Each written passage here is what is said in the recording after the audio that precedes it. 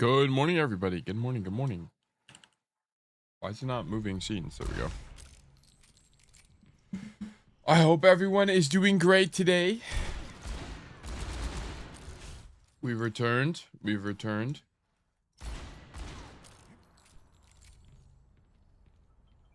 Oh, my alarm is going off. Hold on.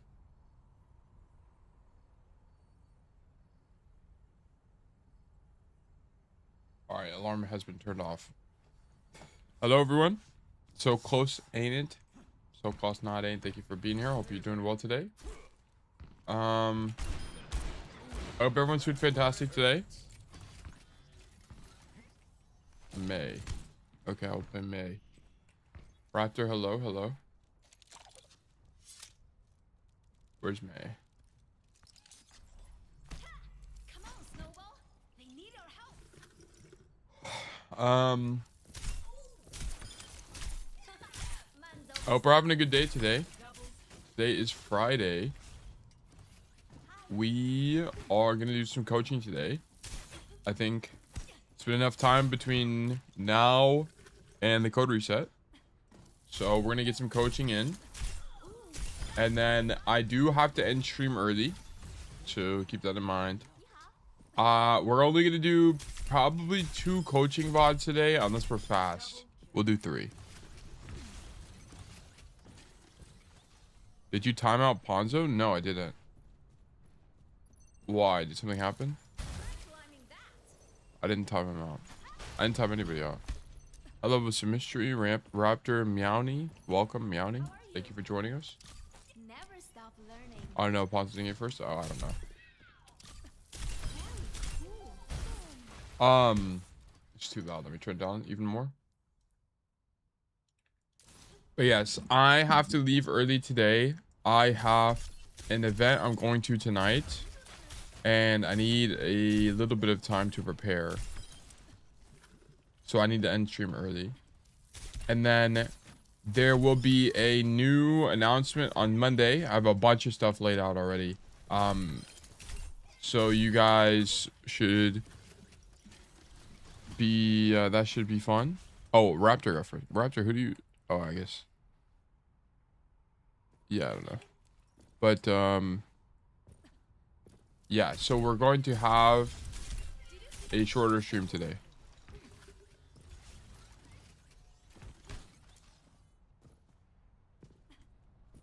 Ew, going outside. Yeah, first. I haven't been to an event in a while, so it's gonna be good to change stuff up. But yeah. So I need to be done by honestly maybe more than an hour early. So because we leave at 4, I probably need to be done around like 2:30 too. So I might have to end like a 4-hour stream today, something like that. Howdy tail lurking today because of work. No problem at all. Have a wonderful stream. Thank you so much. I was watching an apply video when I got the stream notification, and I think I chose the better streamer to watch. Well, I appreciate that. I appreciate that. I appreciate that. I hope it was a good video. I hope you've been having a good day today. Where you going, boss? I'm going to an event. I'm not going to elaborate. We got an event going on. But yes. So I will need to end stream early. We're gonna do definitely 2. Yeah, I think we're only gonna be able to do 2 requests today, 2 coaching VODs. Bro, fine dining with the porterhouse steak yummers. Maybe. That might be what we're up to. Well, it wouldn't be steak. I'm a vegetarian, so I wouldn't be able to do that. But yeah. Yeah. Thank you guys for being here. No real updates today. I worked on a bunch of stuff yesterday. And I think you guys are going to be... I think the next announcement is going to be really great for most people. I think it's going to be great. So next announcement is going to be Monday. There's one thing that's going to be changing slightly is the stream schedule. But not when we start and end. The start and end time is the same, but what the stream consists of will be slightly different. Free coaching for everyone, no limit speedrun? Nah, I don't want to. I really don't want to do things like bullet. If I did bullet coaching, I would want it to be like a. I would want it to be well structured because I don't want to decrease my quality of coaching. Like the one thing that I want to do is increase my quality as much as humanly possible. There's some things I was thinking about doing, which I think would be really, really cool for coaching quality. One thing I was thinking of doing is getting an eye tracker and using an eye tracker for some of the VODs. But the more I thought about it, the more I couldn't really justify the cost for how frequently I'd be using it. So for the time being, we're not going to use it.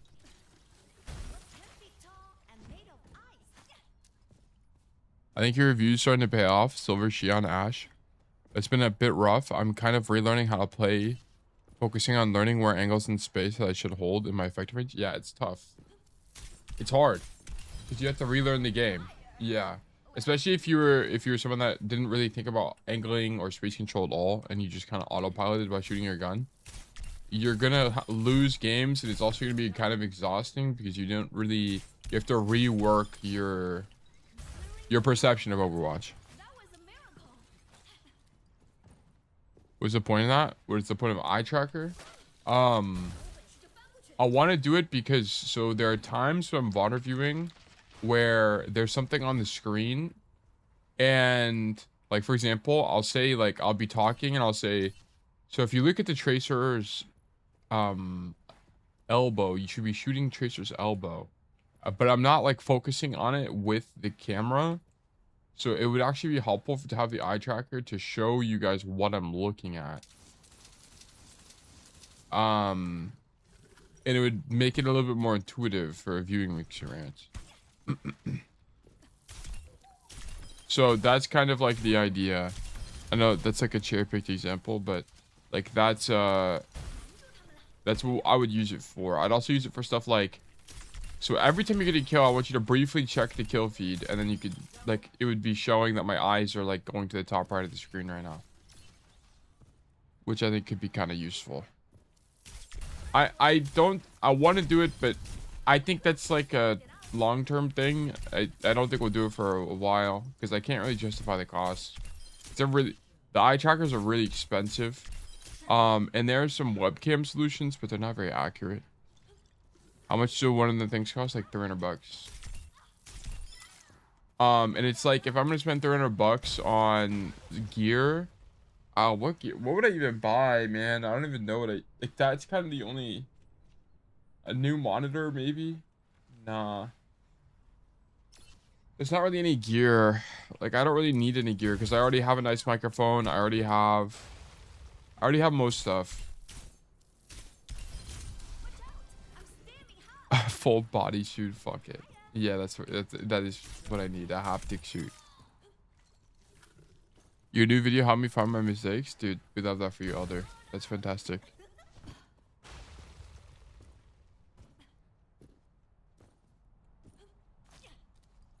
You might be interested in what I'm tinkering with to help me learn the maps. If you have like 30 seconds, custom game code B1D R1.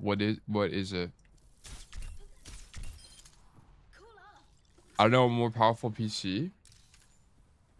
Yeah, well, I already run 2 instances of Overwatch at. Whoops. Where's my mouse? I already run Overwatch at both instances at 190 frames or whatever. My monitor's refresh rate. So I don't even think I need a better PC. The only thing it would do is it would make rendering faster on like After Effects and Premiere. That's the only thing it would do. There are other things that I'm gonna be spending money on. That I think you guys will think are interesting as well. But you'll hear about those later next week. I'm just labeling angles and lanes, health packs, think about what else to label. I see. I got a 240 hertz, 1440p OLED. It's tough AF. Yeah, I wish I had I have a 180 hertz, I I guess I don't even know what kind of panel this is. Some kind of like LG gaming panel that I got off Facebook Marketplace. And it does the job. I mean, it's great. Yeah, time to check my PR on Worminator. Yeah, I'll do it today. I'll do it right after stream. What is this? Oh, it just shows you distance. You can also just ping, but I mean, if you find this helpful, then sure. That's cool. How's it going? It's going well. My monitor is 165 hertz, but I kind of want 240. Yeah, I think the thing is. Oh, what the fuck? Oh, okay, interesting. Oh, okay. Okay. I didn't even know. Are you doing this? What the hell? There's help back here as well. You missed that one. That's cool. How do you label that? Well, I don't know. I don't even know how you do this. You must like fly around the map and then like do. I don't even know. One-way class. Yeah. Well, this is good. I mean, did you get this health pack? There's a health pack here as well. Yeah. Health back there. Health back there. Was it look like on other maps? I don't know. Probably the same thing. He probably hasn't gone to every map yet. I guess he's gone to some of them. But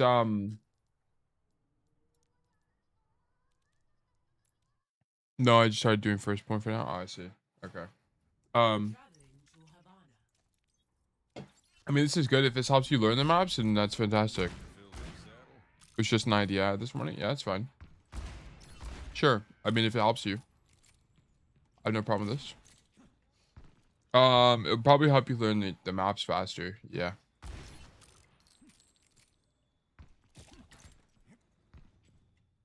But yeah, I don't really think there's any new gear I need, at all. There's a few big projects that I'm working on right now.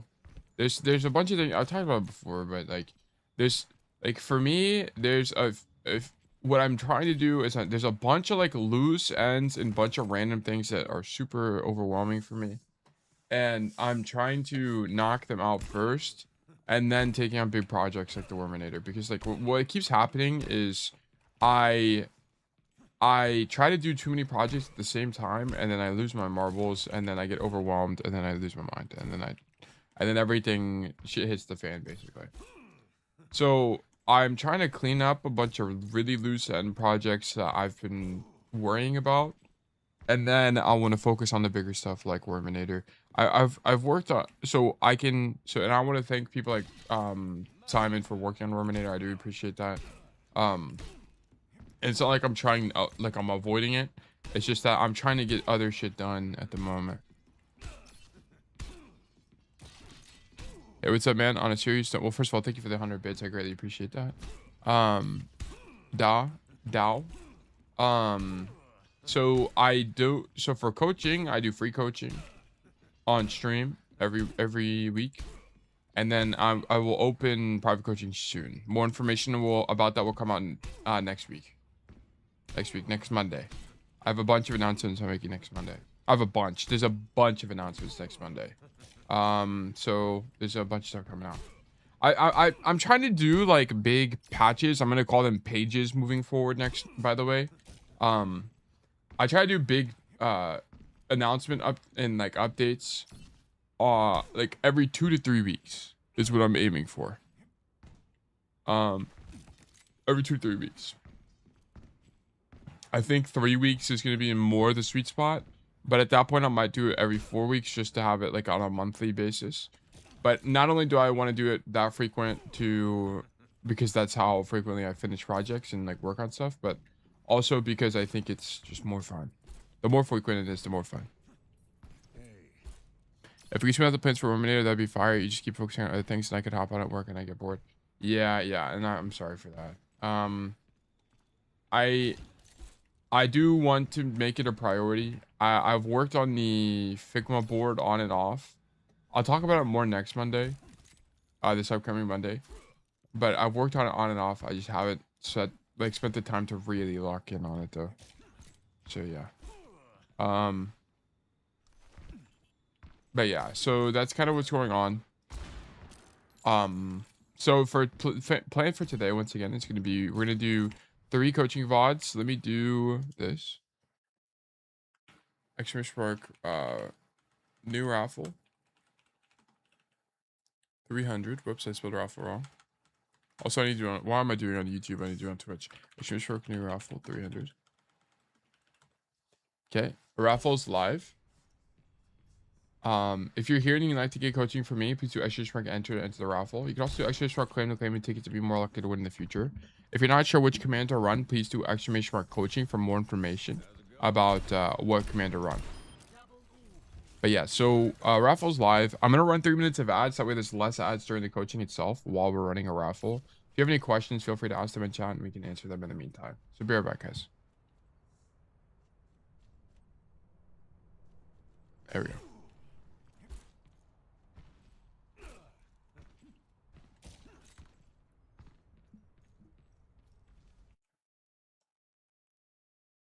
Was there a question in here that I missed? We can smooth out the Worminator. Yeah, I saw that. By the way, I feel so bad because one thing I do, I don't do it all the time anymore, especially recently, but I still do it, is I'll go back through old VODs to see what I can improve. And sometimes I miss chat messages. It makes me feel really bad. If I ever miss you guys' chat messages, by the way, it's actually genuinely nothing to do with you at all. I apologize. I try to answer as long as it's like super like relevant to what's happening or easy to answer. I try to answer every question. So I feel really bad when I miss them. But just know it's not anything against you at all. It's probably just because I didn't even read the message. Every time Tail ignores my chat message, it's because he hates me. Yeah, it's not because I hate you guys, I promise. It's just because especially at the beginning of stream or when I'm talking about something, I'm not looking like, so for example, as I'm yapping, I'm not looking at chat. I'm looking at the, shooting the practice bots. And as a result, sometimes things fall through the gaps. How do tickets increase the chance of winning? So basically, it's just a raffle, right? So like if you're new, you only have 1 ticket and then it enters like a raffle. So let's say there's 3 players that enter the raffle. It's you, there's John who has 3 tickets, and then it's Bob who has 5 or 4 tickets. Okay. So you enter with all of your tickets at the same time, and then it's randomly selected here. Like it's a random draw for who wins. So Bob's name is in 4 times, John's name is in 3 times, and then your name is in once. So you have a chance of winning, but although it's lower. And the reason I do this is because I want people who've been around for longer to be more likely to get coaching. It's kind of like the goal. Yeah. And but I don't want it to be impossible to win if you're like newer to the community at all. And that's not really the case.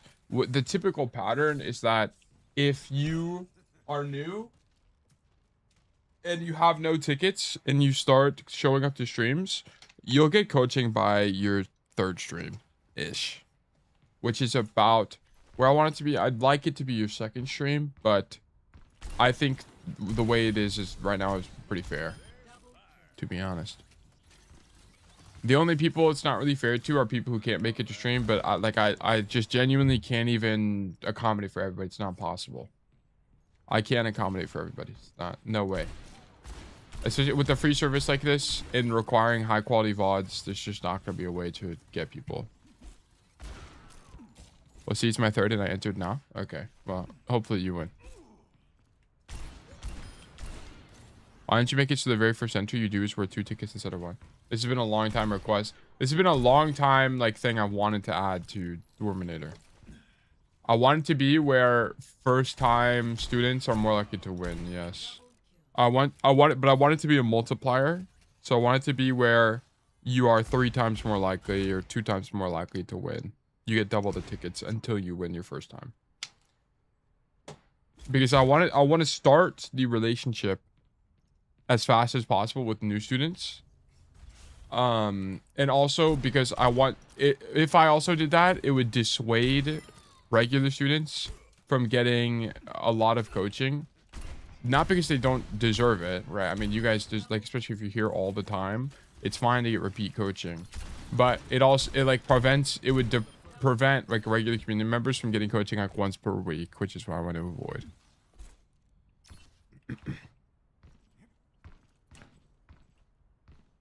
Tail, another question about Xian gameplay. Since there isn't a ton of YouTube map guides for Xian, guys watch Cassie map guides with a grain of salt. Xian has a bit of a... Xian's playstyle is a bit different than Cass's. What you do on Xian... So, one thing about Xian that's a lot different than Cass is you play a lot wider and you'll like shoot tank a lot. Like if you watch a lot of pro players, like they just shoot tank. And then they'll like dash back. And part of the reason you... And then because you can bike to angles. Like a lot of the... I think the reason that I can't climb on Xian is I flank too much on this hero when she's not really like a flanker. Yeah, like if you watch proper, if you like, because Xian is such a tough nut for me to crack. Because like for me, whenever I play Xian, it's hard for me to understand if I'm not converting kills because I suck at Xian or because I'm just playing her wrong. Wait, did I actually get selected my first ticket? I guess so. Yeah. But yeah, so like, because you have to understand the whole gameplay loop on Xian is like you roll out main space if it's good space for you. Okay, there are situations where it's not good space for you, like it's too long range. What map am I on the other instance? Yeah, okay, so for example on this map, okay, so on Havana, here's how you would play Xian. Okay, so I have to switch to my Razor Naga V2 hyperspeed. Oh, your code's a bit bugged out. Now it shows two distances. But anyway. So what you would do on Xian on this map is you wouldn't play main space on this map. Okay. Because you're just too open to the high ground. So on this map, you would actually flank off rip. You'd come high ground. You'd do the bike attack. You'd come this way. You do this. Okay. Then you would just contribute to the neutral from here. So because your range is relatively low, 20, 30 meters, you actually can't do anything else. You can't really shoot the people here unless if they're on the other side of the map. So very often you'll just like stand here and shoot the tank.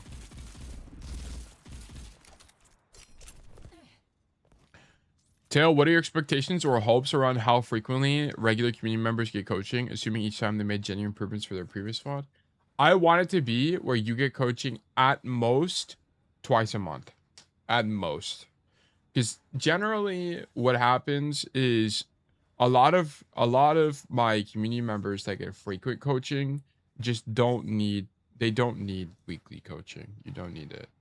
You don't need weekly coaching. And a lot of the times, like, the core problem is not like the fact that they're not trying to improve. Like a lot of the time you guys send me codes and you're not improving, it's because you don't have enough playtime. Like that's one of the core problems. It's playtime or something like that. It's not really like a coaching problem. Arg, a long time to see. Hope you're doing well. Yeah, that makes sense. I feel like from my one VOD, you give me easily a month's worth of things to focus on. Yeah. Yeah, I think it's two times a month. Hot take, the execute perk seems to have a lot of value. I think the reload perk is like actually relatively good. I think the execute perk isn't that strong unless you're shooting tanks.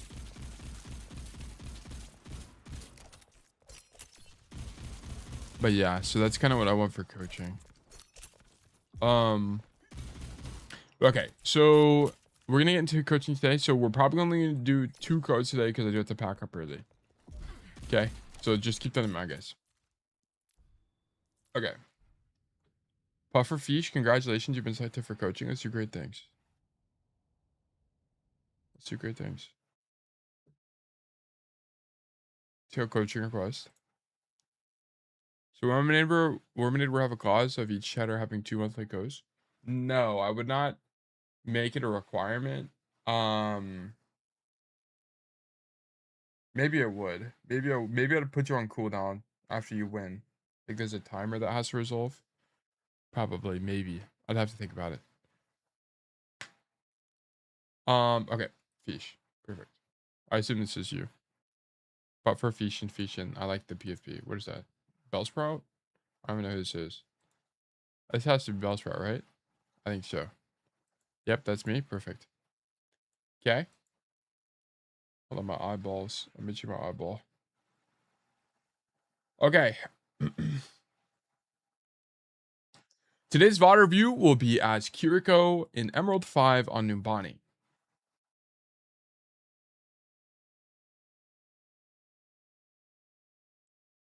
I've never felt strong mechanically, so I'm trying to learn how to take good off angles to maximize my damage.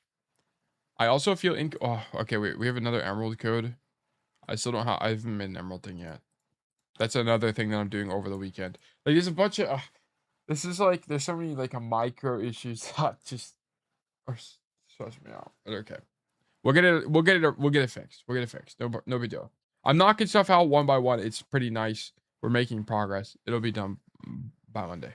But anyway, I also feel inconsistent with how I use my TP Suzu and often end up without resources in places where I need them.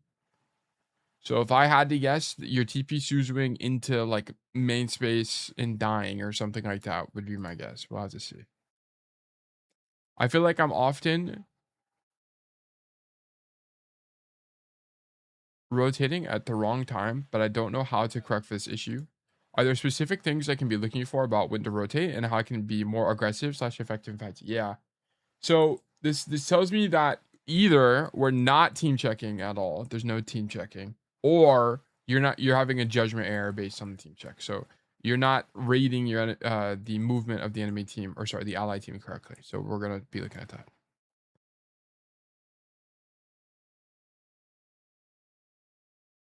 Also, I feel like I have a lot of difficulty contesting DPS on angles. I'll shoot from an angle, miss every shot, draw their attention, then be forced to leave or TP away. That's fine.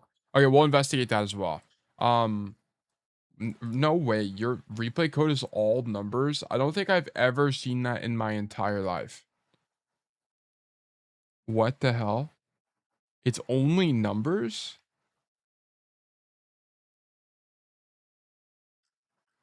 That's actually kind of crazy. What the hell? 5? What the okay, interesting. All right, we'll check this out. Let me go here. But yeah, we'll check this out. The questions you're asking, I can't really answer until I get a look at the code because they're all like code specific stuff. You are player 4. Okay, so options, spectate players, player 4, F.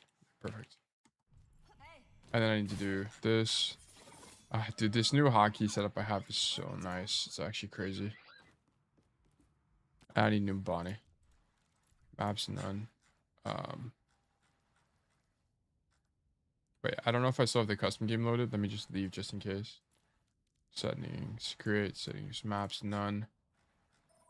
Student Bonnie. Then let's do heroes. Let's turn ulti generation up. Okay. Let's take a look at this. Kiriko playing on this space. I feel like playing on this space has to be worse. So I'm pretty sure if we watch a pro Kiriko, they're gonna be starting on this space. And the reason that this is the case is because you can just TP is if you have a guy playing on the other side, you can just teleport this way. So I think I'm almost certain that that like pro Kiri players are playing on the second. Let's investigate. Let's actually do some analysis. I'm almost certain. Kiriko and Numbani. Let's just do it this way to save some time. Kiriko 0 does Numbani. Yeah, UV. Okay. Still, you're fine. Okay, I'm standing still. Okay, he's starting on this position. So the reason he's here is because Sugar Free is taking an aggressive angle. You can also chuck Kunai down main, which could be quite strong. And there's only... So here's his Echo. Here's his Lucio and his Diva. If I had to guess, he has some DPS that's like directly behind him or something. So he feels comfortable being able to play in this position to be able to teleport out. Wow, you're scared? Why is his audio like this? Yeah, look at that. There's a guy here. That was my prediction. So the only reason you would take this angle is because you know that there's a TP target. And I know it looks a bit scuffed on stream, but I think there's a Sojourn here. I think that's Sojourn. is playing on the cart. So she has to teleport out. Yeah. They're going right. Dog going top maybe or coast? I'm playing top left. I think a lot coast. Think a lot. All coast, all coast. There you go. I have you. Oh, he's like in, this is like a pug or something. Because there's no VC here. Don't fight right through Go when you have, bro. I can go. Yeah, fight on this coast. Fight on the coast right here. Yeah. On the mini. Don't give us Okay, so it turns out I'm just wrong. So I'm gonna be honest. I think that he doesn't have to play with, I think that this is a little bit of a different situation where he has his Lucio that is in the position where he would be. And I think this is not something you would do in your game. I think the problem is that look at where your ally Ana is playing. Okay, your Ana number one is late, which pisses me off. But also number two, it's going to be going to the high ground, like I'll show you, right? So if you play this position, you'd be stacked with her. Okay, you end up playing this high ground, but like, if you were playing this position, you'd be stacked with her, which is generally weak. And I want to point out, if we look at the UV VOD, Vega is playing this high ground, Vega being a Lucio player here. And then now UV is playing the opposing high ground, right? So now we're not doubled up and we can control better space. Did he TP too early? No, he needed to not die, right? Like the reason he TP's here is because he doesn't want to get his like Suzu force They're going right. Dog going. and potentially die. I got scared actually. Yeah, Yeah, okay. chills. Yeah, like there's no reason to stay aggressively on the angle. I mean, maybe he could have stayed a little bit longer, right? Like maybe he could have greeted being on the high ground. Maybe. I think it's okay. I think the loss of value is quite minor though. Okay. But yes. Okay. So good staging. Okay, so you start here and then you move to the other high ground. Sure. No big deal. I didn't even know you could see people there from there. I'm gonna be so honest. I'll find my own path.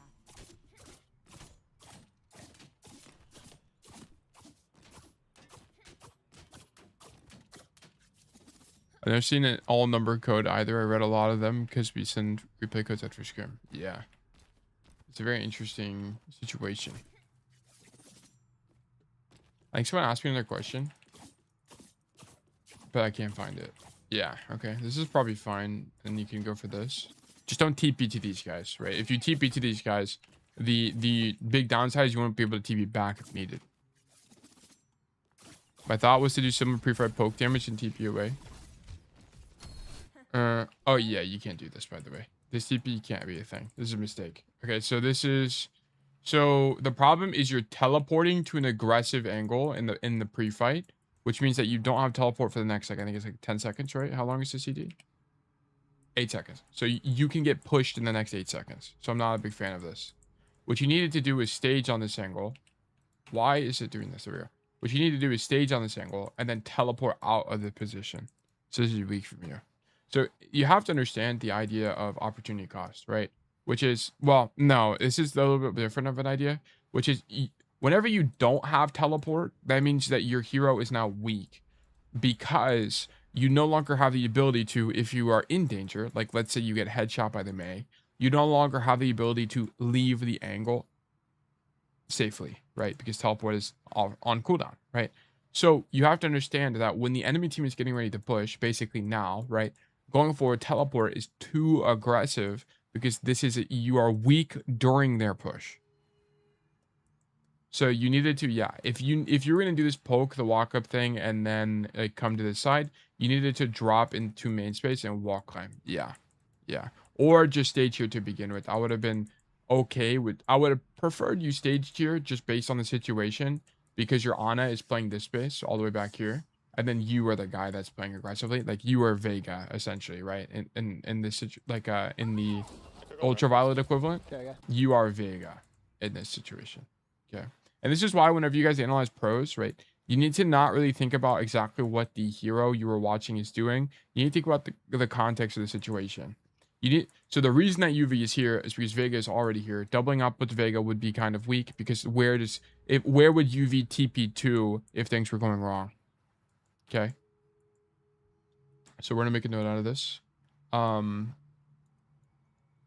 TP, no. Then let me do a different color. So either stay here or make the rotation. And then TP out. Boom. Okay, and then we're gonna go to the obsidian.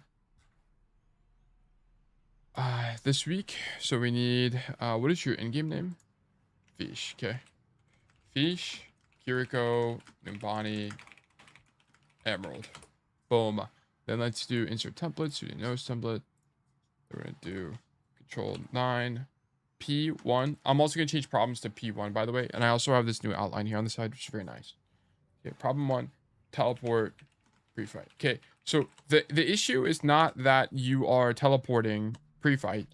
It's that you're teleporting pre-fight to an aggressive angle. Aggressive position. Okay, so, and I'll elaborate. Boom. The problem with this teleport is you are teleporting to an aggressive position as the enemy team is starting to take space, which means that you are weak as the enemy team is about to get aggressive, which could result in your death. I would have much preferred you either stayed on the high ground angle next to your Xion and just threw kunai, or you staged earlier with your hazard because you were able to identify that if you staged on the high ground with the Xion, you would be doubled up with your Ana.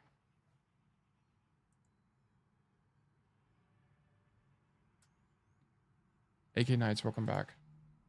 Hope you're well. Yeah. So I hope this makes sense. Yeah, you almost got walled here. This could have been quite bad.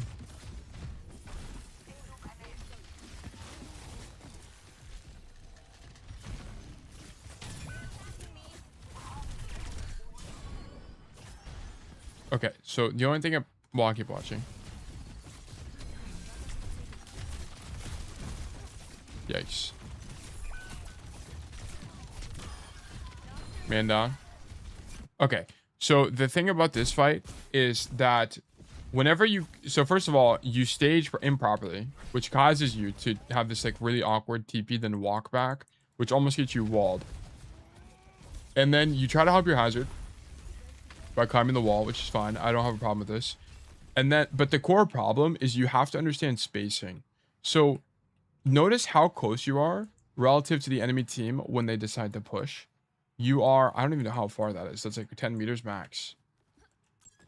It's 15 meters, right? You're 15 meters from here to the door. Okay.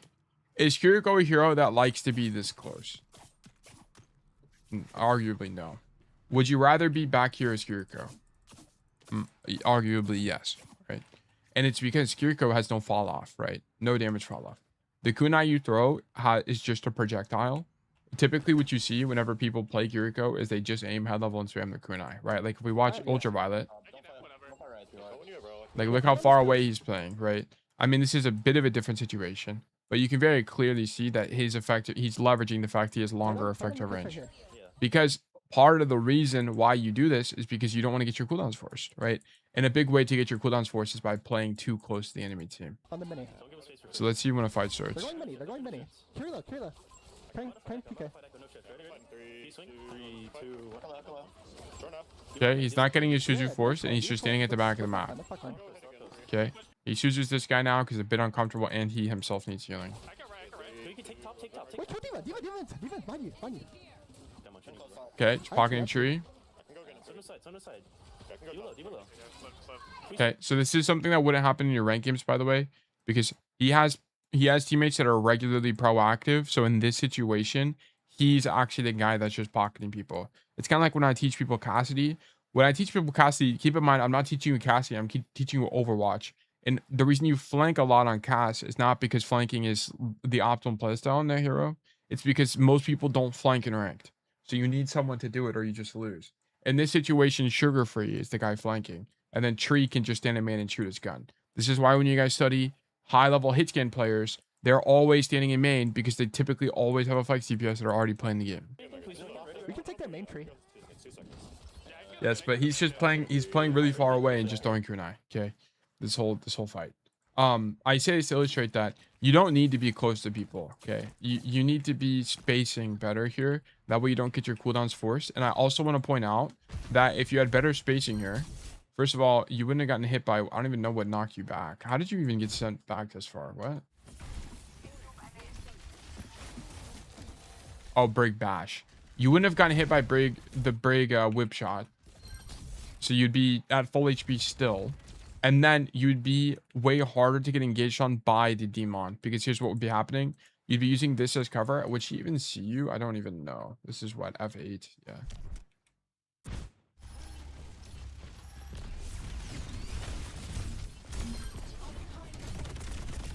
Yeah, you'd be a bit harder to shoot because you could stand here and then you could unswing this way. And then you'd be able to grab this mini. So you'd be able to keep your hazard up on the angle with safety.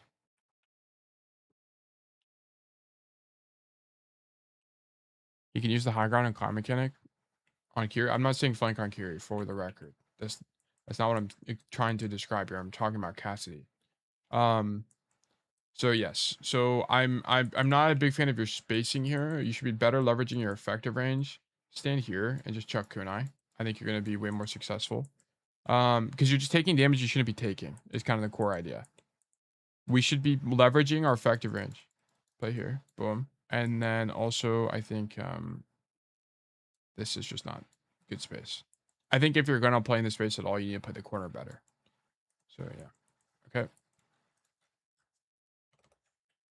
P2, spacing and cover usage. Okay, boom. Keep in mind that Kiriko has long effective range. If you can avoid it, then you should avoid close range fights. Stand toward the back of the map, not only because it gives you better vision, but also because you have better cover relative to the enemy team. And you ensure that you don't get your cooldowns forced early. Yeah, okay, let's keep going. Yeah, because you have to Suzu yourself here. Like, you want to be able to Suzu your hazard. And I also want to point out that part of the reason your Bastion dies is you don't even know he's taking damage. And notice from here, you can see Bastion. Okay? Bastion being here. You can see him from the further away position. Like, look, I'd be able to see the Bastion taking damage on my screen, and then maybe I TP Suzu to him.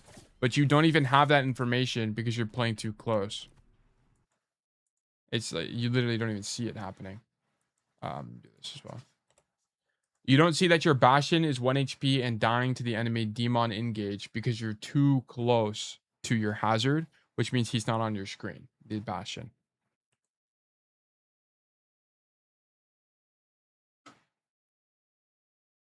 Yeah, okay, cool. Well, Demon should be DMO. There we go. Okay, let's keep going.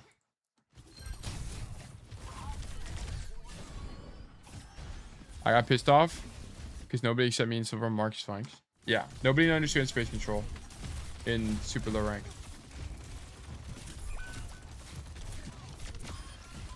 Okay. Yeah, that's good though. All right. That's why you lose that fight. You should have been able to hop your Bastion number 1, and then you had bad spacing, which got your cooldown forced on yourself. Okay, so you know they're playing a Hanzo. I would not be surprised if you die here. You need to, whenever you're in the Hanzo matchup, you should be unswinging this guy or actively fighting the Hanzo specifically. So you, like, the only reason that you could play against Hanzo, the only reason you can ego Hanzo is if you're fighting him. If you're not actually genuinely fighting the Hanzo in a way that's in your effective range, you should just be untucking him to make sure you don't die to him.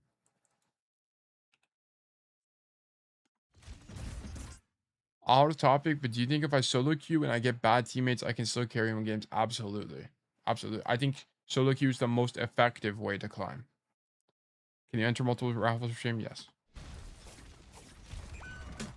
Okay, you need to choose your guy.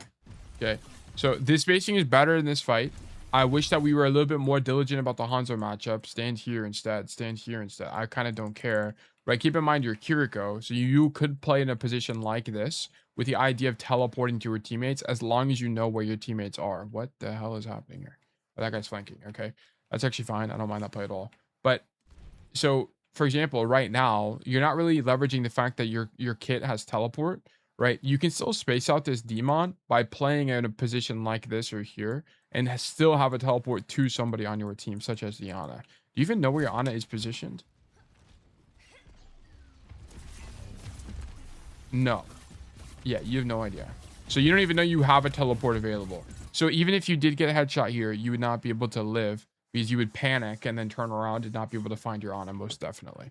So this is something you need to do as well. A general idea on Kiri you need to have is, who is my TP? Okay, who is your TP? And the way that you understand this is by doing the idea of the team check, right? So essentially what you would do is you would, as you're in that position, or more specifically, as you're taking that position, you'd be looking through the wall to see where your team is. That way you can be more educated about how you need to turn your camera when you do need to teleport around. Okay. So for example, you play here, which first of all isn't optimal, but anyway, you stand here. And then, so as you take this, here's how you would do it. As you take the position, right? You have nothing else to do because there's just a wall between you and the enemy team. You would team check and you would see your Ana as in main through the wall. Okay. You have to imagine it here, but you would see your Ana as through the wall. Then you'd be able to come to the angle and comfortably able to take a fight here aggressively, then teleport back to your Ana. What I think you should do is walk this way, fight for this space a bit more aggressively with your Rhine. If you get engaged on by Demon, no problem. You teleport away to your Ana, and then you just help your Reinhardt. Okay? So I think this would be way stronger from you. So number one, you needed to team check as you took the angle. Number two, you need to take a more aggressive angle. Okay? Team check. And then drop this way. And then you can TP out. Okay, so I think part of your problem is you're not getting enough teleport value. That's my hypothesis. We'll see as time goes on. Take aggressive position for space, TP out. Okay. I want to point out that you can still space out the enemy team while taking the flank as well. Notice that I'm still relatively far from the enemy team from this position, right? I'm not, and it's because the map jump. The only reason I'm relatively close is because the map forces me to be relatively close. Okay. And this is why range is slightly conditional. It's just going to depend on the situation.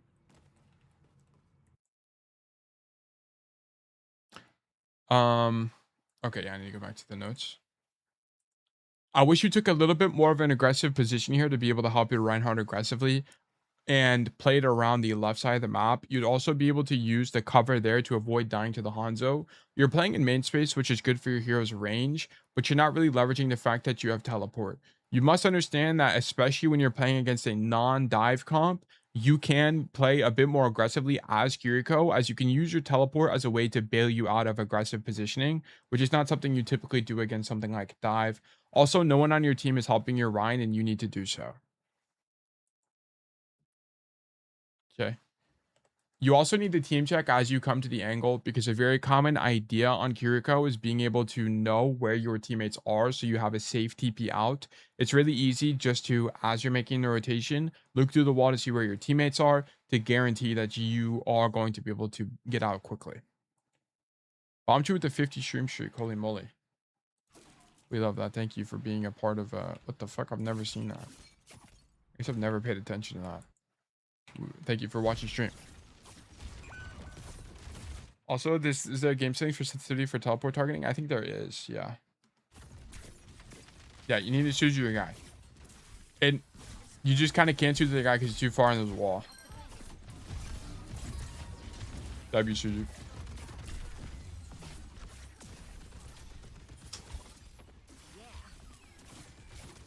I love being a part of what the fuck, I've never seen that. Don't we all?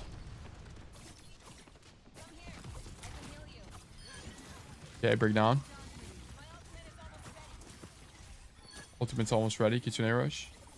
Yeah, I want to see you Kitsune rush the corner. And I want to see you throw 10 billion kunai. I love this habit from you. I'm noticing, by the way. You have the 5 heal, 1 kunai habit, which is really nice. Are you Kiri main? It looks like you're Kiri main to me. I seen a short where he just spins his camera and hits support when he panics. Yeah, it's just like you can avoid the panic. That's the thing. I don't think it's horrible to do that, but I think you can just avoid it. So why not?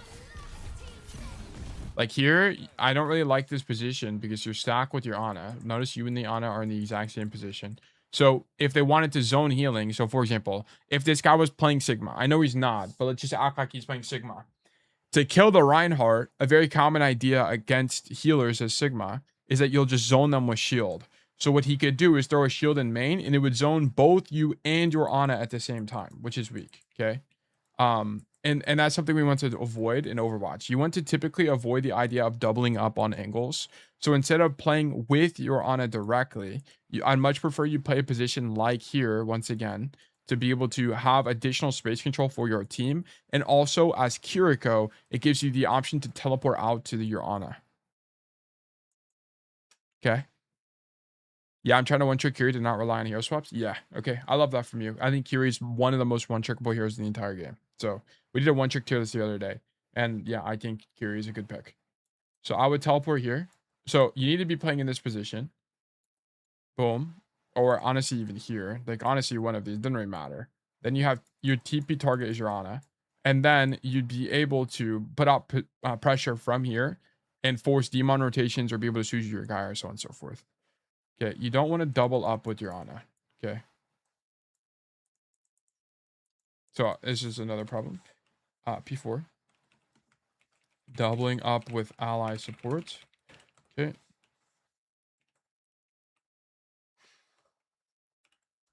Doubling up with your ally support is generally weak unless you're playing some kind of break comp that requires a lot of peel.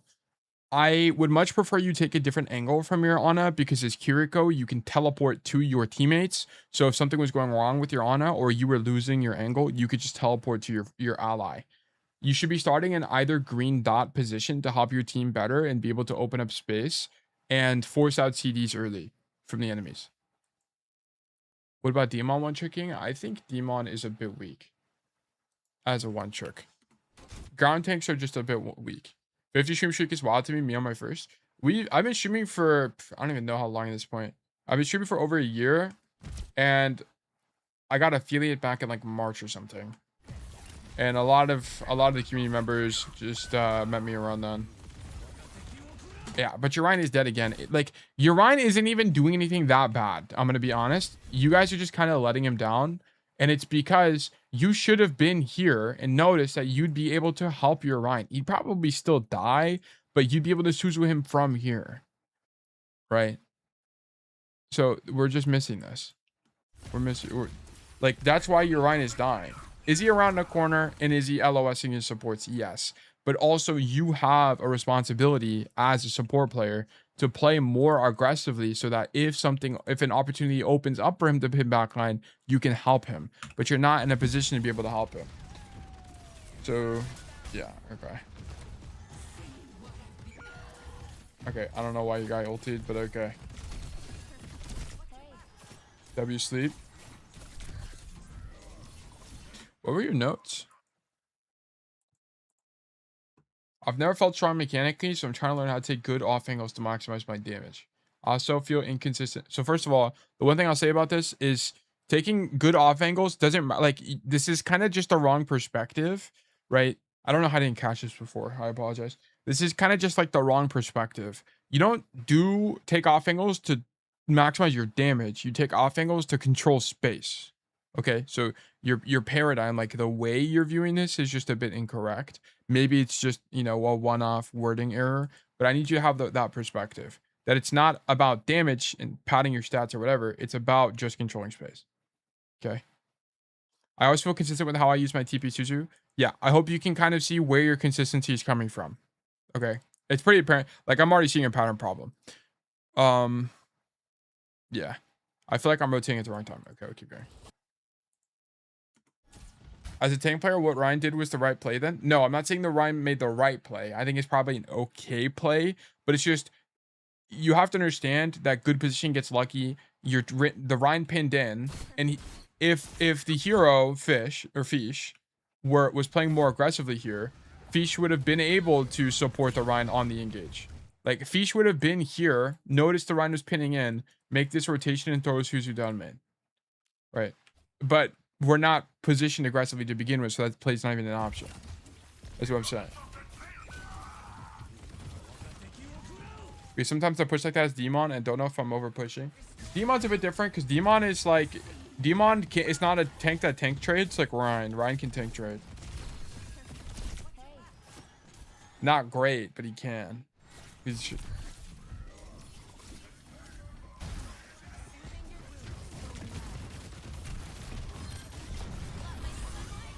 Okay.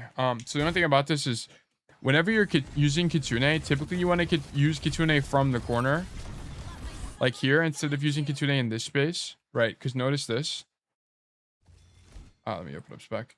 So you use Kitsune, it occupies about this space. Like half the Kitsune is not even usable because it's behind the corner relative to the push. So like look at this from the Weaver's POV, for example, right? I mean, I guess it's not that bad. It's not that bad. It's not that bad. Never mind. Now I'm looking at it. But the general idea is instead of Kitsune back here, you'd much prefer to Kitsune here. So your team can actually use it aggressively to take space, is the idea.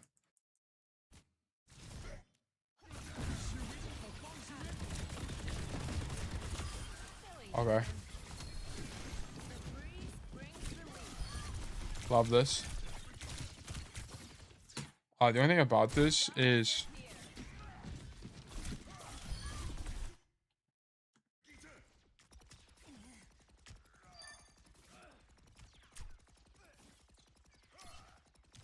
you might have a bit of a tensing issue when you're aiming. We're not gonna, if it comes up again, we'll talk about it more. This is really bad habit that Kiriko players have. It's like specifically in only Kiriko I ever see this, where they do this. I don't know why. They just like twitching motion when they shoot. Kiriko, you aim like this on Kiriko, okay? You see how stable my aim is? I'm barely even moving my mouse. This is how you aim on this hero. It's not like as much mouse aim as people think. Like, you're putting way more aim in your mouse than you ought to be. Like, just match your movement with the guy and predict where he's gonna move. You should be predicting that the Weaver is gonna be moving to the right side. Okay, so you aim at head level, then you just kind of throw kunai slightly to his right and hope he walks into it and he dies. That's how you play. That's how you aim on Kiri. Okay. Yeah, I've noticed I do that. Yeah, and it's because you have the wrong perspective on aiming, right? You think that what you ought to do here is get your crosshair onto his head and click on him. That's not how it works, right? You set your crosshair and then throw where you think he's going to be moving. You're a projectile hero.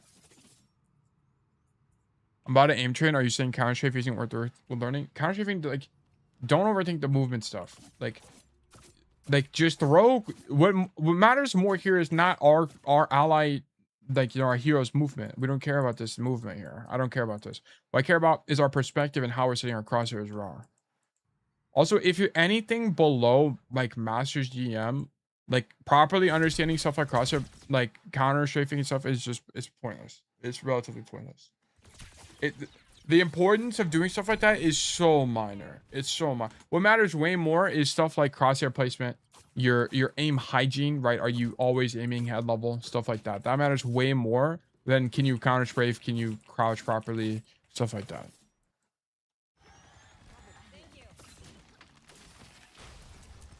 It just doesn't matter. It doesn't affect enough games. Yeah, okay, so this is the double up problem again. Oh, why are we AFK?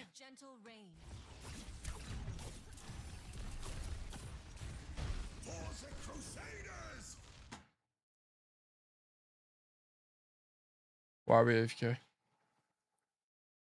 Your guy just shattered. What happened?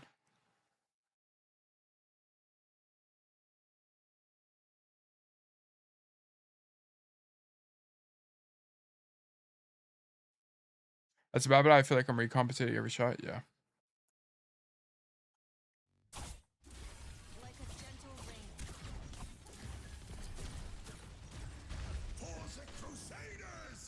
Yeah, it's not acceptable. Actually, I remember this. My cat started eating a cable near my foot.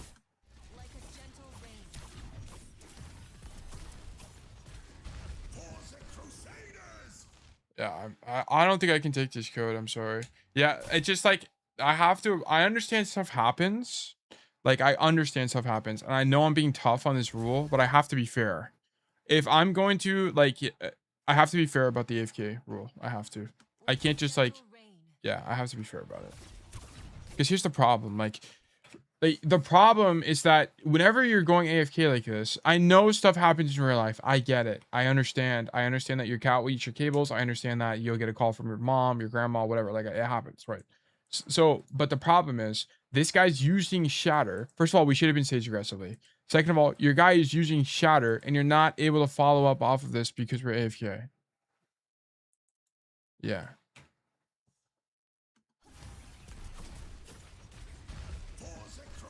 Yeah. Okay. We're gonna close the code on this. I can't accept this. Yeah. I apologize. Like, I know it sucks. Because I know you guys like look forward to get coaching, and I always feel really bad to end the codes, but it's just the rules. It's just the rules. And if you need more information about like why AFK is not acceptable, I have more information about that in the coaching documents, in the rules. But I'll comment on the fight specifically, and then we're gonna wrap up the code here. So what you need to understand is that whenever you are what you're missing is this, like, especially against when you're a non-dive team, is that you need to be staged aggressively.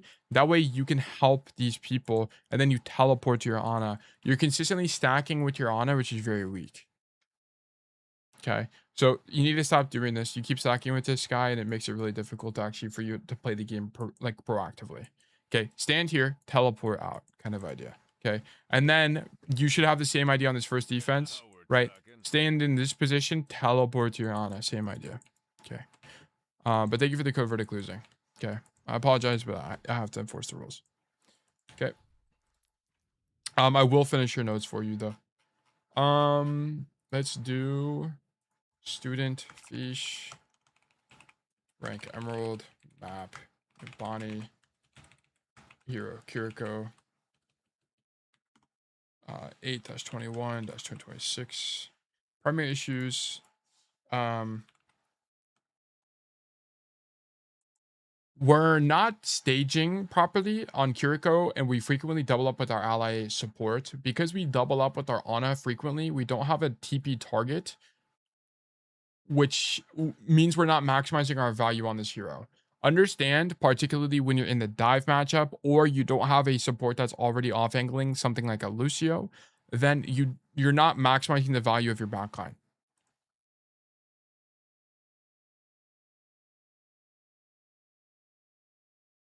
I don't know why it says thank you sometimes. I think it's something about that. I don't know. Okay. Secondary issue. We occasionally have spacing problems. We're playing too close when we don't need to, such as when the map allows. So we don't see things that happen. A general idea on Kiriko is that because you have long effector range, you want to be playing as far back as possible on a good angle to make sure that you maximize your line of sight. So, okay, I want to clarify something. So one thing I do want to clarify for a second here is I'm saying a lot of things about spacing, but then I'm recommending angles like this, which are really close to the enemy team. So why doesn't that feels a bit contradictory? So let me explain this. So I want you to play the aggressive angle, okay, this side, for example, and then play generally as far back as you can on this aggressive angle. So for example, play here, okay. So what's the analog on this point? So I want you to play the aggressive angle, aka here, and then play as far back on this angle as you can. You could play back here, or you could play back here, either one. Okay, that's the idea. Okay, so what about a different part of the point? I want you to play an aggressive angle, maybe like in this point, you could try in this room. You could try this deep and then teleport out. You could try this high ground and teleport out. Okay, something like that, right? But as far back, right? Like I wouldn't really want you on this position, it's just a bit close. I mean, it's okay contextually, but yeah. So there's that idea. So if your Ana's in main space, right? If your Ana's over here, try playing over here for the TP out, right? Okay. It's not an always thing you do, but it will help you control more space on average, and you will also play more aggressively on average, which will mean you'll get more feedback. Aggressive playstyles get way more feedback than passive playstyles, and part of the reason I think you have this damage first mindset is you're not really exposed to the idea of space control because you're not taking these angles to begin with. Okay. So I think this is your problem. I only got to saw 2 fights though, so it could be something deeper than that. Strengths. Aim looked fine. No, actually, the aim actually is something I'll make another note of. Your aim looked a bit shaky to me. Try to change your perspective on Kiriko from being a crosshair first aim style to a crosshair placement and movement aim style. From being a mouse movement aim style to a crosshair placement and move aim stock. Okay, so like it's a lot of just it's a lot of just setting your crosshair and moving your body to match the where you want the crosshair, the kunai to go. Okay. Close conditions. Let me do this. Table of contents. This VOD was closed for AFK. Okay. All right. But yeah. They give the code verdict losing. Was there a note here? Even the closing earlier, I'm actually getting so much info and stuff I was missing, so I'm still happy. Yeah, sorry about that. I just have to enforce the rules. I just have to. Yeah. I can't make exceptions or everyone will ask for an exception. Is being AFK on defense but still being on time acceptable? It just depends. I mean, like if you have to ask, probably not. If you have to ask, probably not. And I don't want to go on a huge rant about it, but I spend so much time explaining how a few seconds matter in Overwatch, and I don't want to have to go through that again. Experts work resolve. Experts work new raffle. Overwatch is a game where seconds matter. Okay. So and I want codes where you are spending every second making a decision. Okay, new raffle is live. Please, if you're here and you'd like to get coaching from me, please do extra sprint enter the raffle. You can also do extra smart claim to claim a ticket to be more likely to win in the future. If you're not sure which command to run, please do extra smart coaching for more information. You can also make sure before you guys do extra smart enter that you go into tail coaching request and you make a request in the Discord. Okay. While this is running, I'm gonna do 3 minutes of ads and we'll be right back. Okay, be right back.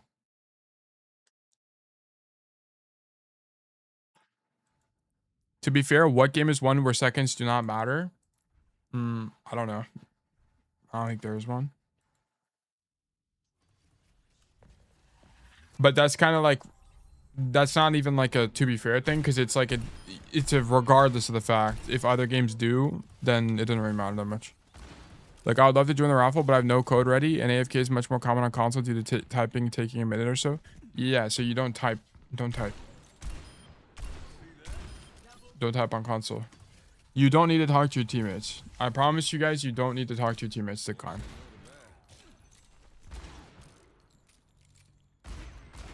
Yeah. So Soul Diamond in your situation, you would just do extra smart claim. Claim a ticket. That way, whenever you want to get coaching in the future, you're more likely to win. Okay. If you don't have a code submitted, just do claim.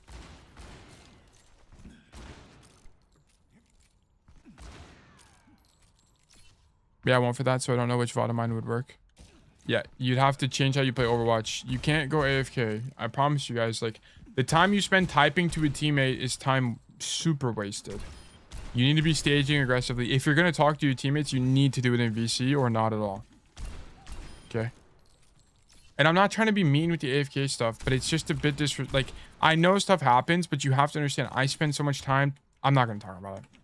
I'm not gonna talk about it. If you want more information about why I don't do AFK, you can read. And it's nothing against Fish. I'm just talking about it. You can read the rules for more elaboration. I swear, me taking 4 seconds to AFK and type tank with 3 question marks is gonna fix the whole game. True. True. You can almost always be doing something useful even when setting up. Where's my team stage? Yeah, team checking, thinking. Yeah, exactly. Judo punch. Also, Judo Punch, thank you for the Prime subscription. Welcome to Bug Nation. I type 1,000 WPM and convey infinite information in text. Dude, I've been practicing my typing. I'm at like 100. Well, it depends on what perspective you want to do. I'm at if I do just like a 10 word or a 20 word sprint, I can get to 150 WPM, 140 WPM. But if I'm doing sentences and I account for errors, I average like 110 WPM, and I want to average 140. 140 is my goal.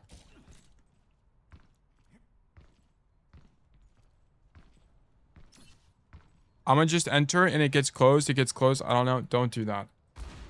Don't do that. Don't do that. Please don't piss me off, guys. If you are unsure whether it's going to get closed by an AFK, don't send that code, please. Because I can't make them videos as well. Right? So, like, I don't even benefit from it. So don't do that. Please don't do that. If you do that, I'm going to be honest, I'd probably put you on a coaching ban. I'm not trying to be mean. It's just disrespectful to me. Like, you have to understand that. Like, I'm so transparent. I'm not going to elaborate. Just please respect the rules. Okay? Like, I'm very generous. I'm very generous. And I'm very transparent about this. Okay? You can change your, if you've done enter, you can change the claim, by the way. You can do exclamation mark claim from exclamation mark enter and it'll change it for you.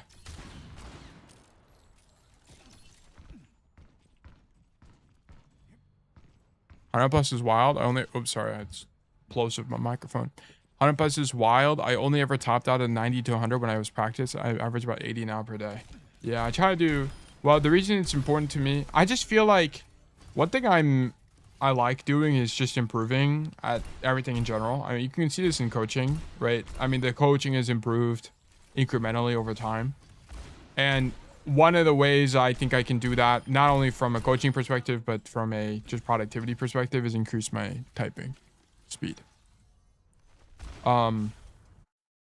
Whoops. So that's something I've been working on. It's really easy to practice. It takes like 10 minutes a day to practice it. Can you get coaching for someone else with their permission? My GF is new and is a bronze. Well, I would prefer not. No, because it becomes a bit hairy for me from a tickets perspective to be able to, for people to do that. And I want people to be selfish.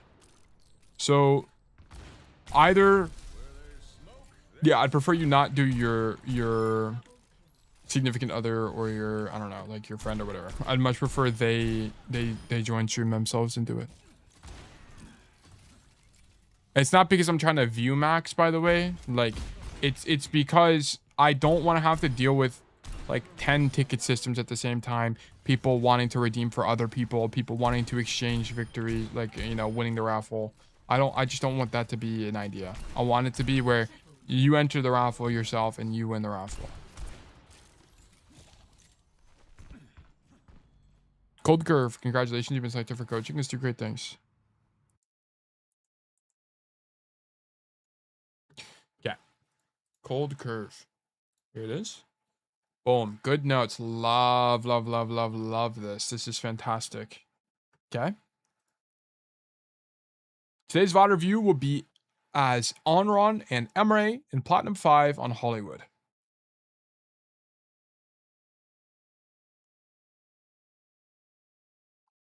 Hello, I recently picked up Overwatch again. Last time I played was in 2016. Started playing again at the end of June. So what was that, the Xi'an season? Yeah, Xi'an. Okay.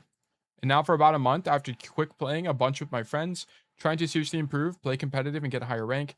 Ended last season in Gold 5. This season peaked Plat 4, had a loss streak, and now recently got back to Plat 5. Okay. Sounds good. This is fantastic. First of all, congratulations on your improvement. This is amazing. 5 divisions in a season is awesome. So congrats. I started off with a 5-hero pool. Mei, Onron, Xi'an, Cass, Emre. Yeah, it's too much. Too much. But recently trying out your recommendation, I have a 2-hero pool and made it Onron, Emre. Okay, that's fine. Yeah, if you enjoy Onron and Emre, fine. I think it's great. I think it's yeah, I think it's fine. I don't have a problem with that. I like Onron's flanker playstyle and the impact I can have on games, but I feel like I need a hit skin hero as the other main hero to deal with some of Onron's bad matchup that feel miserable. Fly heroes, for example. Okay, so the only thing I'll say is when you're doing the 2-hero pool method, think of 80-20, okay? So you have a spreadsheet, you want it to be where 20% of your playtime was on your other hero. Yeah, you're going 50-50 here. I'm not a big fan of this. I don't think it's the end of the world. This is better for the record. I would much rather you have a 2-hero pool and you go 50-50 on your playtime than you have a 2-hero pool and you go, and then you have like compared to like a 5-hero pool. Okay, so I prefer this, but I think it would be more beneficial if you mained Onron, because you have to understand this. The reason you have to understand why I'm suggesting this. The reason that I think 80-20 is valuable is not because that so what is 80-20? Let me take a step back. 80-20 is the idea that you spend 80% of your playtime on one hero, so you basically main that hero, and then you spend the other 20% of your playtime on the other backup hero. So in your case, it would be you main Onron and then you flex to Emre. Okay, that's your like hero pool.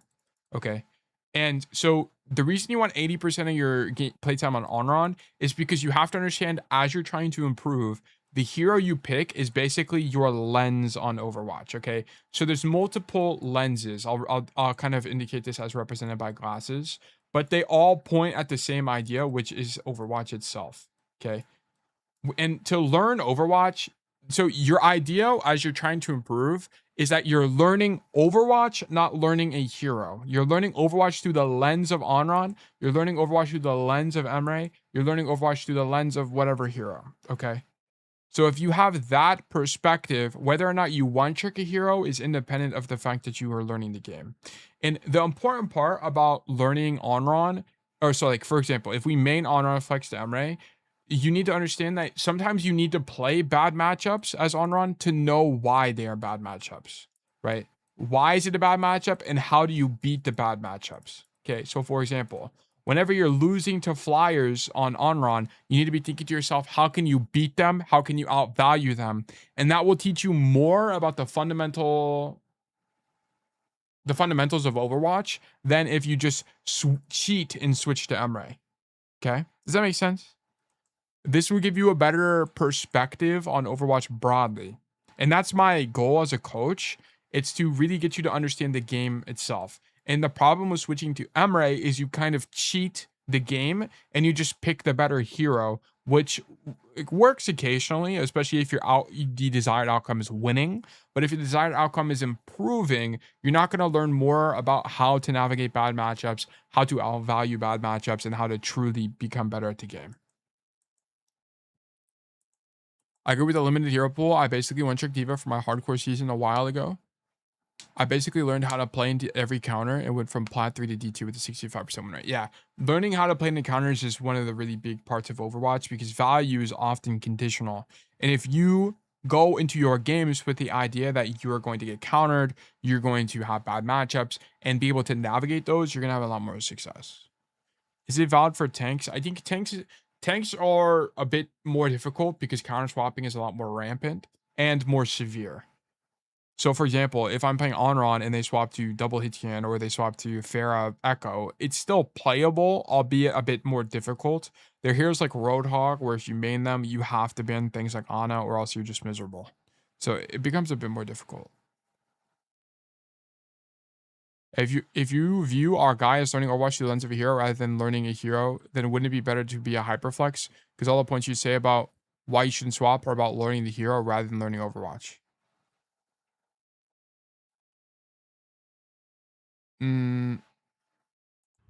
Okay.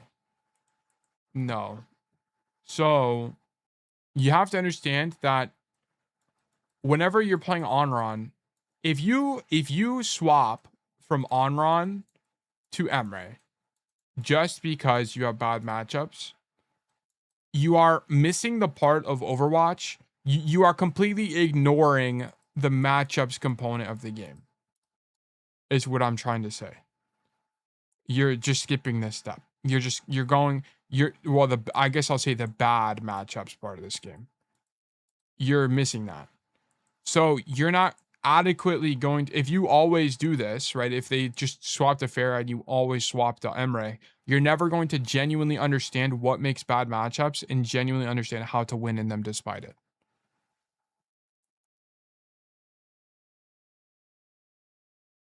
So you're missing this whole pillar of the game. Like, of course, there's going to be things unique to Onron, like the approach of which you solve bad matchups as Onron is unique. Okay, so like for example, as Onron against Pharah, right? So like Onron, like I'll just do ANV like Pharah. The way you solve this is going to be unique for the hero. But what matters more is not how specifically you solve the matchup issue. What matters is that you had a approach to solve it. The approach. Okay. So like for example, in this matchup, you might do like way more map flipping and flanking. Okay. So let's just say that's the solution. I don't know what the solution is, but let's just say that's the case. So now you know how to critically think about how to outvalue the Pharah, which is an essential skill set in the game, which is not something you would be able to obtain or learn if you just swap heroes. You're not going to understand these like high variance ideas. And that's why one tricking is valuable, because you understand the idea of variance, the understanding the idea of bad matchups, what makes bad matchups. You actually get some level of expertise, which translates to everything else about the game. Hyperflexing just means you swap frequently, which means you will never know what the true problem is and how to adapt around a given situation.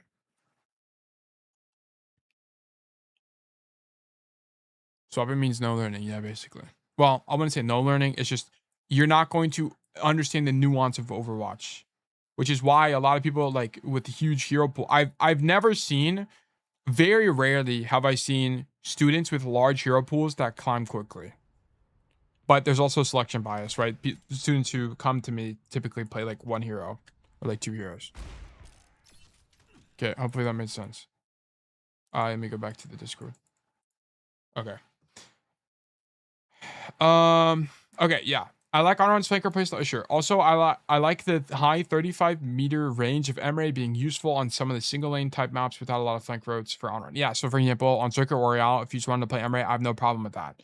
Like, there are some maps where would you get some level of benefit for playing Honoron on Circuit Royale? Yeah, but I think the benefit of playing Honoron on maps like that is negligible versus just playing Emre and learning Emre on that map. That's like totally fine to me. Like if there's certain maps where you play Emre instead of Honoron, that's fine. I don't really care that much. That's fine. Sure. I'm okay with that.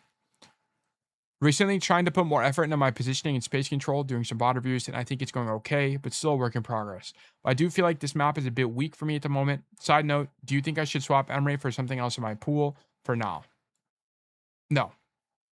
No. I'm not the kind of coach that tells you need like optimal pools. I don't care. I don't think it matters. I think you just play the hero you enjoy.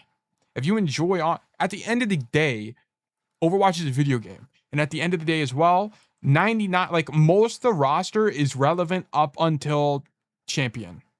Okay. When you start getting into champion, heroes like Moira become weaker. Heroes like Tor become weaker. Heroes like, I don't know, Venture become weaker. But like until that point, you can climb on every single hero. It's totally doable. It's super doable. And it's not really because of the heroes themselves. It's because up until like champion rank, people just don't have good enough macros. So you can just out macro people and typically win. Is it harder to do it on a weaker hero? Of course. Of course. Absolutely. But is it doable? Yeah, for sure. For sure.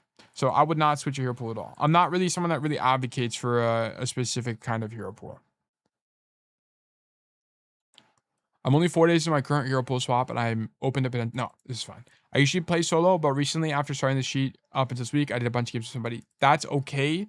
Just recognize that climbing will be slower because most of the time your buddies are not as growth minded as you are. So they're going to do things like blame teammates, right? They're going to do things like cope. They're going to do, be negative, right? These people, not negative like in game, but I mean negative in mindset. And these things will hold you back. As long as you're resilient, you'll be okay. And of course, playing with your friends are fun. I would prefer if you do play with your friends, you off roll. Unless they're, you off roll, because you have to understand also when you play with friends, not only can they hold you down, but they can also boost you. And if your goal is to genuinely improve, you want it to be as much of your control as possible, right? Which is why I highly recommend solo queuing, as it gives you the most feedback. Also, whenever you stack with people, you add a new social element to the operation, which is you now feel guilty if you throw, right? You now feel bad for limit testing. Right now, you don't want to do things. You don't want to take responsibility, right?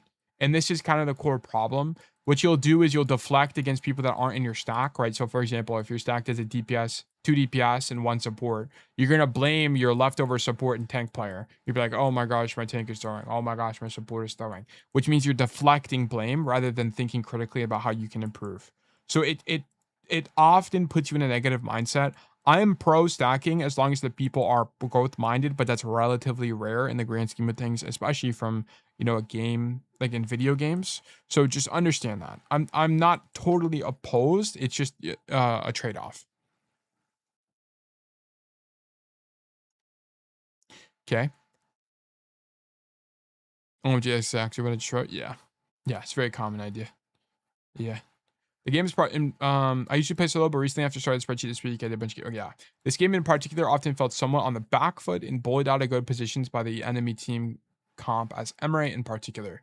But also wondering what I can improve him on. Okay. As Honoron had a cast matchup, felt rough to play against as I'd often find him during my pathing.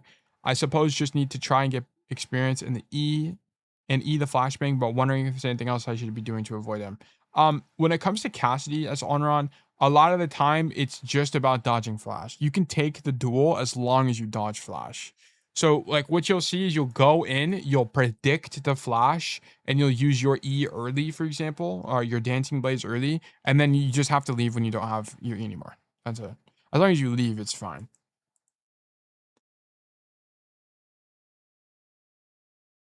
As Emery tried mainly focusing on positioning and controlling space. Okay, sounds good. I got Genji, Doom, Winston, Lucio play I want to send. Is there something up your lane? Just notice you don't really VOD, melee, and dive as much. Yeah, I do Genji, I do Doomfist is going to be difficult for me, but in Lucio, but Genji and Winston is fine. The Winston I would love to coach more. I don't get enough Winston, to be honest. It's mostly because like here's what happens. The reason that here's what happens. So I coach Cassidy. Okay, so I coach Cassidy one time. People find me for a Cassidy video, and then they send more Cassidy VODs. So what ends up happening is I get like a really big Cassidy audience, and then I'll do like one Honoron VOD, and then people will see the Honoron VOD, and then they want Honoron coaching. So then the Honoron coaching grows, right? And then people see Kiriko, they see the Kiriko VOD, so then they send Kiriko VODs, and then so on and so forth. So I kind of get this like but if I make a video on a given hero, I end up getting more of that hero long term. So that's kind of the situation. So that's why you don't see things that's why you don't see a lot of tank VODs. It's not because I don't have interest in coaching tank. It's because I don't have a tank audience because I've only a one tank video. Yeah. Like if I had to guess, we probably don't have a single tank coaching request. No, we have Sigma Maga. We have 2. Okay. They just haven't won the raffle. Okay. Like, but this notably lower than everyone else. Winston, I can send one. Yeah, but you just have to win the raffle. I made one. Yeah. Yeah, you guys just have to win. But that's why there's less tank reviews. It's not because I don't want to coach tank and I'm not capable of doing it. It's just that we don't have them. Okay. Okay, let's go into the spreadsheet. 19. That's a lot of games. Is this normal for you?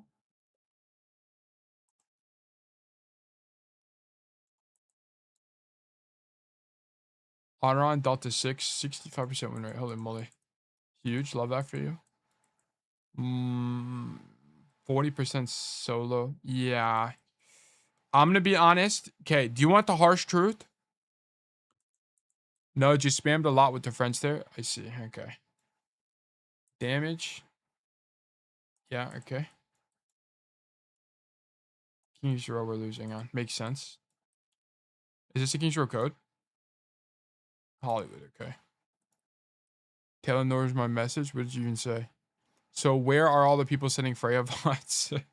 I don't think I've made I think Freya's just not popular, to be honest. I was surprised by Life Weaver abusing point high ground on first point. Can learn the dash to get there consistently. Gotta build tilt to this game. Need to stay cool. If you find that you're writing tilting notes like this, it's a sign. Point.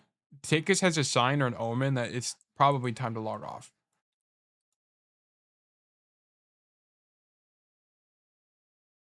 I let your macro and space control and all your videos are super useful. I didn't find you through a cast video, actually. Oh, yeah. Well, we love that. I'm glad you found it useful. Need to respect Sierra more. Can't really outduel her, even with Blaster, it feels like. Blaster. Oh, with your gun. That's it. I mean, it's just going to depend. That's a matchup thing. A lot of pressure from Hog, Moira, Reaper, and our team's pretty diveable. Need to stay far. Okay. I would be a little bit more specific about this. Like, why were you feeling pressure from Hog, Moira, Reaper? Like, what parts of the map were making you feel this kind of way? Was it because, like, think about the reasoning. Cast matchup is rough. Think I need to avoid him, but not sure if there's really a lane there for it. Played. I would prefer you think, like, whenever you're thinking about matchups, instead of thinking about can you avoid the matchup, try to think about is there a better way to play the matchup? It's going to be a healthier mindset. Okay. So that would be helpful to you. Need to think about more and more. Listen for fade. Okay. She was often able to fade in my duels. Okay. Honor on band. Unfair with macho on tanks. I think instead of off angling with ulti, I should try and focus more on ulting with Kiri. Okay. I mean, was more a fade CD? Okay. Don't these questions, you don't need to focus on answering them, by the way. I need to like maybe fix it or something or make a guide. But it's like the questions are not to be specifically answered. The questions are to make you think about how to improve. Okay. It's more about your lead for your next thing to think about. Like, for example, the question about the Echo matchup shows you that you don't understand the Echo matchup. The question about the Sierra shows you don't understand something about the Sierra matchup. Okay, it is occasionally something you can investigate, such as Moira Fade, right? If you don't know anything about the perk or the CD, so you can actually learn the CD itself. But it's mostly about giving you direction and how to improve. And then your notes are more as a device to observe your own gameplay and break out of autopilot. Okay.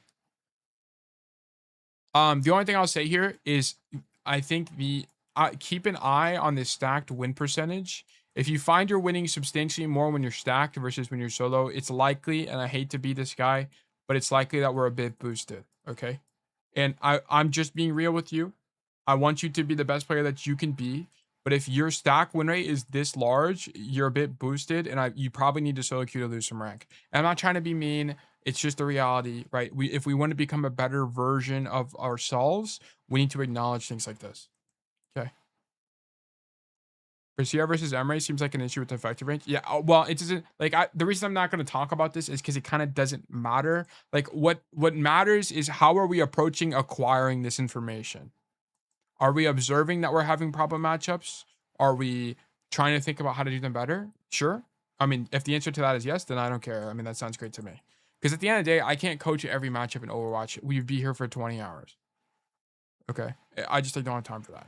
And also there's some matchups that I don't know. I don't know enough about the Emirates. Like I could figure it out, but I don't know enough about the Emirates Sierra matchup off the top of my head. But yeah. Well, my only question is how do I improve my awareness and lower my tunnel vision? It's difficult to, well, first of all, you need to figure out what your awareness problem is caused by. It could be a bunch of different things. Like, are you not team checking? Team checking is the most common issue I see from any student in any elo. Okay. So I can almost guarantee you just don't have enough information to work with to begin with. Sorry. I don't know why. I feel like I get way more hiccups than the average person. Than the average human being. I don't know why. Okay, I'm not gonna hiccup again. Hollywood. Warning. Restart match. Is there a way to view the stack/solo win rate across the whole spreadsheet? I'm pretty sure there is. I'm pretty sure. No, I don't think there is. I don't think there is. Raptor. Let me just check real quick. I'm pretty sure there's not a way. That's not what I wanted. If I can, it would be here. If you could, it'd be here. No, you can't. You can't. Yeah, it's not a way. It's only in the summer.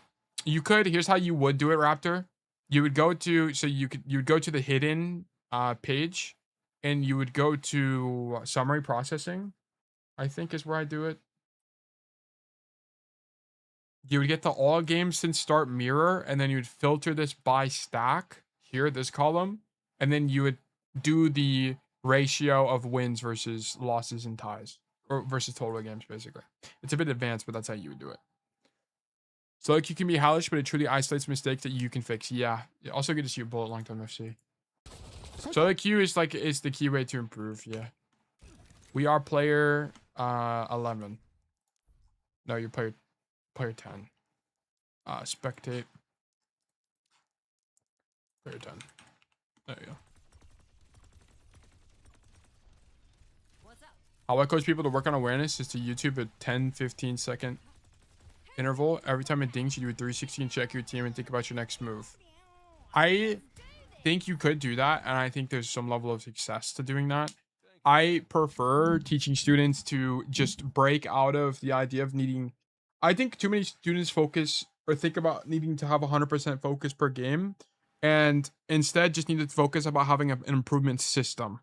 They need like the spreadsheet is, which is why I like the spreadsheet so much, because it forces you at the very minimum to break out of the idea of autopilot. Ugh, I keep hitting the wrong button. I apologize. It forces you to break out the idea of autopilot, right? Like here, you have to take a second to write down notes. And this second to take down notes is very often enough to help you improve long term. 5, 4, 3, 2, 1. Attackers incoming. Defend objective. I'm ready to prove my worth. Okay.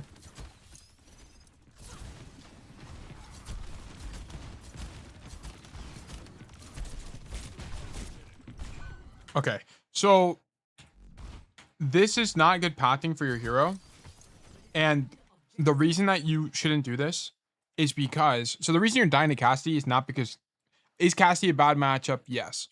Does he mark you on the angle? Yes. But you have to understand that this is not a good angle for Onron to begin with. And the reason that this is not a good angle is because Onron doesn't really want these angles where you're forced into a front to back situation with the enemy team. Notice, look at this from the Cassidy's POV. Also, what rank is this? Sorry, I forgot to do that. Let me do, this is plat 5. All right, let me change the tag, platinum. And then let me turn off the emerald thing. Boom. Also, by the way, guys, if you want the spreadsheet template, you can do !mark spreadsheet in Twitch chat, and it's also in the YouTube description. Just FYI, I forgot to mention that. My bad. But look at this from the Cassie's point of view. So he sees you isolated on an angle because he's on your screen, and he can walk forward in a small room and throw flashbang at you. Okay. So this is the problem. So you are directly in front of him in a hallway where he can push you where you're isolated. So first of all, should he be doing this? Probably not. I think it's actually really greedy from the Cassidy. But the fact that he can do this is weak. Your optimal pathing on Hollywood is most definitely going to look something like go this way, work main space with your team, and then you're going to look to either, you can do one of two ideas. You can go into alley space in this way and go for a hard flank around the point, or you can work the enemy spawn. Okay. So you could work this way and go all the way around, which would also be a good idea. Okay. So you typically don't want to take these kind of angles on Onron where you're in this front to back situation where the only way to walk forward is to take space against this enemy team. I'd prefer you minimize your risk and just work main space. I'm not going to make a note out of it here unless this becomes a pattern issue, because it could just be you think this specific map geometry is bad. And in that situation, I kind of don't care about the problem. Or you think that specific map geometry is good. But if that's, yeah, we'll see if it's a pattern problem. But that's why you die here. Okay, fortunately, your team kills the enemy Rhine, so you're actually in an advantage situation here. So you're up a player. Your whole team is going left. Do not go left. Do not go left with your team. Does your guy need a 5th guy here? No. Okay. Does your team need a 5th guy? No. All right. Love this from you.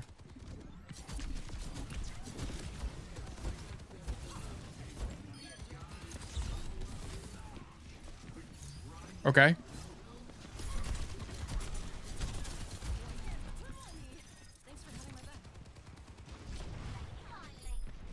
Okay, so the only thing about this is if we put Zephs in this lobby, I think he plays this fight a bit differently. I also think he comes this way because this is your better macro to come this way. Okay, you don't need a 5th guy in the angle. But I think what he is doing is when he goes for this Juno fight, instead of standing here and throwing primary fire, he's most definitely dashing through he's shooting one primary fire burst and then dashing through the Juno to get to the high ground. Okay. Let me just show you what I mean by this. Where's Onron? There she is. I love helping people to the best of my ability, so I mainly review people through Reddit. I really like a lot of your approach, so I'm using it as a bit to improve my amateur coaching. Yeah, of course. I started the same way as you. Okay? I was just like you. That's how I got my foot in the door. So here's what I think Zephs is doing. I think he's left shifting here. And I think he's well, first of all, he's not using both left shifts. He's just using one. But Zephs, by the way, is #1 Onron in EU, and he's also a community member of ours. And I reference him all the time on Onron. So you're gonna throw one primary fire, left shift through, probably press E in this, and then right click the Juno to death. But I want to point out, this is a very common idea on like dive DPS, so like flex DPS in general, is you'll use your mobility cooldowns for multiple purposes. So not only are you using this to left shift through the Juno, but you're also using it to get to the high ground. Then you can use this to deny the high ground space in the cafe building broadly for Hollywood. And I want to point out that this would have given you better positioning for the rest of this fight as well. Because not only would you have went up top here to shoot the Juno, and you probably would have ended up actually killing her if you went through her, but also because now you can zone out this Moira from taking the space as well as this upcoming soldier player. Okay, I'll show you in spec view. Because you end up dashing and you don't end up on this high ground, this Moira gets to stand here for free, which makes it very comfortable for this soldier to take this high ground position. Okay, so you can kind of see the chain reaction here, right? So he's taking space, he's taking space. This should not be a thing. You should have killed the Juno earlier. You should have zoned the Moira and zoned the soldier as a result. Yeah, so this is, and I want to point out, because you didn't go for that play, now you feel pressured into making this rotation as you feel like you have no other options. Okay, so that's why you end up getting in this cast 1v1. It's because you miss this opportunity to do something in this space. So the core problem is you're kind of missing the idea that you can dash, not only like you can use your dancing blaze. No. What's it called?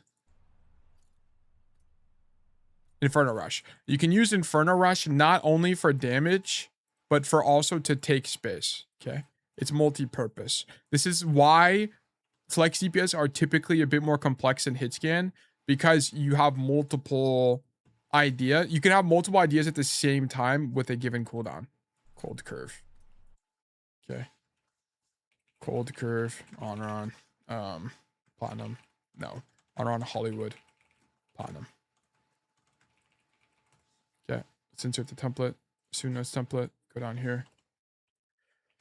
Problem 1, multi-purpose dash.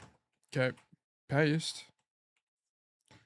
You need to have the idea that your movement cooldowns, particularly on Onron, can be multi-purpose. You'll use your dash to not only go through people, such as the enemy Juno, but also to take space against the enemy team to set you up for better fights. If at any time during this fight you had dashed to the high ground, not only would you have a better angle onto the enemy backline, you'd better have the opportunity to control Cafe as a space broadly to stop the enemy Moira and Soldier from being able to take space against your team. If you had had this timeline, this also means that you wouldn't have walked into the enemy Cassidy on the angle, and you'd have a better matchup here. Boom. A bit dense, but that's just kind of a brief explanation, or an explanation of the idea. Bro, I stumbled onto your channel and I was so curious if you could watch one of my Ana games. Lol, I've never been great. Mo Neon Archaeology, join Twitch chat and do exclamation mark coaching, or look in the description of the live stream to find more information about how to get coaching. I do coaching for free, but you have to enter raffles on Twitch.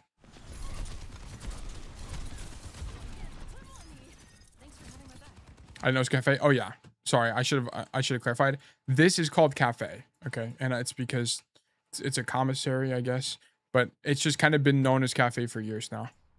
This is like one of the few. There's a few spots on a few different maps that have like specific names. Like this is called cafe. This is people don't really call this anything. I guess you could call it, I don't know, but this is called saloon, and then this is called jail here. Because like that is a jail. This is a saloon.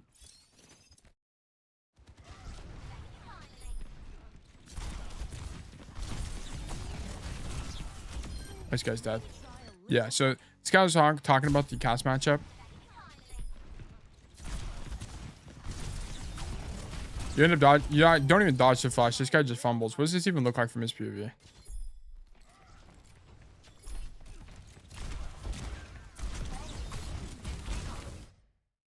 Yeah. So by the way, if you're just casting and you want to kill the Onron, here's how you do it. You either flash instantly or not at all. So here, you wouldn't flash because she has the jump on you. Okay. I mean, if you flash here, it would have ended up hitting. So if you flashed there, I wouldn't be that mad. But personally, I wouldn't have flashed. I would just hold it. And I would not be walking forward into the honor. First of all, I'd actually probably leave the angle. I would go for the flash, and then if I missed, I'd just leave. Is how I would do this. But he gets to the flash way too late and he doesn't get the kill. Like, he just misplays the matchup. It's a bad matchup. Did he roll forward? I didn't even see. But yeah, he totally misplay. Okay. Take right space. Love this from you. Poke this guy. Poke him. Ah, you know what? Maybe this is okay. But you don't even want this fight anyway. So, to be honest, I wouldn't do this play because if he walks in here, you're just dead anyway. I don't think there's really a world where you kill him. Maybe... Is there like a spot to stand in at all? Because he's just going to flash the 4 and you're just going to die. If he knows you're here. If he doesn't know you're here, maybe you can get away with it. But you're going to have to use your E early or else you're just going to die. I would have dashed back around the corner if I was that on. I think you fight for the space. I think you just poke the guy. Because you also have flanker passive. You can just grab the mini. So you would just stand here and zone the... Like, the idea would be... You don't want these guys to take this space aggressively. So you want to just stand here and zone them off the angle. It doesn't mean you need to walk out. I don't think walking out is better. But you need to stop them from taking this space. I guess technically you're doing that. But I would just leverage the fact that you could, number one, poke him. And then you could just grab the mini with your flanker passive. And you're probably fine. I think it's okay. I don't think it's the end of the world. I just think you're at risk of this guy turning the corner by using sound cues. Because I think he heard you. Let me see. Yes. Okay, so if I was in this lobby, I would kill you. Because here's what would happen. Okay, let me just show you how I would play this cast. I would 100% kill you. You would die. Okay, here's how I would play this. Okay, of course, this is not like 100% accurate because I have complete information here. But I could hear you here. So here's what I would do. I'd be like, oh, it's on run. I would flash before I even turn the corner. You would be hindered. I double headshot and you die. Or I'd probably fan you from this range. And you'd probably just die. So you would have died against a better Cassidy. Okay. And that's what I'm like trying to coach. It's like, you have to understand that especially when you're playing close like that, a better Cassidy will just flash you around the corner. So it's a matchup issue. If it comes up again, we'll talk about it. We'll make it a note.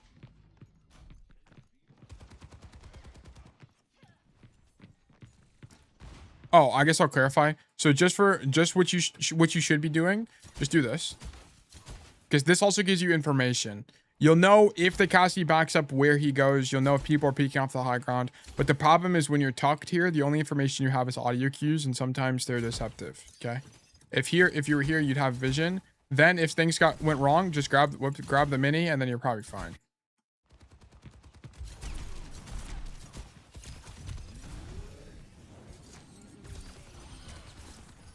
Okay, just kind of bad pathing. Whenever you dash back, you should just stay tucked to cover, but sure. Okay, that guy's dead. Dash. No, dash through this guy first. Okay, so you're doing this wrong. You need to dash through this guy first and not use your E. Boom.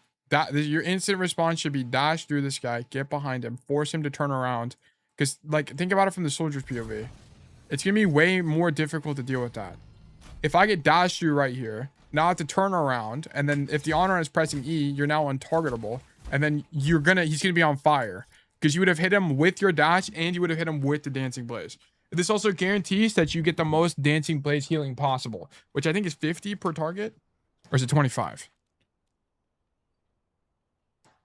It's 50 on the first guy and then 25 on each subsequent guy. But yeah, you need to dash through this guy first, then use Dancing Blaze. But you did it in the wrong order. He died. Okay. I knew you had it in you. Ow.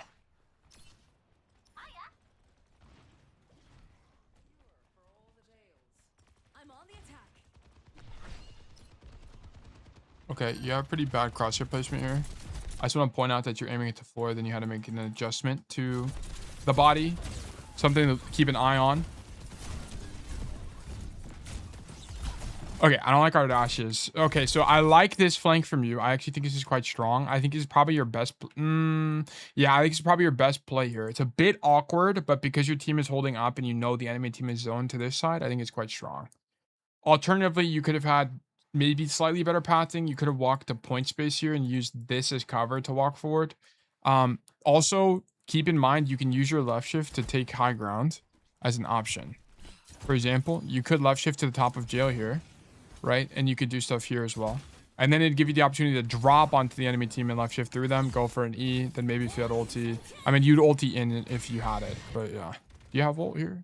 No, you don't. The only thing I'll say about this is, first of all, you dash from way too far away, right? Whenever you're on Onron, you want your dash to go through people, because the whole gameplay loop on Onron is to get people on fire. Okay, it's ignition and blaze, right? Because your fan the flames is how you do 99% of your damage. It does 1 billion%. It does 1 billion damage. You do a Cassidy shot with a ginormous projectile, so you're way more consistent. But the problem is, because you use your dash to get to the demon rather than just walking to her, then dashing through her, you don't proc her on fire fast enough. And now you're down both dash CDs and you're not able to dash through backline. Like, what you should prefer doing here is, instead of dashing through the demon, okay, what you should prefer doing here is, instead of dashing through tank, dash through the backline, right? And then come back around this way. So you dash like this would be probably the order of operations here. And if you didn't want to do this because you think it's a bit aggressive, that's okay. I don't really mind that. But you should be opening up space for your team. So you could do this, and then you could probably pop E, and then maybe back up even further. Go for these kind of flank ideas. It's going to make the enemy team turn around, and then you'll probably build your ulti fast enough where you could use it in the late fight if you wanted. Okay. But I'm not a big fan of how we're using our dash here, okay? If I see a dash problem like this again, I'll make it a note.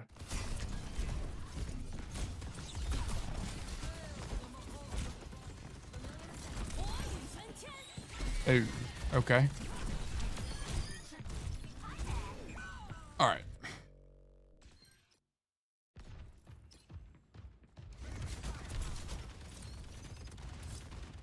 Okay, you just don't... are you new to Overwatch or... Oh, no, you know he's here. Okay, I was about to say. I think you did say you returned to Overwatch, but I imagine you probably know Hollywood because it's an older map. I think you just know that Cass is here, so you go for the fight. I think it's okay. I don't think it's the end of the world as long as you play it smart. Like, this is exactly what I was talking about. Okay, I will make this a note now. Okay, this guy actually punishes you is insane. This is nice. Okay, so a good Cass will flash you around the corner. Okay. Well, he rolls forward, but I mean, it's low-key an equivalent. But this is the thing I was kind of critiquing, which is whenever you play untucked like this, it's very common for Cassies to just like walk around the corner and just flash around, so you just die. Okay. So this is kind of the core problem. We're gonna make this in notes.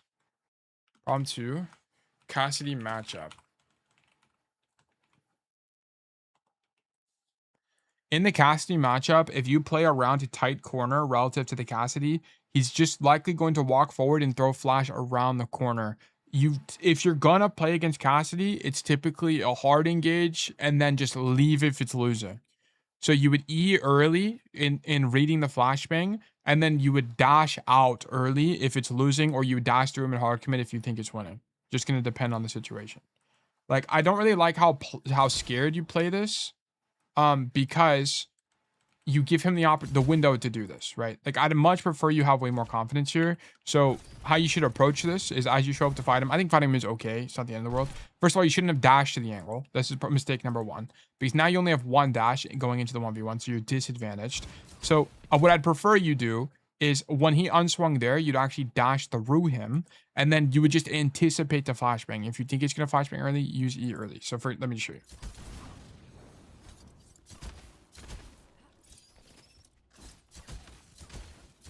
Okay, so the idea should be dash in, E. If you're losing, dash out and leave. Okay, if you're winning, dash through him again and hard commit for the fight. Much prefer, because he just flashes you here. Like, at this point, I would leave. I would just leave. You'd either E now or just leave, because now he can just go for a flash and you're screwed. Okay, you lost your advantage.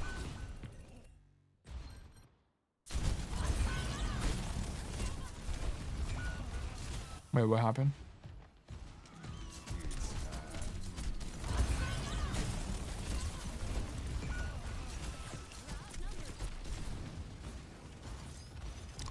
Okay.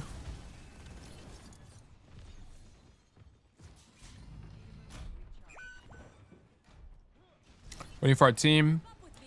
Team check the Weaver. I don't like the staging from you. I think it's actually quite weak.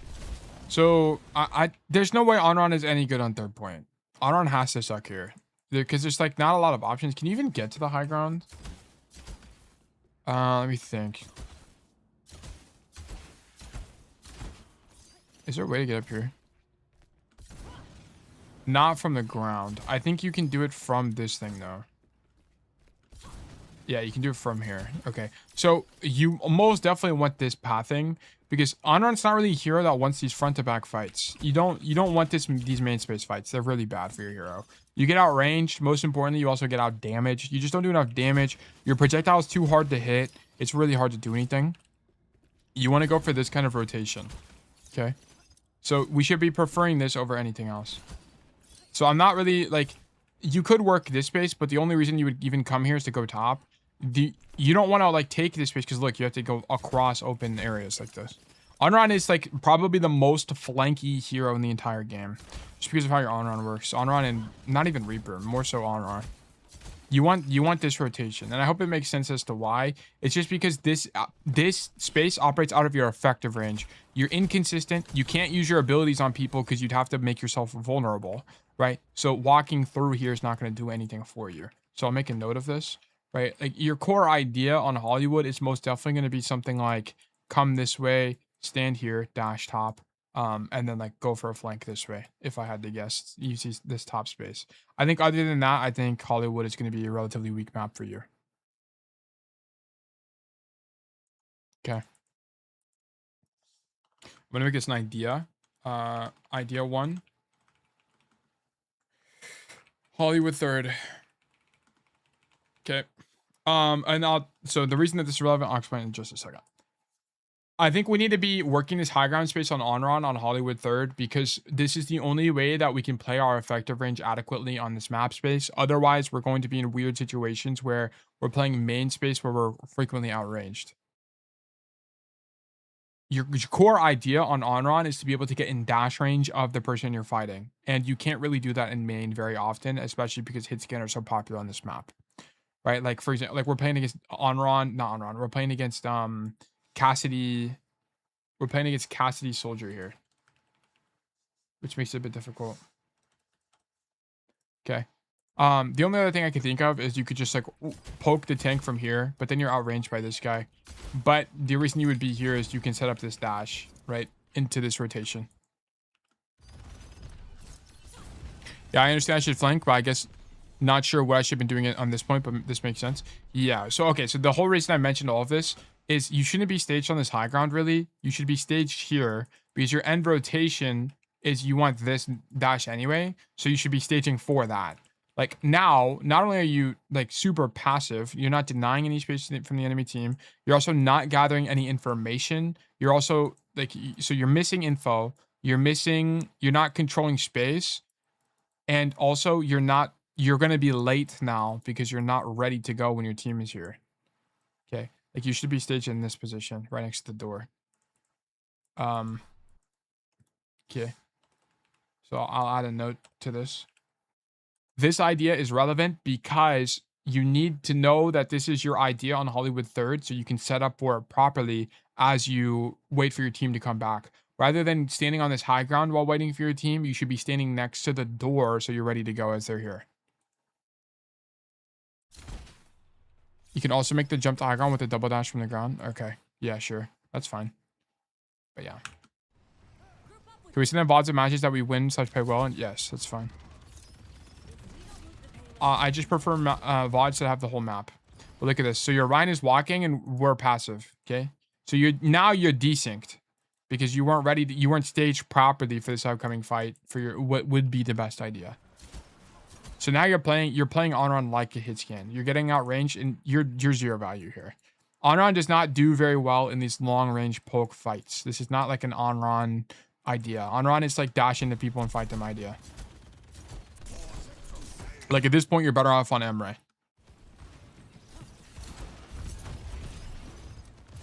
Yeah, and I want to point out, right, also, because you didn't stage properly, you also get accidentally gripped by your Weaver when he's trying to grip your Ryan. Okay, he didn't even mean to get you. Is this the Weaver? Could the Weaver have done something better? Probably. But it's like, you shouldn't even be here anyway. This is your fault.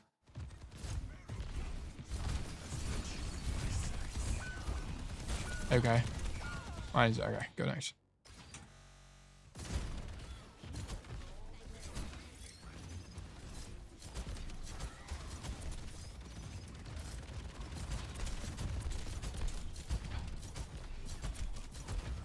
Yeah, this is just too long range for your hero, right? Like, this is just an angle selection issue. I don't think you're ever going to be able to do anything here. Like, I think poking from here is super weak. I think if you're going to do anything on the side of the map, it's going to be continue rotating to your right side here, because this is just out of your effective range, right? So this is an angle selection issue. Boom. Problem. We're actually going to turn this idea into a problem. So it's problem 3. Problem 3, and then we're going to make this problem 4. Angle selection based on effective range. Whoops, paste. Okay. Whoa. The sides of the map you play change based on your hero and the matchup.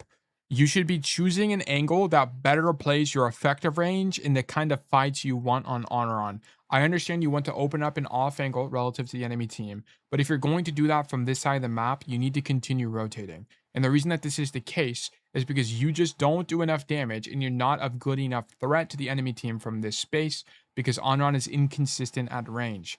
Dash to your right side and open up a flank against the enemy team playing aggressively to start taking space against them to get them to back up. What gets people to back up and what gives your team space is threat. You are not a threat here. Angle selection based. True. Almost true. Hopefully true in the near future as we improve. Yeah, so you're wasting a bunch of time here. Okay, so to me, to me, what it seems like is you're just thinking about how can I pick an angle, not what is the best angle for Honor On. Okay. I understand that your tracer's on this side of the map, but you have to understand that I don't even think the idea is that bad as long as you continue rotating, but you also have to understand that this might be a situation where doubling up is appropriate just because you're playing two heroes that have similar ideas, right? There isn't really a better option on Honor On than like doing this and dashing across. So you kind of have to do that. Does that make sense? I think it's okay to shoot tank maybe, but it's like not the best. Like you're better off playing Emre. I'm not saying swap to Emre. I'm saying that the way you're playing is like, okay, let me take a step back. I'm not saying you should swap to Emre. I just want to be 100% clear there. I think you should play Honor On better. This is why I like one tricking, because it helps you think about stuff like this, right? If you want trick, you have to think about angle selection more. If you're playing Emre, you would just autopilot shoot your gun down main, and you would never learn this principle of Overwatch that I'm just not talking about, right? But so I'm not saying swap the Emre. I'm saying that the way you're playing is more equivalent to an Emre. We need to play more like an Honor On. You need to pick angles that are good for your hero. I hope that's clear. Is it worth to dash to hard right for faster rotation? Yeah, he could have continued rotating right side there. Yeah, dashing would have been fine. You wouldn't dash for a faster rotation, by the way. That's kind of like the incorrect way of thinking about that. You would dash here to mitigate the risk of you taking damage as you cross. That's why you would do it. So I guess it's for a faster rotation, but it's more, this is more like a damage mitigation idea than anything, right? Because whenever you're at risk of dying, particularly to things like Hanzo Arrow or getting bursted out of your effective range or whatever, that's when you want to use your mobility CD. So you would dash this way to stop yourself, not to make the rotation faster, but to not take damage. That's the core idea, okay? Should we still commit our pick even if the enemy teammate is another flag CPS? In my opinion, yes. Because our idea is not to win. We don't want to... winning is great. I'm a big proponent of winning. But our idea, especially as we're trying to climb, is to learn. It's to learn.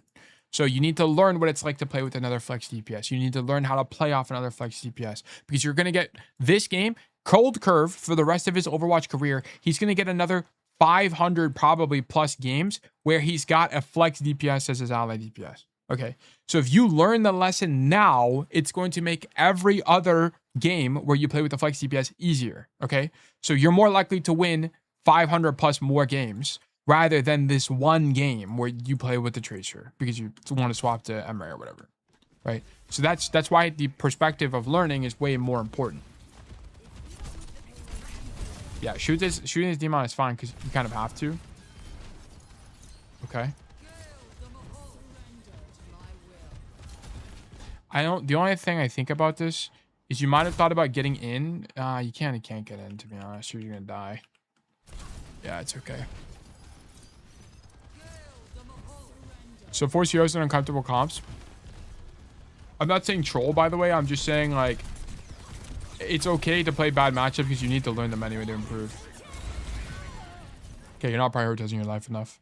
So here, whenever you dash through this, I love the dash.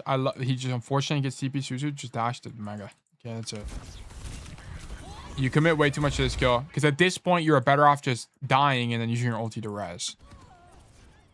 So you just don't go for the mega there. That's it. Tunnel vision on the kill.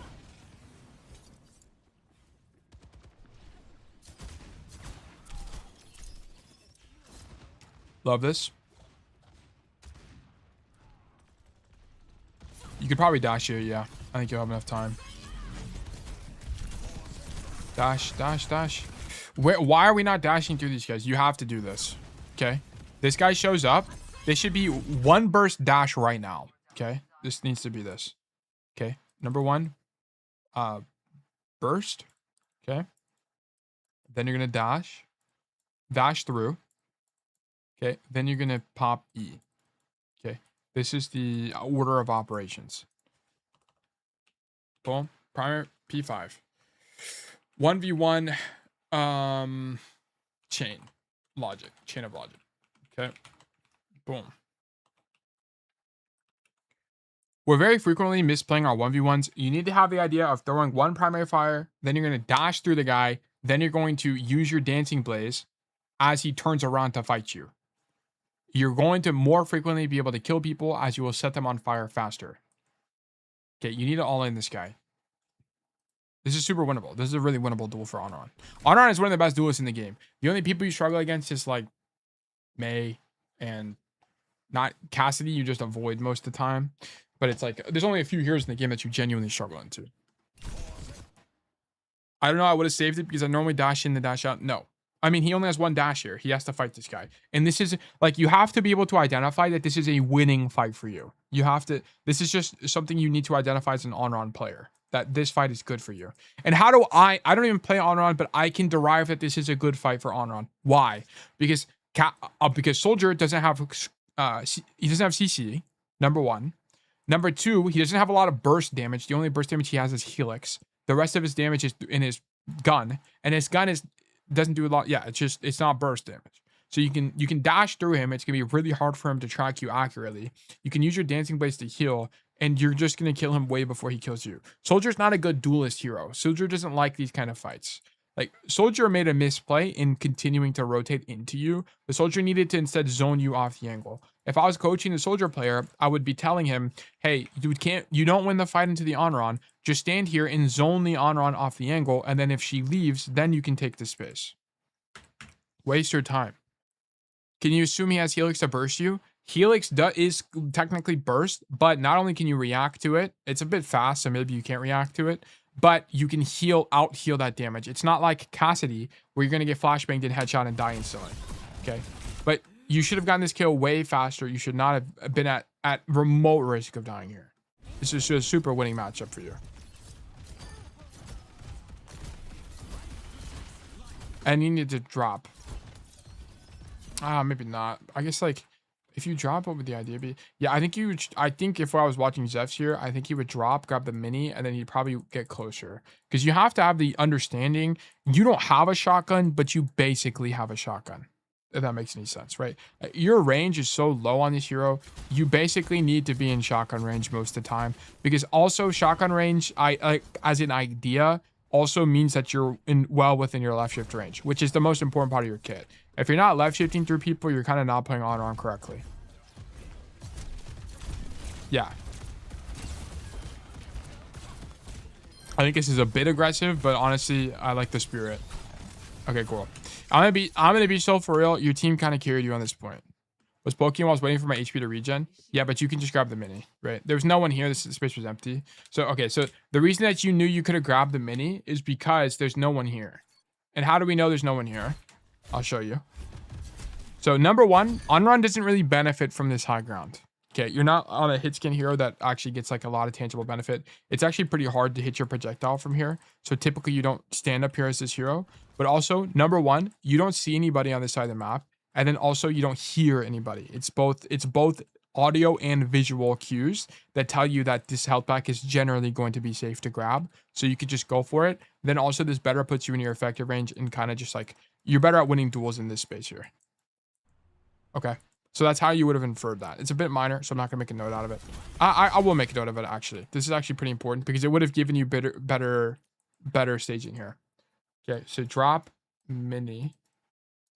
And then you just go for whatever here. I don't really care what you did here. You could have flanked. You could have like dashed to the top of this thing. There's a bunch of ideas you could have probably had from this position, but I needed you to drop broadly. Okay. Information through negatives. Okay. Boom. Because we don't hear that anybody is on our right side and we don't see anybody in that space broadly, we should be able to interpret that nobody is in this space so that we can take this space safely. So from this side of the map, we could grab the mini to make sure that we're full HP because we also have the flanker passive, and then we could better operate in our effective range. Keep in mind that on-run doesn't really benefit from a lot of being in high grounds like this because it's just really difficult to do damage. The only time you really play high grounds a lot as on-run is to deny the space. Okay. Whenever you're on high ground as on-run, it's mostly for like an angle denial idea. Keep in mind that on-run doesn't really benefit a lot from being in high grounds like this, because yeah, it's doing on that, not on run. It's a bit annoying, but that's fine. I wonder if it has done on a, yeah. Okay, I need to fix this. On run. Okay. Let's keep going.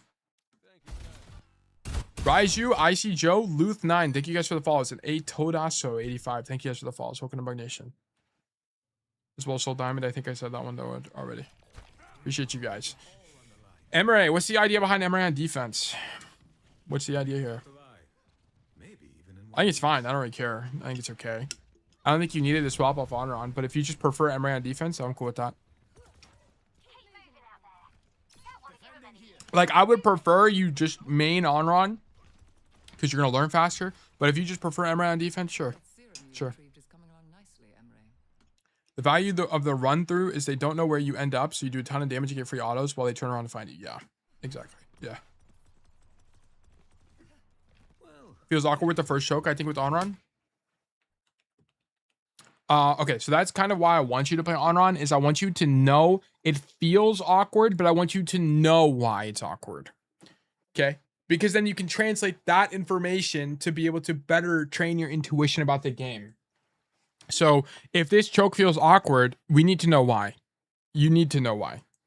So you need to think like maybe is it because there's no options? Is it because the enemies come from lanes that aren't good for you? Is it because the effective range is bad? Is it because there's no health packs? What is the reason? And this is why maining heroes is good. It's because it helps you learn stuff like this. You just think, well, of course you know what you're saying. You could actually know, and maybe you just aren't saying it or whatever. But like, that's the idea. I hope that makes sense. It's like you want to know why things like this are weak, not just it feels weird. Okay. So that's the thing about it. Okay. You got the aura Emray spray. Blowing the Moira's head move off. Okay. Pump 1 billion damage into the demon. Okay, nade, W nade. Also W nade. Slightly bad placement on the nade, but it's a good idea. Okay, so you needed to identify at this point that the enemy team has 0 range. 0 range. So what you should be thinking, so it's a very common idea in Overwatch, which is you need to be thinking about your matchups. Do you have any distinct advantage against the enemy team here? And the answer to this is yes. They have no range at all. And also, you're in a situation where they have their tank has no verticality. So you are in an incredibly unique situation. This is rare, but it does happen. But you're in a very rare situation where you can actually play the high ground incredibly safely and just dominate this whole game. Like, I'm pretty sure if you just played the high ground here, you would just hard win this game because they can't even kill you. Problem 7. Identifying weaknesses on enemy team comp. Okay. So Here, boom. You must be able to recognize that when you are playing a hero like Emre, it's important to know when you outrange the enemy team. Because if you very frequently outrange the enemy team, you can play high grounds aggressively or space aggressively to deny space. Here, you need to identify that the enemy Demon does not have verticality, and the enemy team comp, which is Kiri, Moira, Cassidy, and Tracer, has no ability to mark you on the high ground effectively, so you can stand up there and just do 1 billion damage for the rest of eternity. The fact that it got Kiri, Moira, and Cass is actually kind of crazy. I won't even lie. A hero like Emerald? No, Emre. Yeah. So the idea here would be that whenever you are playing Emre, you should be shooting your gun, throw the nades. I think all of that is good. Then you need to think to yourself, oh wait, these guys have 0 range. I can now play on the high ground. So then the question is, well, when would you not play on the high ground as Emre? Well, the answer to that would be, so I don't have melee bound, but the reason you wouldn't play up here is if they're playing something like a Diva, right? Because you're really diveable in this location. I mean, Emre could probably get away with it against the Diva because Emre is uniquely good in that matchup because of your pistol, okay? You just pull out your pistol and then you can jump away. Then just make sure you know you can jump to this cafe here. But the only time you wouldn't be up there is if they're playing something like a Hanzo, they're playing an Emre themselves. It'd be a bit awkward. If they were playing maybe a more aggressive dive tank like a Hazard, it could be kind of awkward. But just keep in mind, but more specifically if they're playing a Widow, right? Like we all know Widowmakers love to play like these kind of angles and zone you out from this space. So just keep in mind, if they're playing a really high burst hero, you're not going to be able to get away with this as much. But if they're playing like a dive tank engage, what makes Emre unique as a hit scan is he can gun away, lifesteal off of the engage, and then make rotations like this. There's not really another hero that can do this adequately with hit scan pressure, other than maybe Sojourn, maybe Freya, but it's relatively unique. Okay, so I'd like to see you on the high ground here.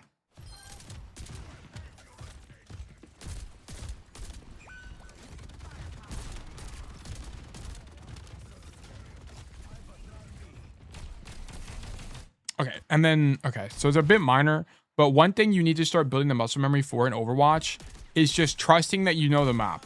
So instead of turning around to jump up to the high ground, just pull out your gun, shoot this guy, and make the jump without looking. Just trust your map knowledge, okay? If you bump into the wall, you get stuck on the map geometry, life goes on. But I would much prefer that.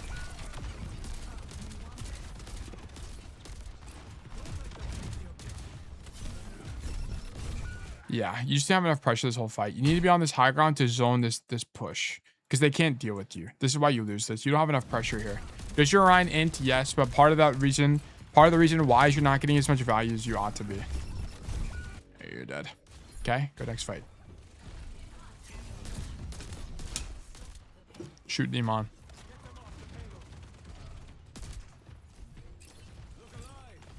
Okay, I don't like these random nades. I want you to think of nade not as pressure, but as denial, okay? Use nades to deny space. The first nade was a bit more okay, but it's like, I want you to deny this doorway, deny this doorway, deny this doorway. This is the idea. Don't just lob nade down main. Otherwise, you're better on a hero like Soldier, which has Helix, which is a more dynamic cooldown. I'd much prefer that.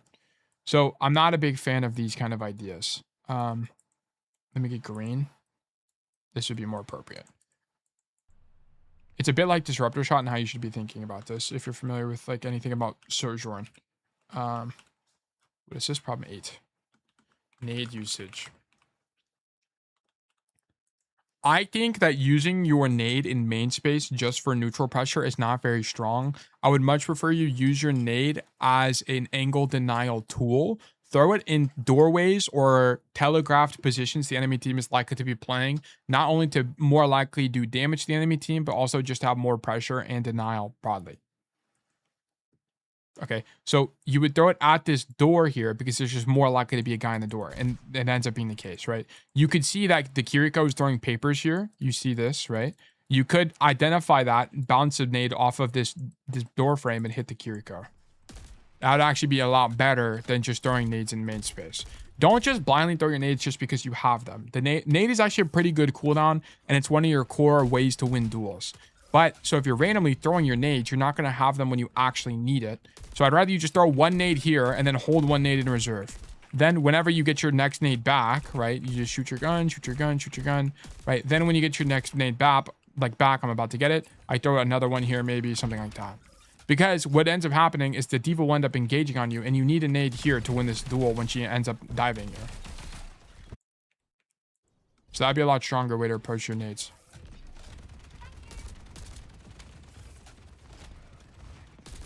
They disabled Lifeweaver, really? Tracer down.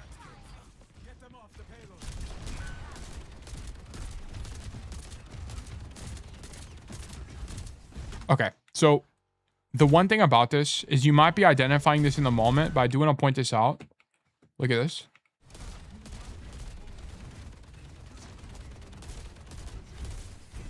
I just want to point out how little your hitbox is moving. Okay, I think you're doing that on purpose here, which is fine. It's just something to be aware of. The enemy Kiriko, I think, sees you. Okay.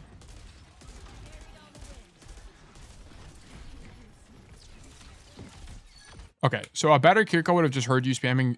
A better Kiriko, by the way, here doesn't walk forward and heal the demon. A better Kiriko walks up top here and just 2-taps you because you're not moving, just for the record.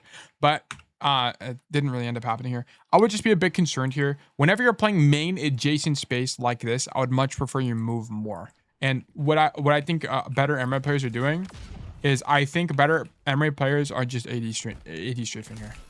And I don't think they're ADSing. It's a bit too close to ADS. I don't think ADS makes you slower, but it reduces your field of vision and just kind of makes it harder to play the game.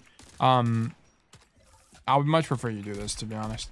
And then whenever you hear the Kiriko take the TP or wall climb, you can gun away, nade the guy, and leave. But sure. You just don't hear the elevator here. Okay, you missed a sound cue. Okay. This is a sound cue issue. I'm going to make this a minor thing, but I will. You need to hear. You have to hear this. This is non-negotiable. Okay. When you're in a position like this, you should be listening specifically for the elevator.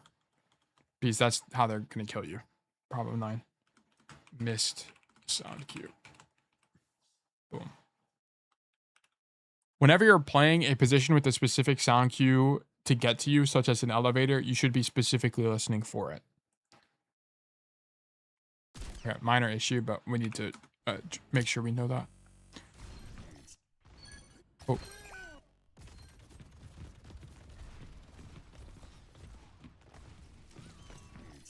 Okay. Walk back from spawn. Where's our team? Okay, you don't walk out. Good. You come right side because you're zoned by Mur Orb. I'm not a huge fan of this, but this base is better for Emre, so I think it kind of makes sense. I wasn't the biggest fan of this because your Tracer was on this side of the map, but she ends up making this rotation, so it's not the end of the world. Ideally, I think your Tracer lived from last fight. Is that what happened? I think she did. Let me just check. Yeah, she lived. And then, okay, she gets aggressive with no recall. But yeah, she ended up living from last fight. But ideally, your Tracer's pathing to this side of the map and then looking for this kind of rotation. In my opinion, it would be... Tracer actually has a bit of options. Because you could do this, you could go deeper. It's okay. Anyway, I think going right side is fine because it's a better space for your hero.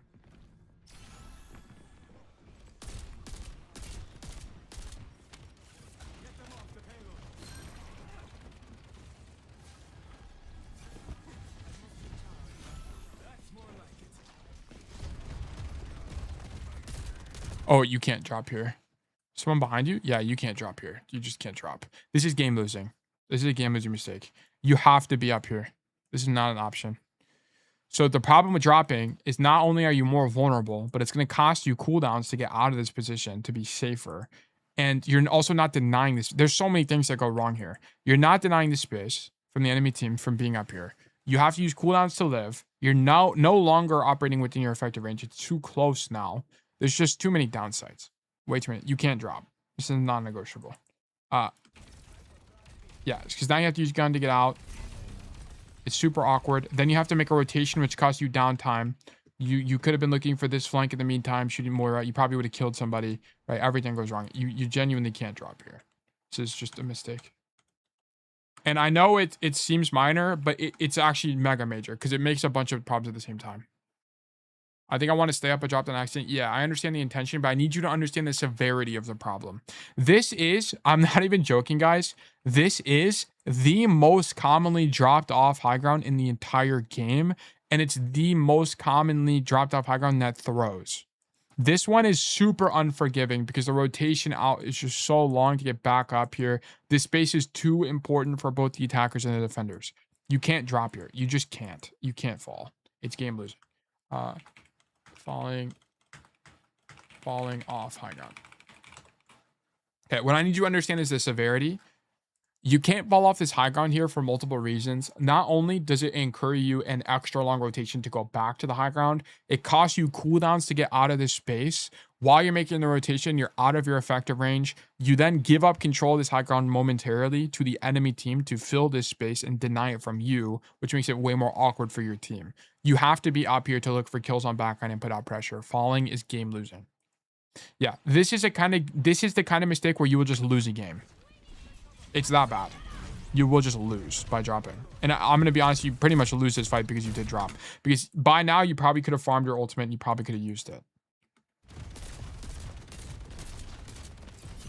If I had a nickel for every time I fell off that high ground, I'd be wealthy beyond belief. Yeah.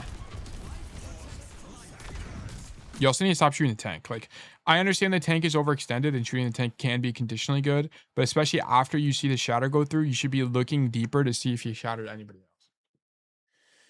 You should be making an aggressive rotation. Because here's the problem. If you just shoot tank forever, they're just going to get healing from supports. And especially when the supports aren't dead, like this Weaver. They're just going to keep them up. So not a big fan of the tank focus.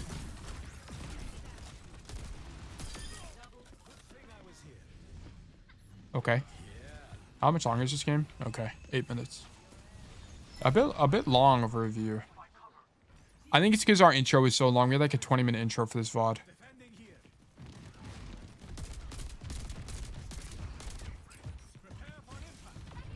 I don't mind this at all.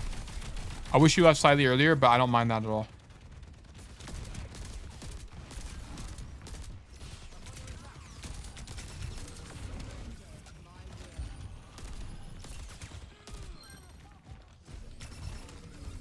Okay, peeking at low HP is a bit insane, but sure. You have to fight him. You can't do this. You have to fight this soldier. So this soldier matchup is neutral for you. It's not, I wouldn't say it's like super winning, but it's at least neutral. You have to deny this rotation from the enemy soldier because here's what's going to happen. Because you don't fight him, let me do this. Because you don't fight this soldier, he's going to be able to make this rotation and then he's going to be able to shoot your backline for free the rest of this fight. You have to fight him. You have to. Because he's going to zone out your Weaver, and then because your Weaver is now zoned out, he can't heal your Reinhardt. If you continue to zone the soldier, your Weaver could play aggressively and heal your Reinhardt as he's engaging. But you are not controlling this space, so you're opening up your team to weakness. I would not be surprised if your Rein dies here as a result of this. Yeah, your Weaver is the guy zoning this soldier. What you could do now is identify that your Weaver is with you, and then you could continue walking if you wanted and push the soldier themselves.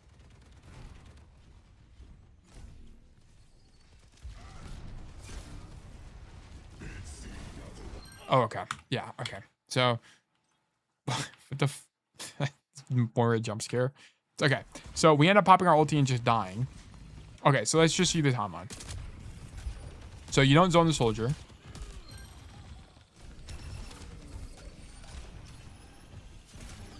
You have no uptime this fight. You try jumping back up and you miss. You come this way. You're now in a close range fight against soldier, which can be losing, depending on how you use your nades. You need to nade here. You must nade here. So you're not playing this matchup correctly either. Like, the core idea, when you're playing Emre in these duels, your idea is to nade the ground. It's this. So the soldier's here. Okay, if you had gun, it would look like this. Okay, jump around. This is how you're going to be evasive. You're more evasive than you think when you do that. It's really actually kind of hard to hit you. Because you also lifesteal when you hit your bullets, if you don't know that. By the way, so if you hit the damage you do, you heal 60% of it. So if you hit someone with a direct, you do 25, you heal like what? 13 health or something like that? It's actually quite good. So this is the general idea. You need to be nading this guy. I'm seeing an issue where you're not using your cooldowns to win fights. On both on both Onron and Emre. So this is going to be two separate issues. And then you end up panic ulting. The panic ult is whatever, because you shouldn't be panic ulting because you have both nades here. Okay. Okay. So this is problem 11. Ability usage in fights. Okay. Boom. It seems to me that we're not really thinking that much about using our abilities in fights. Here, as Emre, you need to throw your nade at the soldier and fight him. Okay, you must. Okay. You bounce it off the floor to hit him. Or in this situation, you could bounce it off the back wall. Okay. And the other core problem is he shouldn't be able to even get here in the first place. Let me also just show that. So you needed to continue fighting him. Okay, let me just do that real quick.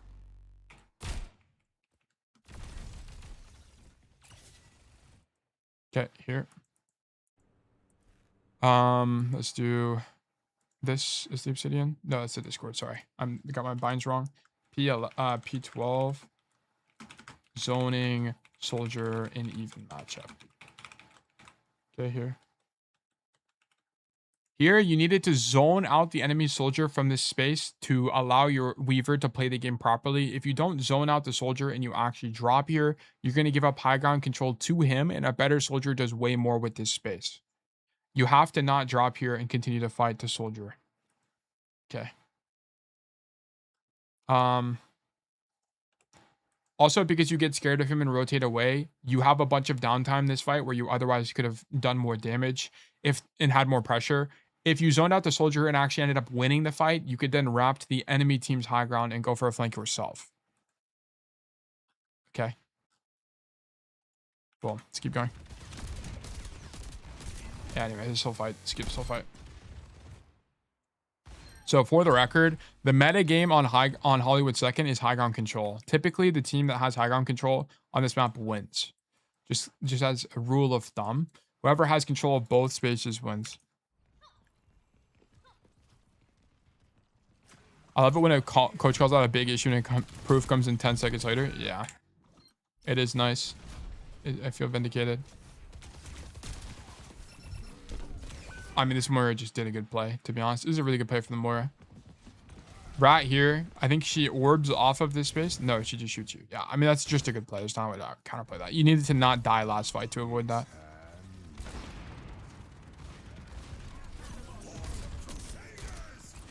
Oh. We pull him out.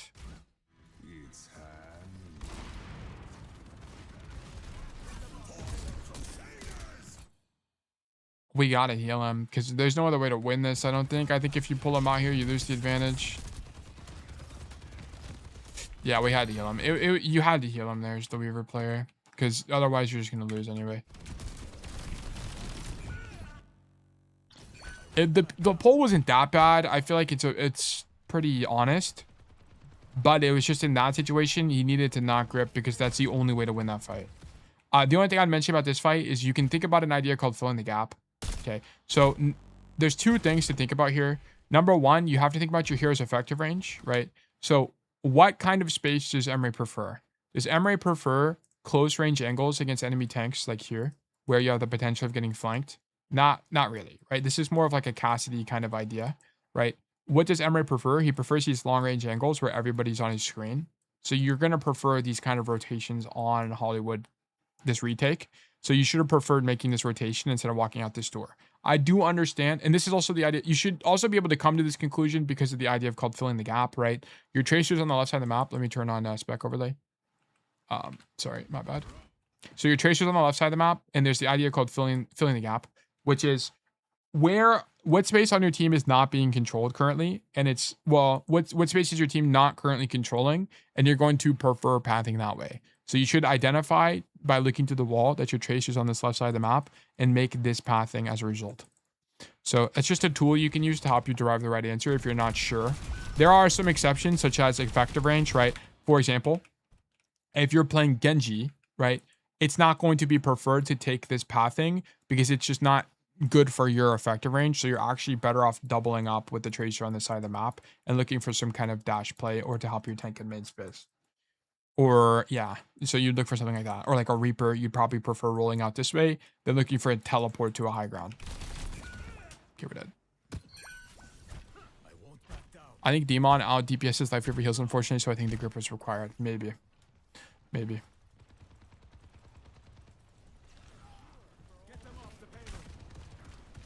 Okay.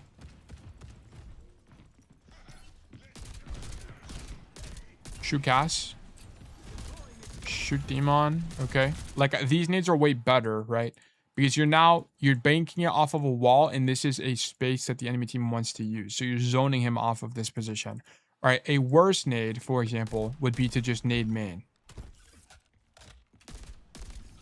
The kind of nades I don't want from Emre players are nades like this. Okay. I love these. Well, let me get to the position you're in. I love these nades to zone this door frame. I hate these nades. Okay, you can very clearly tell that these have different ideas. This zones this space out. This just, it does damage. I don't care about doing damage nades. So let me alt tab. There we go.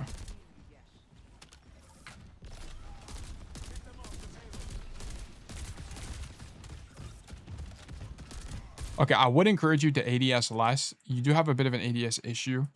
You ADS way too much. When people, and this is just kind of broadly, if you watch pro players who play Emre, they only ADS if the people are kind of far from them. ADSing on this Demon, probably not required just because she's so close to you. You should know that ADSing does give you a fall off increase, right? You move from 25-40 fall off to 35-50 fall off. So you actually get a range increase when you ADS. But especially when people are this close, you kind of just don't want to ADS, as it just, not only are you like locked into animation when you're doing this, but also because you just kind of see more. It's a bit more freeing. Okay, so I will note this because this has been consistent throughout the VOD. You're ADSing all the time. ADS too much. Okay. Especially when people are within the 20-meter range to you, you should be looking to aim down sights less as Emre, as it just gets a bit harder to aim when you're permanently aiming. It's actually harder to aim when people are close, right? Like, tracking to this thing can be a bit more difficult, especially when they're moving erratically, as typically your sensitivities decrease whenever you're aimed down sights. So I would just kind of keep that in mind.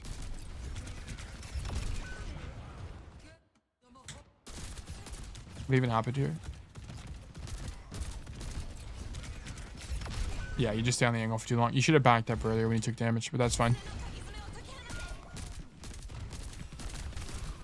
I like this pathing on spawn from you. Okay, we're dead. All right. I'm going to be honest. Your third point was whatever. Your second point had to be... Your second and first point had to be better on defense. Your third point I wasn't really worried about. I double-checked to make sure I wasn't crazy. I see. Yeah, so this is the same mistake from the first attack. I just don't think this space is good for on-run. You don't want these hallways where you only have one way to get to the enemy team. You want to prefer a different space than this. Because you're just going to get zoned here.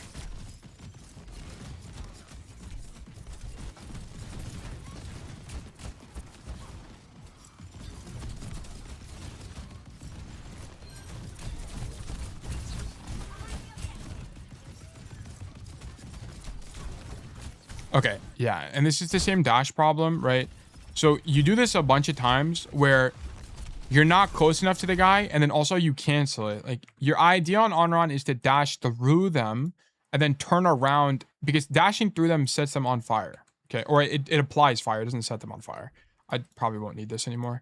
So let me just show you. I don't know if you even know this mechanic, because it's not clear to me that you're using it. Or maybe you're just not thinking about it in the game itself. So notice this. Notice this bot here. Okay. Well, actually this one. He's halfway to being ignited. And if I shoot him 2 times, he's now ignited. Okay. So that's why whenever you're playing on, your combo is typically double, 1 left shift, and then the dash through him sets him on fire, and then you right click them to that. I know that does that, but I guess not thinking about it in game. Yeah, you're not applying it in game. And very frequently, you're not applying it in game because of how you path, right? So the way you did this whole fight is you start on an angle where you get zoned. You start here and you get zoned by the enemy team because there's no other way to exit. Like, pretty much no hero in the game plays here, by the way. And the reason that no hero plays here is because you just get zoned in this hallway. There's not a way to walk out of this safely. just for the record. So basically, no one ever plays here. The only heroes that ever play here are like Reapers and Ventures. This is the only heroes. And why do those heroes play there? Because Venture and Reaper both have abilities that make them untargetable. So, and you mostly do this on the defense, by the way. But they both have abilities that make them untargetable, which they can use to cross back through this open main space. Okay, so that's why they do that. So that's the first thing. And then the second thing is when you shouldn't really be dashing to angles like this when you're so close to the fight. Okay. So here, for example, well, this is fine. I think personally, I think what you should be able to identify is that the the demon has showed up to this angle. So rather than fighting the demon, which is typically a losing idea on Onron, your idea would actually be to take space against them because you can use information to negatives, which, well, you should be able to derive that because the demon is here, she's not in main space, which means that you can then fill main space and go for a flank yourself, which should be relatively uncontested. That would be your core idea. So that's what I'd prefer to see here. But I want to point out, because you do stuff like this where you're like fighting the tank with your CDs, you don't end up feeling, so you left shift out here when you probably don't need to do, but you go for this idea here and she's just too far. She's just too far. Anyway.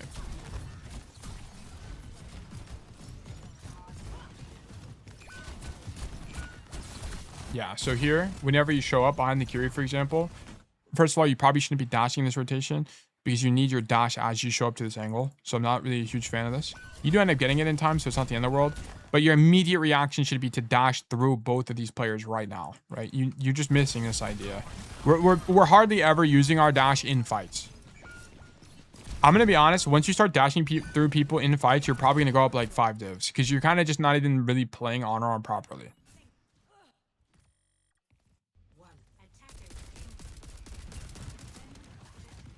Okay.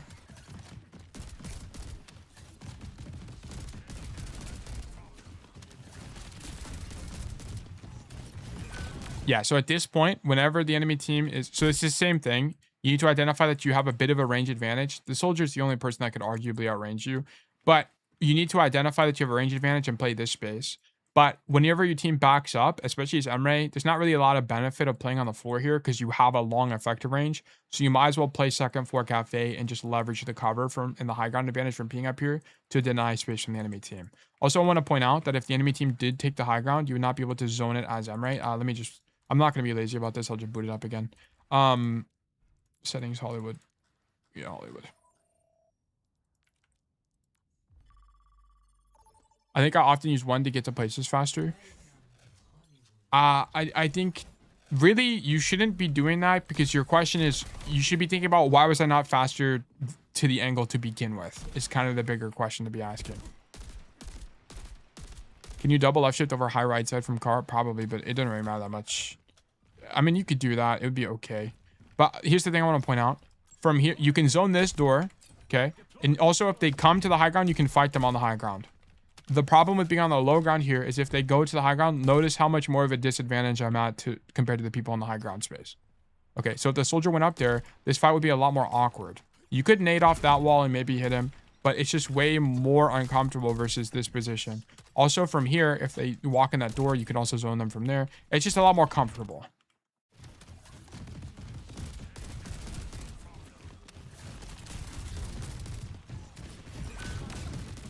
Yeah, I'm going 2 times speed because this VOD is mostly over. I think we have the core ideas for this player. Yeah, we're dead.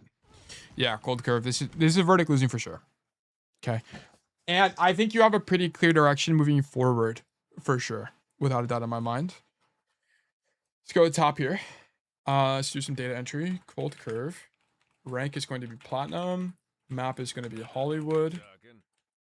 Raiju, thank you for the Prime subscription. Welcome to Bug Nation. It's a pleasure to have you. Onron, and then I also need an Emre tag.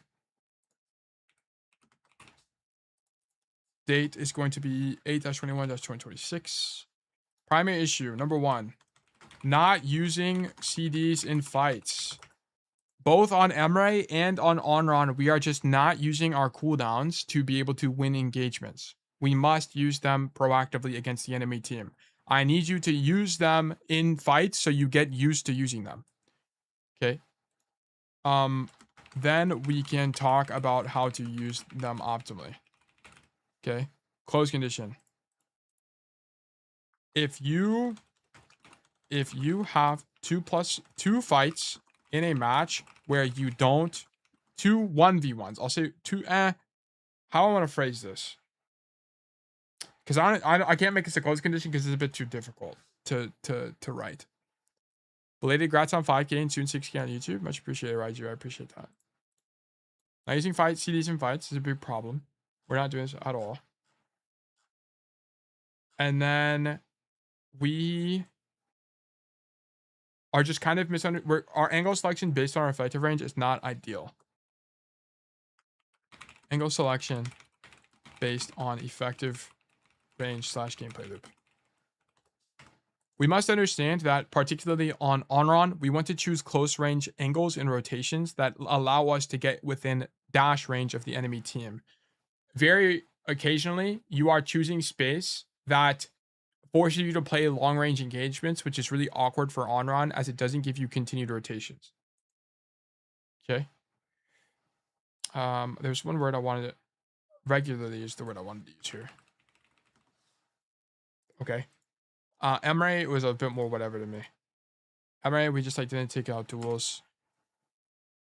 Secondary issues, some matchup problems with Cassidy, mostly because we lack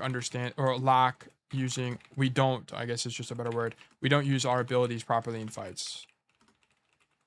Or at all. It's more just at all. You kind of just don't use it at all is the core problem. What other problems? Falling off high ground, zoning soldier in even matchup, missed sound cue, nade usage, weaknesses in enemy comps, yes. Must be able to identify when, I guess, the enemy team has a weakness in their team comp, particularly when it's something like they don't have long range compared to your hero, and you must be able to leverage that against them. Okay, this is a bit hard to do. I understand this. I'll make a note here. I understand that this is a bit hard to do, and it will take time to understand the matchups. And this is particularly why I like it when people one trick, as it's easier to understand when you have a strength compared to the enemy team. So for example, if you're playing Onron and you identify that the enemy team has no CC, it's going to be a lot easier for you to play the game, as you know you can tank flanks a bit more aggressively.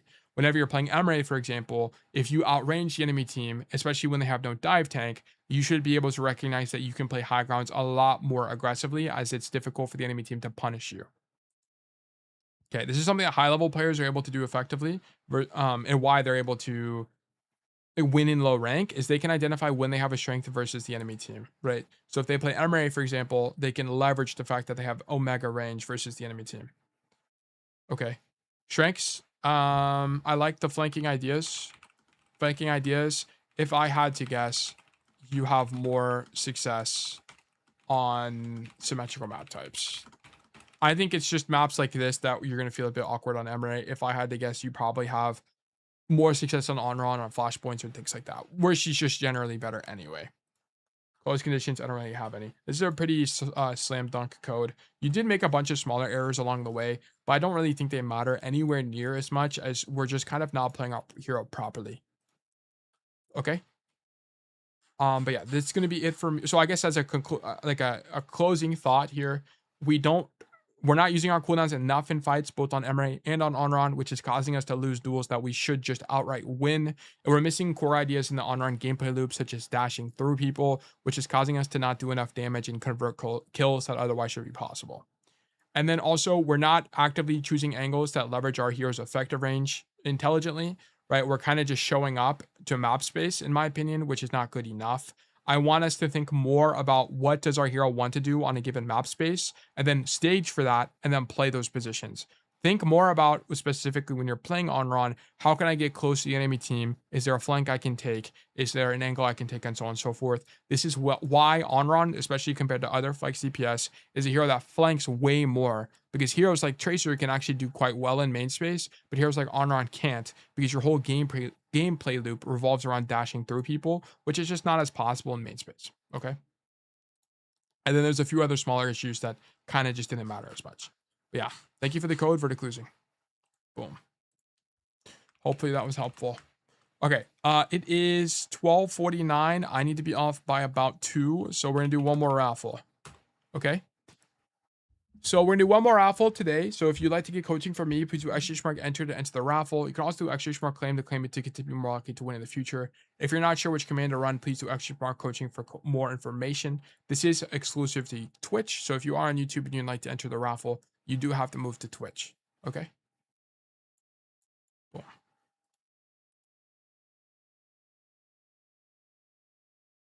Okay. Publish what's still tail. Let me grab this. Let me go to student notes this week. Let me get cold curve. Boom. Grab this. Here you go. And that was about an hour and a half. So it's like an hour, 15-ish interval. And then I'm going to put this here. Boom. So, I guess I'll put it in YouTube chat as well. I apologize. There are the notes if you guys want to reference them.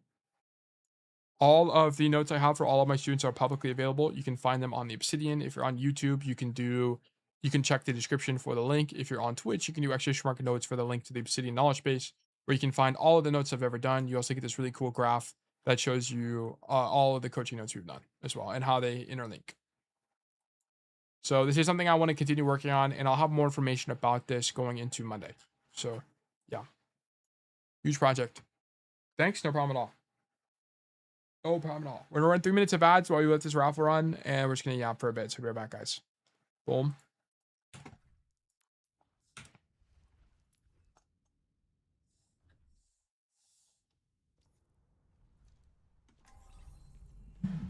Okay, but yeah, we're gonna do one more code today, and then I've got to head out. So a short stream today, short stream.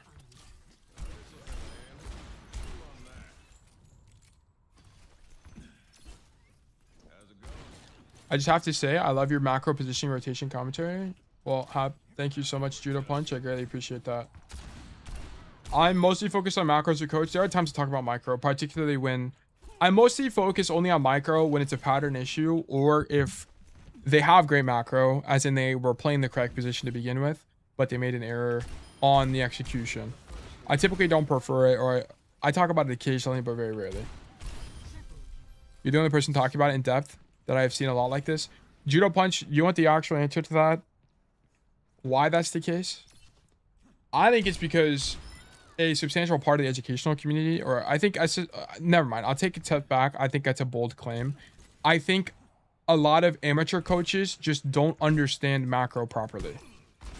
And also, I also think a lot of amateur coaches think that they have to, well, I would say, am I even an amateur coach? I don't even know. I don't even know at this point. I've been doing it for like a year now, I guess. So maybe I have more experience. Yeah. But I think the new coach, the inexperienced coach, spends too much time focused on minutia. The amount of times I'll watch someone coach Cassidy, for example, and they're like, yeah, you needed to be, your aim is bad here, and here's why your aim is bad. It's through the roof. The amount of people who spend a lot of time focusing on micro, such as aim, or obsess over why jumping is bad is just way too insane. Those are super surface level concepts that show to me that the coach doesn't really have a great understanding about what is actually genuinely valuable to a student. I also think part of the reason I can talk so much about macro in depth is because I'm not in calls with students. A lot of coaches emulate Spylo's coaching without actually understanding why Spylo coaches the way he does. And as a result, they kind of waste a bunch of time basically poking and prodding around with the student rather than relaying information and explaining why they work. What is a harder concept to grasp? Yeah, I don't blame them at all. I think, like, one thing I do encourage you guys to do is I encourage you guys to coach each other, because if you're community coaching, you're going to better be able to vocalize Overwatch macro and understand yourself how the game works. One thing that coaching has done for me is it's given me a lot of confidence in my understanding of the game, because I've been able to refine and enhance my understanding of Overwatch through the lens of you guys, essentially, right? So I feel way more confident in my approach. And that's why I think coaching, especially when you're trying to learn Overwatch, even though you're more inexperienced and you probably don't know everything, you at least have to think critically about how to communicate your ideas. And if you can communicate your ideas, typically you understand them.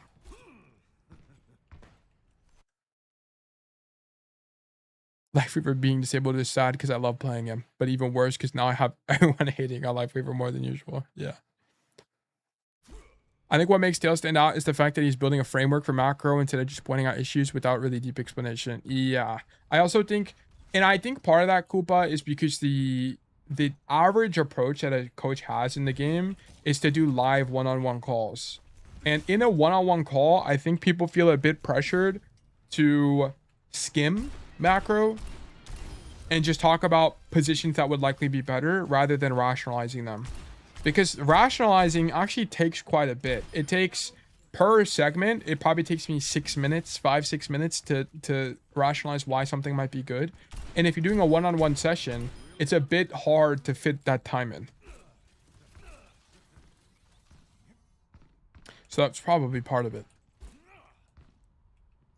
I have had my quick play MMR shoot through the roof because I'm playing with a top provider and a GM friend. My biggest issue in those lobbies is the rotations and a really advanced positioning. That said, you learn bad positioning really quickly in those lobbies. Yeah, you just get punished for more. You get punished for more. And I think learning good...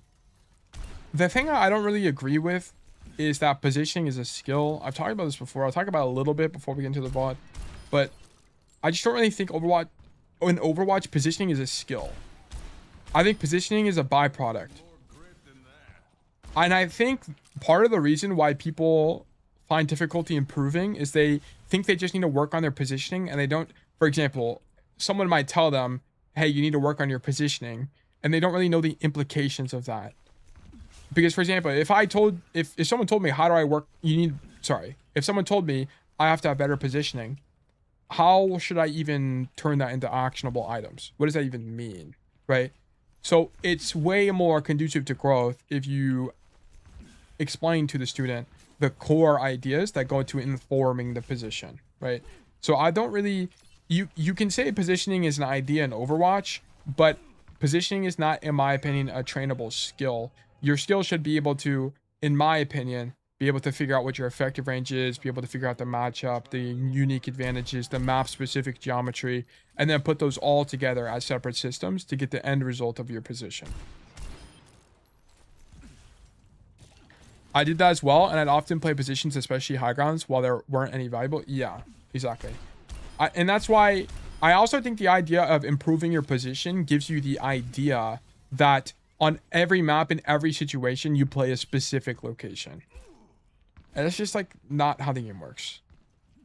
Because it doesn't help you identify when exceptions occur, when you can play super aggressively, when you should be playing super passively, how to identify advantages and disadvantages. There's a bunch of problems with that. That's why you appreciate your coaching. You're clarifying a lot of things I know but don't know. Yeah, for sure. There's an idea of a good position, some kind of abstraction. Yeah. I'm always worried my positioning is bad because I'm a tank and thus always get bailed out. The thing on tank is that whenever you have a bad position, okay, you're in a bad place, it just more often than not takes a different form, right? You don't die directly, but you need healing, you force your cooldowns and stuff like that, which is generally weak. So tank is a bit different because your feedback is frequently not dying.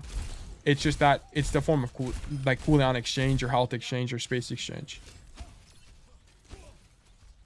I think teaches you out of position, like getting jumped instantly by 2 GM players or deleted as a tank of all things, let alone support. Yeah, you will learn a bit faster because you just get instant feedback. But I also think whenever you're in lobbies that are of higher elo range than yours, you will learn a way more defensive way of playing the game rather than an offensive idea.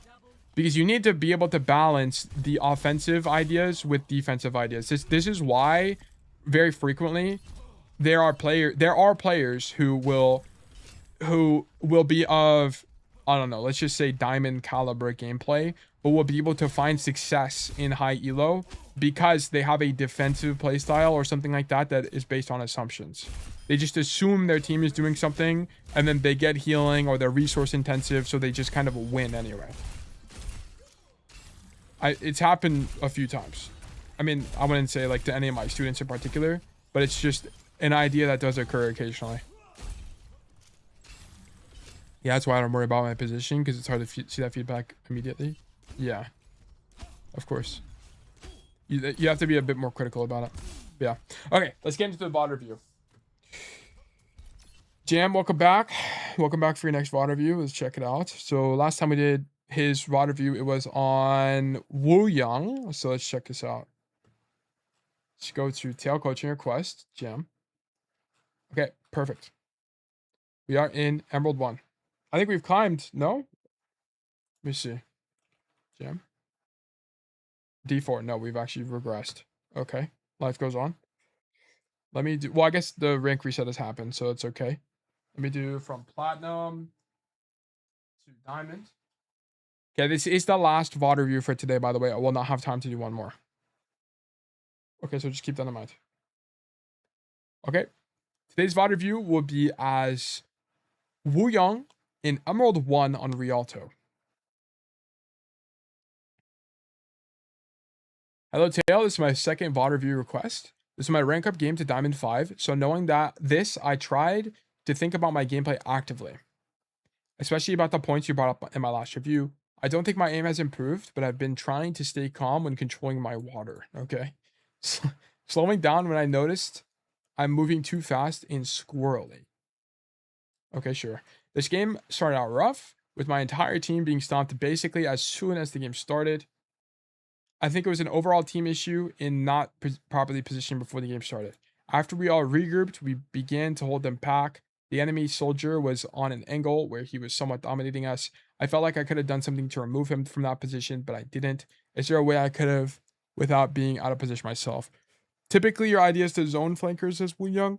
There will be sometimes you all in them when it's convenient for you, but a lot of the time you're too far away from them to be able to do anything anyway. So you'll just zone them off the angle. On attack, I got rolled off the bat by the soldier again. After I came back, I felt like I kept my tank alive well while all putting damage. But I felt I could have positioned better to have more impact damage-wise. Also, last fight, I whiffed my ult on my Ram and gave it to my Mei. I've done this before a lot and need to definitely improve on that. Well, your idea should be, it could be that you're in a position where it should have been easier for you to help your Ram. So we'll have to see. This is the common thing that happens, particularly with Ana players, where you'll nano targets that aren't your tank on accident just because you're in a position where there are like 10 people in front of you. So we'll have to investigate that. I know we still won, but it was honestly the soldier who carried us in the last fight. I want to know how I could have been the carry or helped my soldier even more. Thank you for reading. Hope you enjoy the code. Also, I ranked up to diamond. This is fantastic. This is fantastic. Congratulations. Okay, so we will check us out. Let me do, whoops, I accidentally almost closed my OBS. That would have been a nightmare. Let me go to the code. Reports. Put this in. What? Did this wipe? Did this wipe, Jim? Replay not found. Did you might have mistyped it. Hey, YouTube viewer, and wanted to ask you a question for a while now. When I want to improve something in my gameplay and actively focus on that, I see a lot of coaches recommended playing in a comp. Wouldn't it be better to practice in unranked? To be honest with you, I think you should practice in comp.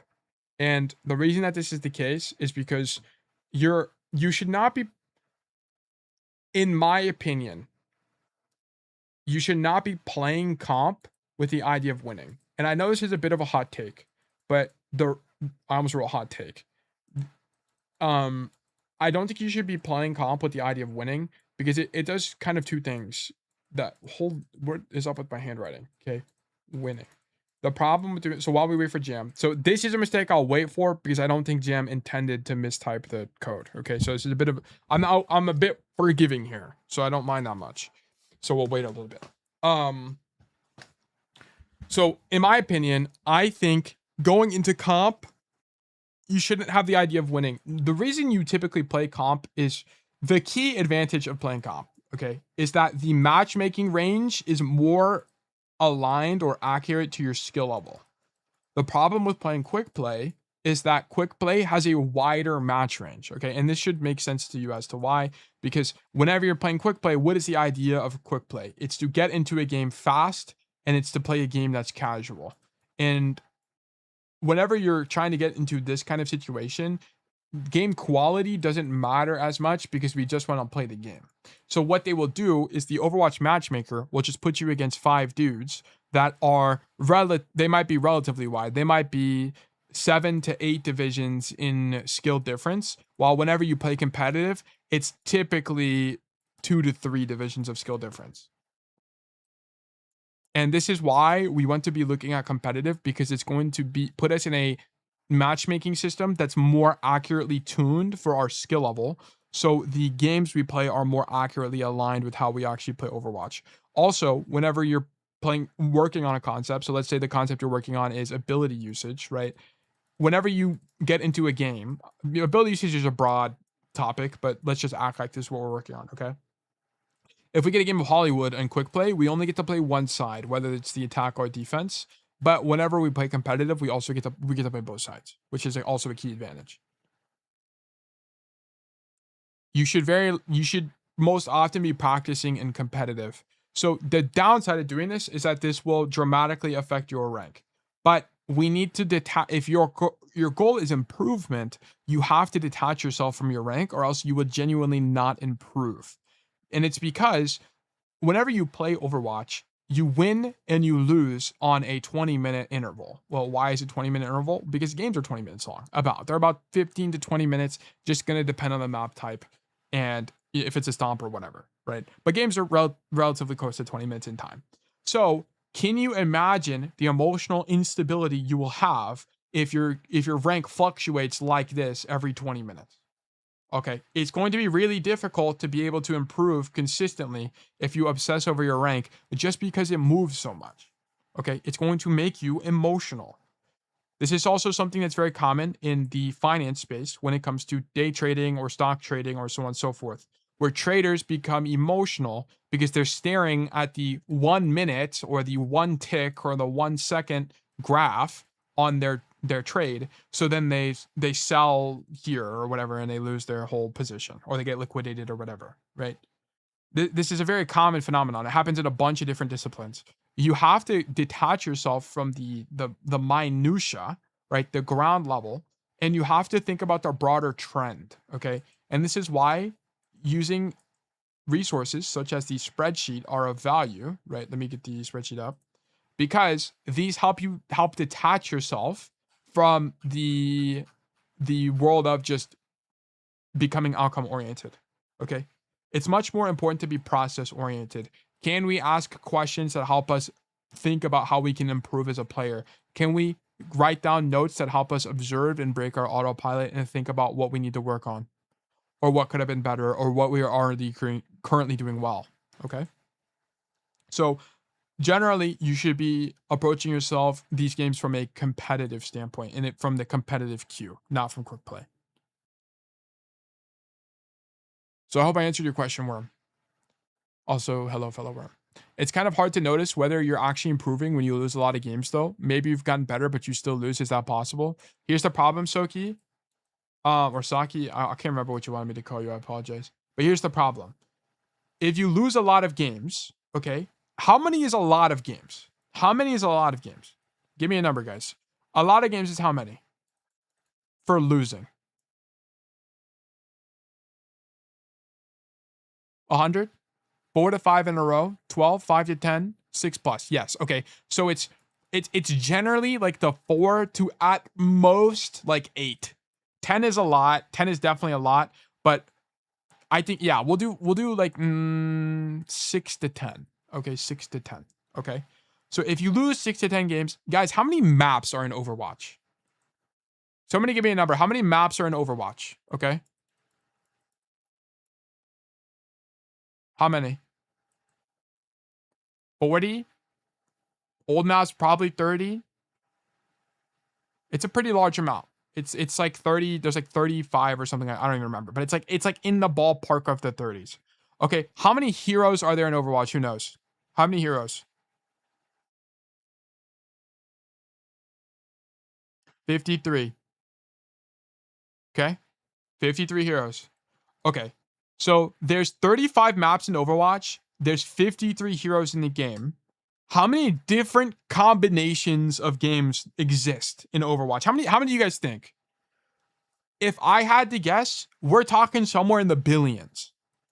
We're talking in the billions of potential games that exist. Yeah, we're in the billions for sure. There's no way we're not in the billions with this. So 6 to 10 losses in the billion potential games. Every situation is different. What are we sweating about? It happens. That's variance. Okay. For these 6 to 10 losses, it's actually pretty likely that you didn't even play the same map twice. Okay. It could have been that you played in the dive matchup 7 of those times and you just struggled against dive and you're still learning the game. That's fine. It could have been this day that you lost 6 games in a row that you only got 2 hours of sleep. Okay. No big deal. Don't worry about it.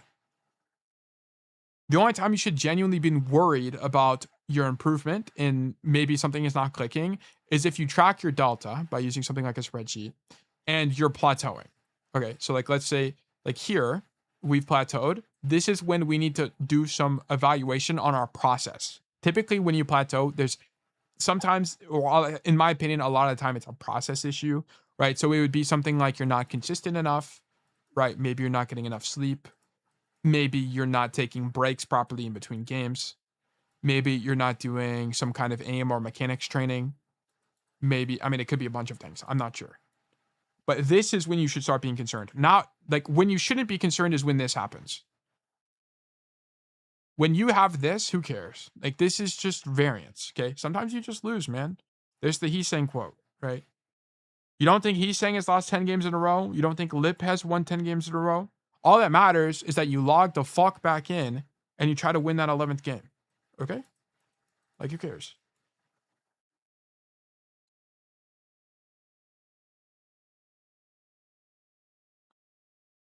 $4.5, what is that? Quadrillion combinations? Yeah. 4.5 quadrillion combinations a game. Okay, give yourself a little bit of flexibility in how in in variance. Like there's gonna be more. You can't obsess over every single loss ever. Yeah, but when you're trying to learn a concept, do you go into a game trying to only do that and just forget everything else or what? Okay, so Void, this is a common thing that comes up. People ask me this all the time. So people ask me, Tail, how do I improve at one thing? They say, well, let me actually rephrase it. They say, Tail, how do I get better at? I want to get better at cover usage. How do I get better at cover usage? And they say it in that tone as well. It's the exact same. It's 100% accurate. They should actually hire me to both voice actor, but that's beyond the point.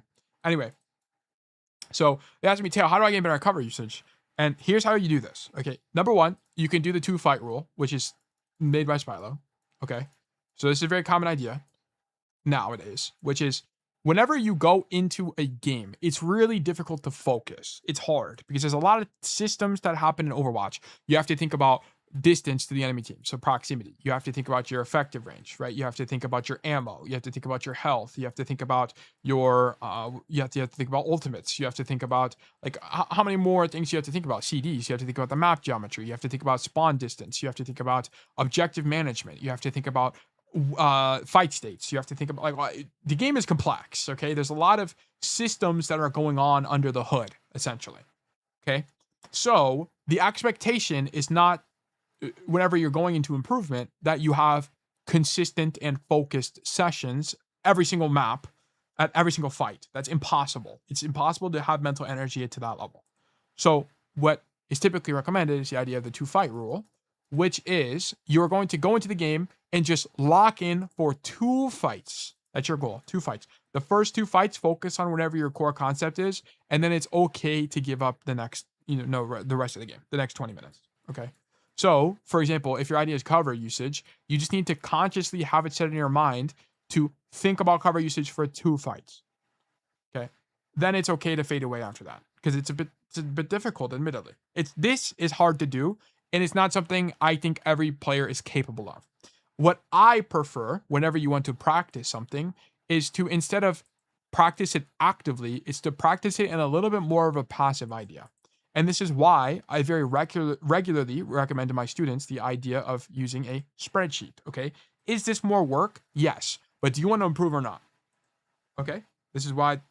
So in my opinion, one of the key ways to improve is to start tracking in a spreadsheet your games.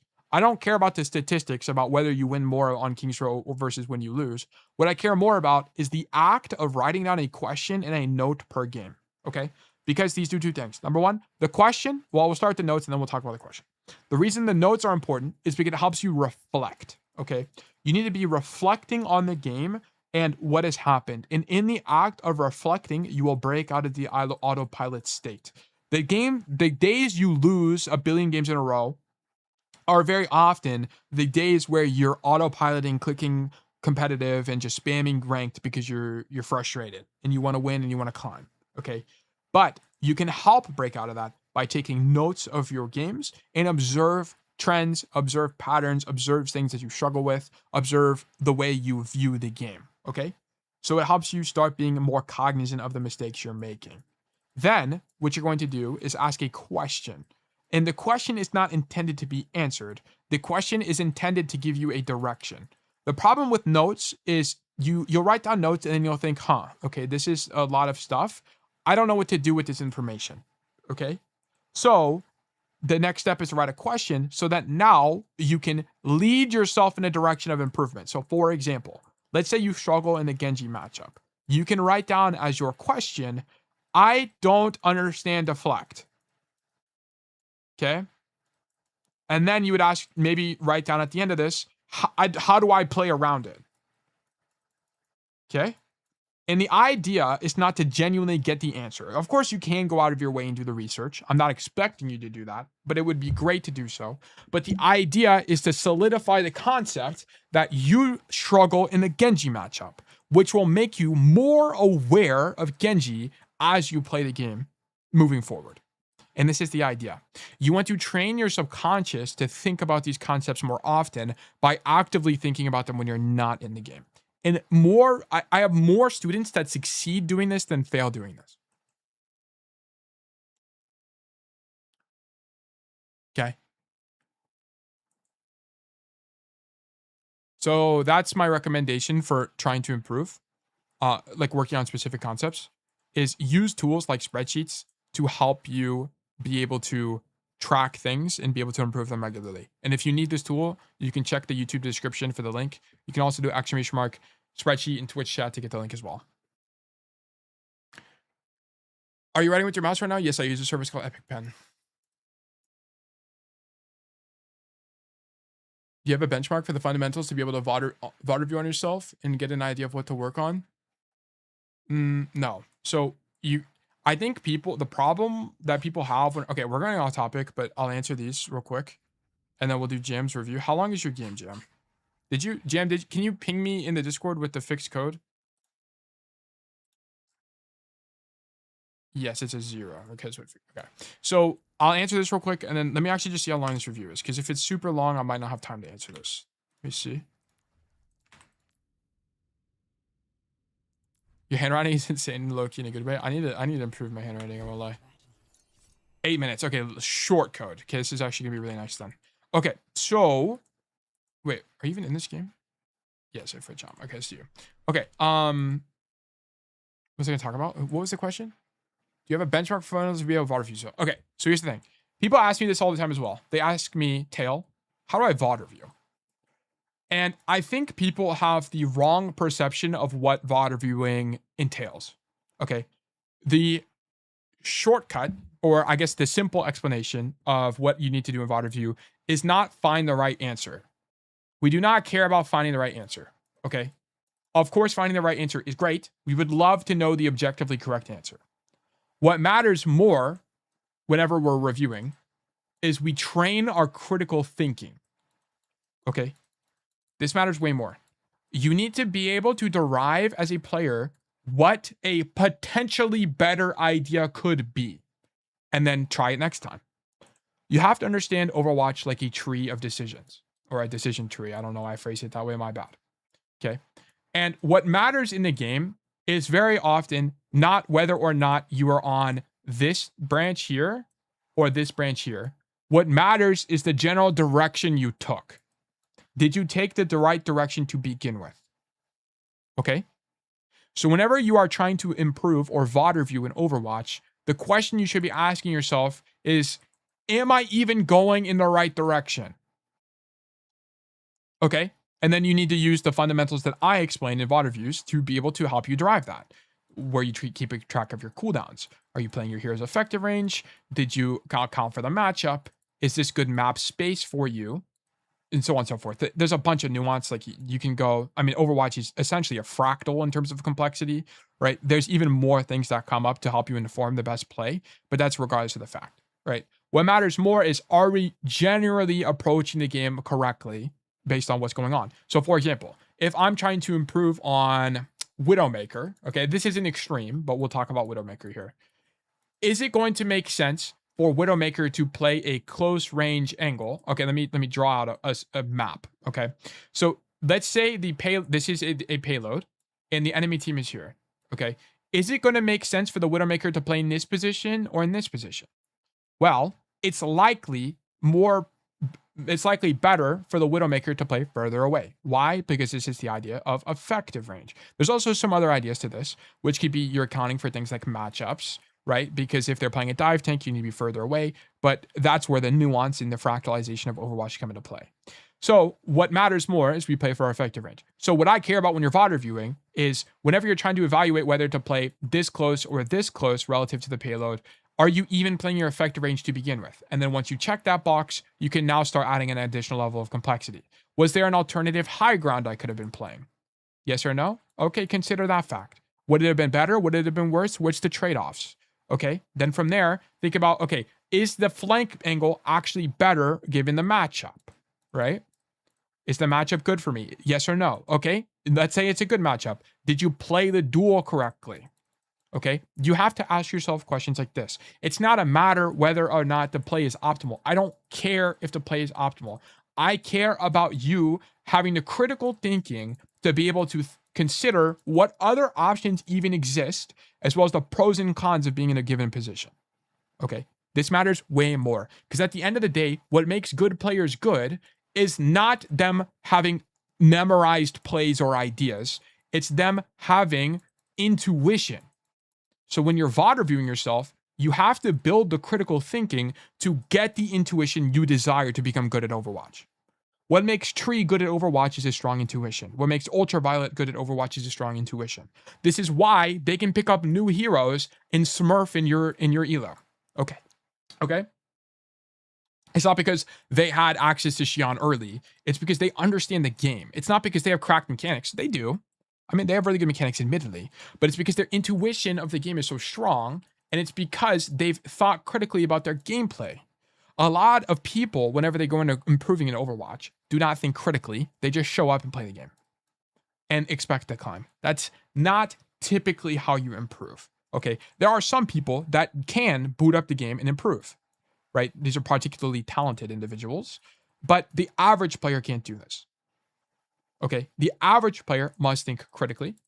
They must do VOD reviews, and they must try to improve that way. Okay, I hope that gives you more guidance. Whenever you're VOD reviewing, it doesn't matter, should you be thinking about cover usage? Should you be thinking about range? Should you be thinking about all of these things? Yes, but it's more importantly, you need to be thinking more critically about the aspects of the game and how they apply, because I can't give you a laundry list. If I give you a laundry list of things to think about, you would misinterpret this as, oh, I need to go in this order to think of this in terms of priority, and then I need to, yada, yada, yada. I need you to just boot up the VOD review and think about, was there something else? What other timelines existed? Where else on the tree could I have navigated? Okay. I hope this was helpful. W advice, thank you. I'm in a Discord call with my duo, like we start at the bottom of the letters. It's iconic. Yeah. I would love that for you. Have you thought about doing a bit more specific game notes? I've seen the Wizard Chong spreadsheet and he does like rating of concepts. No, I don't. That doesn't matter to me, because I care more about the improvement intention, not the actual, like, are you executing cover usage well? I think that's useful for some players, and I don't discount that method, but I'm not a fan of that personally, and I would not recommend that.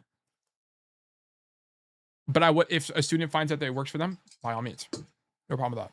The experience I made with coaching is that on a certain level, you are not able to recognize what mistakes you're actually making, and a good coach will teach you what questions you need to ask yourself to see a situation differently than next time. And like when I water myself, it's, oh, I died here. I shouldn't have died here, but I wouldn't know what really about it. Yes, exactly. You don't know what you don't know, which is why whenever you boot up a VOD review, just think to yourself as Onron, is it better to go main space or left? I don't know. I think probably going left makes some sense. I don't know why it wouldn't be bad. And then you would just try it next time. And this is why, this is the idea of like limit testing. Okay, this is a bit of a different interpretation of the limit testing idea, but this is more of just like a quote unquote testing idea. But anyway, whatever. It doesn't really matter what term we use here. More, you just need to come this way next time and try it. You guys have to understand that pros have failed more times than you have even tried. Okay? You have to go here and try it. Figure out why it works or why it doesn't work. And then go back in the VOD and think, oh, I died here. I couldn't help my team because they were all in main. So it's probably bad because maybe I'm too isolated. Or maybe it's like, oh, this play was actually pretty good. I just lost the duel to the Wu Young. I need to think about how to play the Wu Young matchup better. Okay. So this is how you VOD. This is how you improve. That will help you way more. Okay. Okay. Let's get into the VOD. I'm sorry for the tangent. Like 20-minute tangent. Losing duel is just skill issue? Sometimes it is. Yeah. Sometimes it genuinely is. We are player 3. I don't know why I I stuttered there. That was so weird. Okay. No, that's R, not left click. Okay. Now I need player 3 to be F. Okay.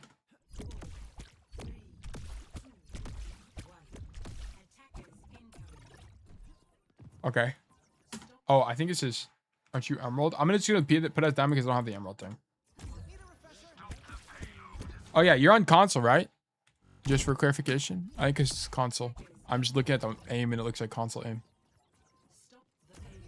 Yeah. Yeah, I'm on console. Okay, I see.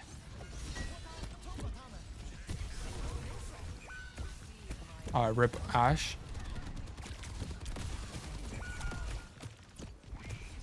Okay. You just leave here? You should left hit out to leave. Yeah, okay. Okay, so the problem with this fight is, number one, yes, your team staging was poor. Your soldier overextended and died. The only thing I want to point out about this, here we should have waited a bit earlier. Whatever, life goes on. But I want to point out, because you didn't, you have to understand the idea of opportunity cost. Because you wave here, you know what, maybe you shouldn't even wave here. Because here's the thing, because you, I keep saying here's the thing, I need to stop doing that. Whenever you wave here, you incur opportunity cost, which means that you're no longer to use a wave in a different location. So you can't use wave here, for example, which is exactly when you need it. You need it to help these guys. Where's your ally support? Thank you to your AFK. But yeah, you're actually just 4v5 this fight, so it's not the end of the world in terms of improvement, right? This guy overextended, your Moira's AFK. This fight's just lost. But I want to point out that whenever you use wave in a situation like this, it means you can't wave somewhere else. And I think a better Wu Young doesn't wave here because he is not under direct threat. So it actually is of higher value to you to just shoot the guy. I really wanted a wave right there too. Yeah. Yeah. Okay. No wave. Okay, let's open up a new note. This is going to be Ifrit Jump. And then I need Wu Young on Realtor. On Diamond. Boom. And then we're going to do, whoops. We're going to insert the template. Student nodes template. Perfect. We're going to do this. Boom. P1. Wave usage. Here. We are not under direct threat from this enemy vendetta. So we should not be using wave here. Just shoot her and left shift out of this angle instead of using your wave. You must understand that when you use wave, you incur opportunity cost, which means that you are no longer able to use it in the next best alternative option. So we're not able to wave our team in main, which causes them to die.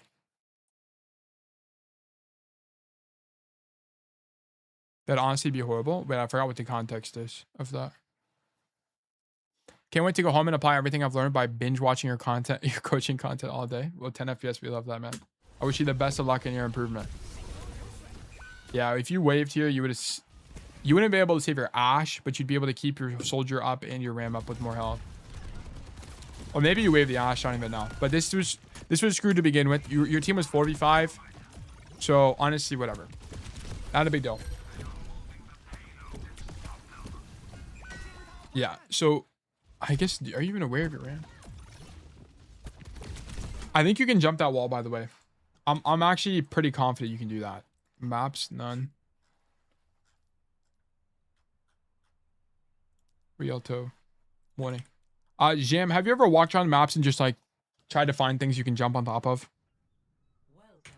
I'm pretty sure you can jump over this wall.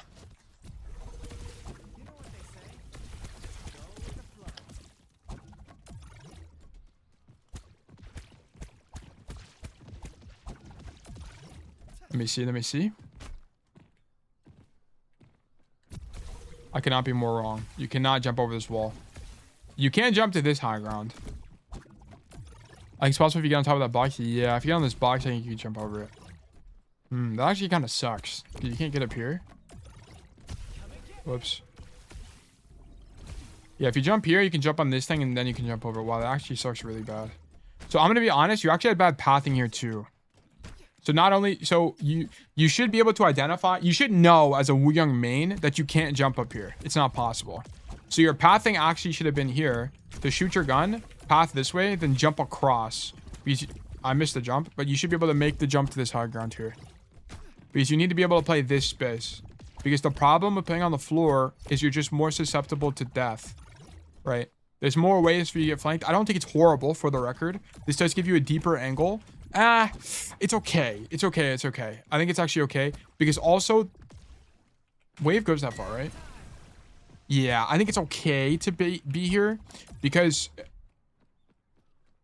from here, you can see many things, right? The problem with being tucked to the angle is it's harder to see more space. Like, you can't contest this door. The advantage of being on the floor here, yeah, you definitely play here. I'm actually just wrong. You don't play on this high ground. That's just misspeak from me. You actually need to play on the floor here. It's very common on heroes like Kiriko, because what you're going to do is you can spam main space, and then you can zone the door as well. This is the key advantage. I don't use the high ground enough. I think it's actually weak. I think the low ground is actually better. Because, I'll show you, right?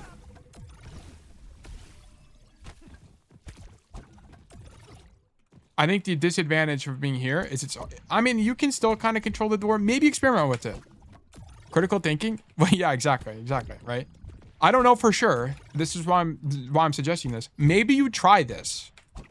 Maybe it could be good. I don't know. I actually don't know. Because I can see it being good for Wooyoung because you can wave from high, right? You can do a waterfall kind of idea. Very cool example of you going through the tree here. Yeah, exactly. This is exactly what you should be thinking about, right? Like, are there things you can do? Try it. Go in a custom game. Boot it up. Jump on stuff. Figure it out. Because I don't know everything. I'm learning with you guys on some of these heroes. Okay? It's just I have a billion reps doing this, right? So I can probably derive the right answer more often than you guys can because I just have a better understanding of the game. Okay? Like, you guys might not think about stuff like denying the door. So you might try this angle and then realize that you're losing because you're not denying the door. Okay? So then you would get the knowledge you need to figure it out. Okay? It depends on the situation. Yeah. I'm not going to make a note of this. Actually, I will make a note of this. Actually, where do you play? Yeah, I'm not going to make a note of this fight, to be honest. It's just kind of a bit unfair because you're 45 anyway. So whatever even if you played optimally here, you still lose. Even if EUV was here, you still lost this fight. That's aura. Okay.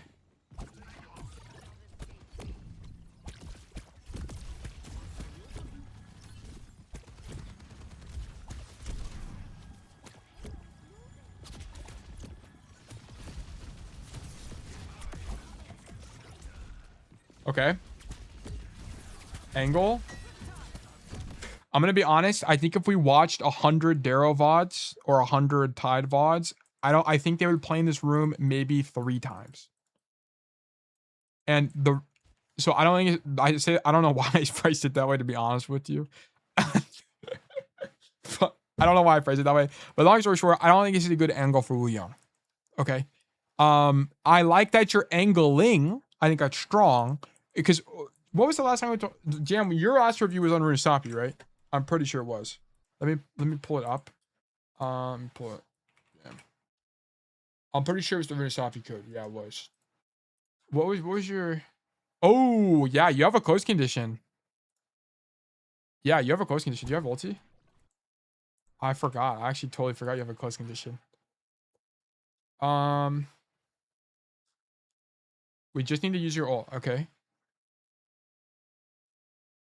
Must be more intentional with our primary fire. You are throwing it sometimes. You need to think more about spamming people out. Okay. You should use our ult. We are kind of completely missing that lane control idea of when okay, this was going to mention.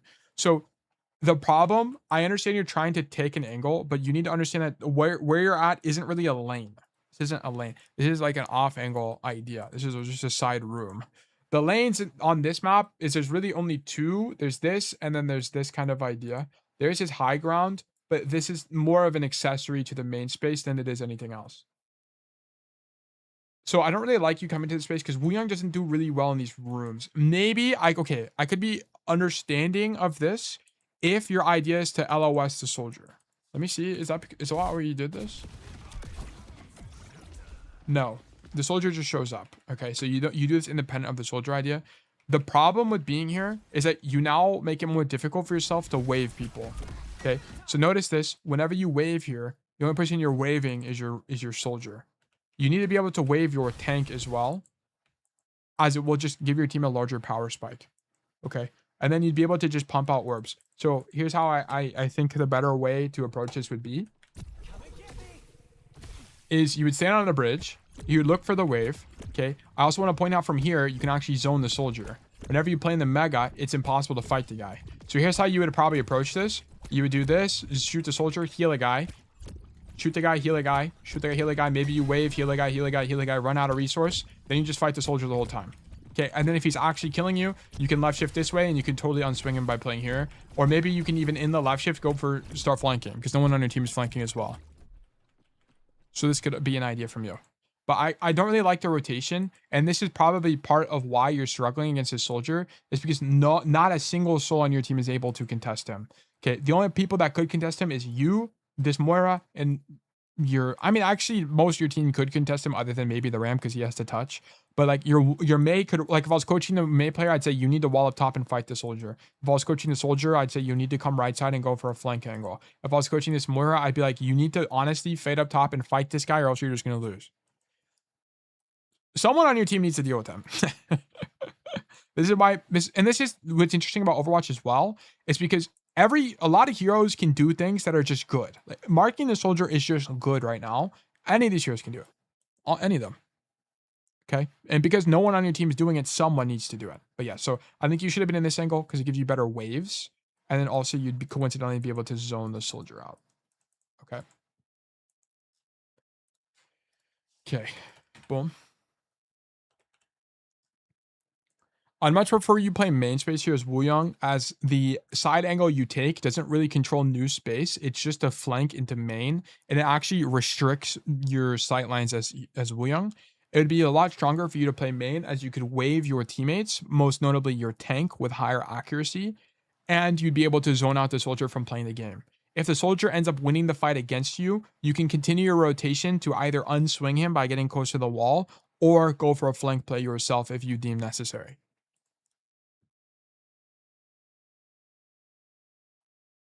Wooyoung with 2 O's. Wooyoung. Okay, I forgot to write P1 here. P1. Angle selection. Don't like the angle. Oh, this is P2 actually. Boom. Okay, let's continue. My barber tail giving good waves. All I do is give fresh cuts. Yeah. I want to point out that a single orb. Watch this. He eats an icicle and an orb. Never mind. He stays here. He actually gets turbo greedy. Never mind. I thought he unswung. Super greedy player from the soldier.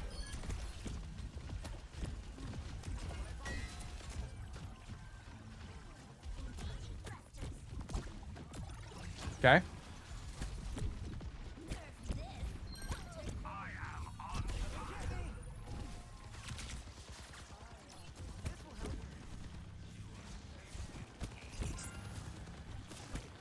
Okay, spam main space. I don't really like your spacing here. I don't really think there's a lot of incentive as Wooyoung to be this close, right? Just play back here, right? I think, you know what? We did talk about advanced positioning. The advanced position that translated from the Runesapi code would be here, by the way. You know how in the Runesapi code, Darrow played in an advanced position and he spammed the walk up, or he denied space? The equivalent would be here. Because here's what you would do. You would come to this position and you'd spam the walk up like this. And then you'd left shift out, and then you'd go and play back here. So then you could wave your team, and then you're also far enough away where you probably won't need left shift anymore. The only time you would need left shift is if you're getting flanked from the high ground or something.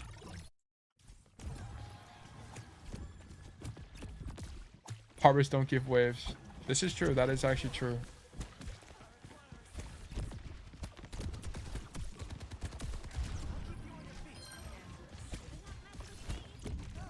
Okay. Love this matching intentions with your tank. Commend you for this. This is great. Is this a great position to be in as Wooyoung? It's actually pretty good, but contextually, it's good because your RAM is pushing forward, right? Love that ult. How long before you got your ulti? Love this. Huge improvement from last time because we basically never ultied last time, so this is fantastic. Love that you're using your ultimate. Just ulti people. It's broken.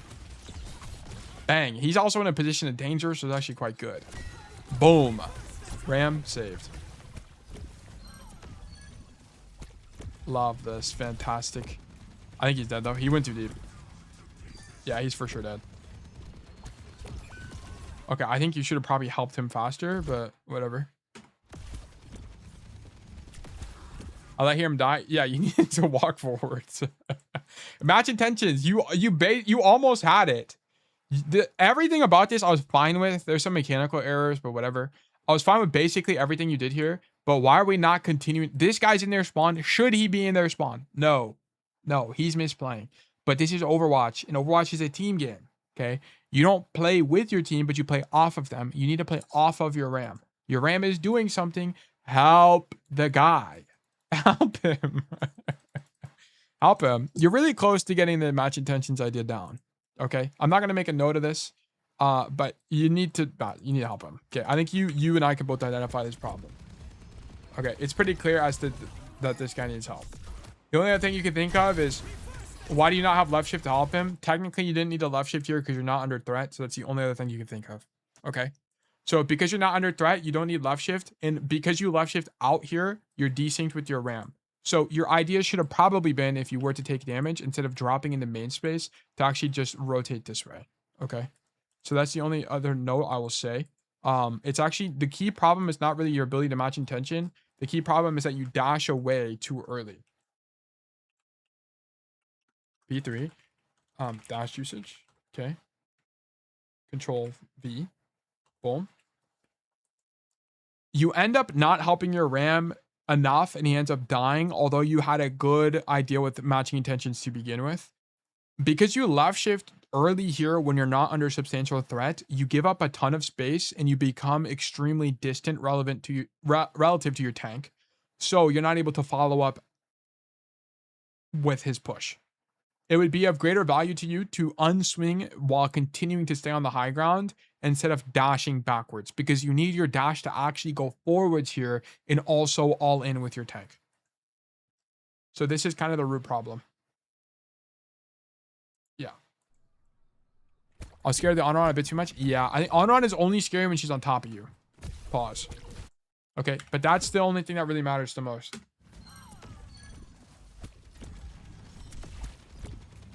Cannon behavior. He needed help, but I think he deserved that. Yeah, I mean, but you could have helped him. I mean, if we just had slightly better CD usage, we could have maybe fixed this.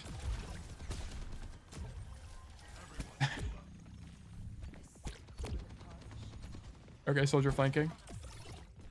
So you need to identify your RAM is dead and leave. Yeah, okay, so there's a mistake.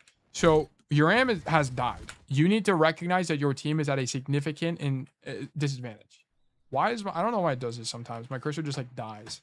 Okay, so the enemy team is working this bridge space, which as Wooyoung, you're really good at zoning, coincidentally, because you have undodgeable orbs here. You should be here spamming them, which is what you end up doing, to be fair. but you do it from this position. Where you need to be doing it from is from here. Why? Why is this the case? This is the case because your ram is dead. Your team is not going to be able to hold space effectively, right? So if the enemy team pushes you like this, you can't do anything. And if the enemy team is pushing this space, do we really want to be on this side of the map where we have to cross the open relative to them? Or would we rather be on this side of the map where we can stay tucked to cover and have this corner we can work with? I think it's pretty apparent that option 2 is stronger, okay? So instead of continuing to play in this position, you need to back up even more. And as Wu Young, your idea should be to position defensively. So either play in this position, you could be playing all the way back here, you could be playing here. I kind of don't care what position you choose. I just need some level of defensive idea from you because right now we're playing way too pushed up. I know the enemy team still has to walk forward, but Ram is a slow tank. The only way I'd be acceptable of a more aggressive posture here is if your tank was something like Ball or Doomfist, which is just fast. But now we have neither of those tanks. Okay. So I'm not a big fan of our approach. Okay. P4. Angle selection when in losing situation. Your ram died early this fight, so it's important that you choose an angle of which will allow you to kite out of the position easily without having to rotate through dangerous space. Instead of playing in the position you're at now, where you end up poking the enemy team on the walk up, I'd much prefer you play way wider relative to them, aka on the other side of the map, so that way you have a cover to rotate away. Okay, it's safer pathing. It's not going to force your CDs. Because I can leave you, yeah. I don't like this from you. I like the spam, but you need to do it from the other side. You should have crossed, whenever you saw that they weren't pushed up yet, right, before the Orisa crossed, you should cross then to make sure you didn't die. Or now you should left shift across to minimize the chance of you dying, right? So this is a very common idea in Overwatch, which is whenever it's a dangerous choke you have to cross, you'll use your movement mobility to get across. And the idea of doing that is to mitigate the chance of you dying, right? Are you more likely to die doing this? Or are you more likely to die doing this? I mean, it should be pretty obvious to you that the second option is better, right? And this is why when you watch pro players, very frequently when there's a contested choke or a door frame or a hallway or whatever they need to cross, they'll use their mobility CD to cross it safely. And this is also why using your left shift randomly is really bad, because you need to have your left shift to do stuff like this, okay? So if you just spam your left shift off cooldown, you won't be able to do that very frequently.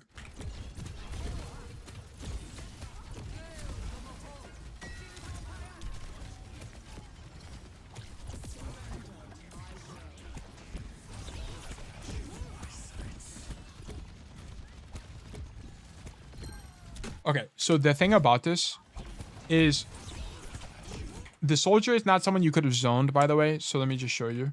So look at the spectator overlay. You are in main space, as you probably should be on Wu Yong. The only way you could have zoned the soldier is if you were staged on the flank to begin with. And this is what you should do in VOD review, by the way. So you'd VOD review here and you say, we died to the soldier player. How can I stop this from happening? You would have had to say, okay, this is map space that is not kind of unreasonable for Wu Young to play in. Is there a way I could have otherwise stopped him to be in this rotation? And the answer to that would be you would have needed to be here. That way you could have either fought him on your own and stopped him from taking the space to begin with, or you could have outvalued him by shooting backline. Because I also want to point something out about your formation, which is no one on your team is angling. Soldier is in main space, Mei's in main space, Ram's in main space, so is your Moira. Every single player here can be condensed to a box on point, basically. You could identify that because no one on your team is flanking, maybe it could be valuable for you to do so. The exchange is that you're no longer able to use wave on your tank. You can't heal your team in main space, so you don't have that kind of defensive idea. So you have to weigh the pros and cons. Is it worth it to go for the flank angle, to stage on the flank angle and shoot backline instead? Maybe. I don't know. You'll have to try it.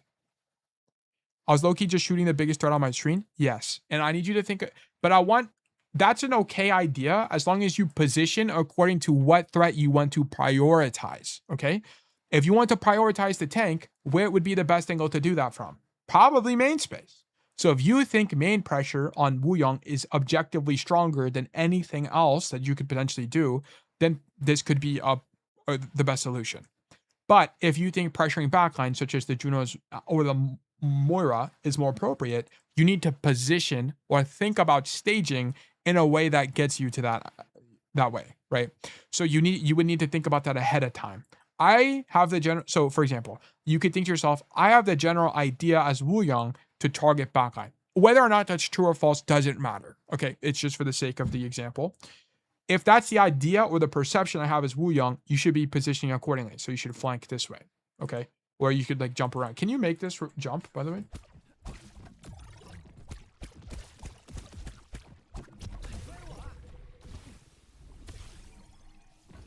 Oh, I think you can make it here, maybe.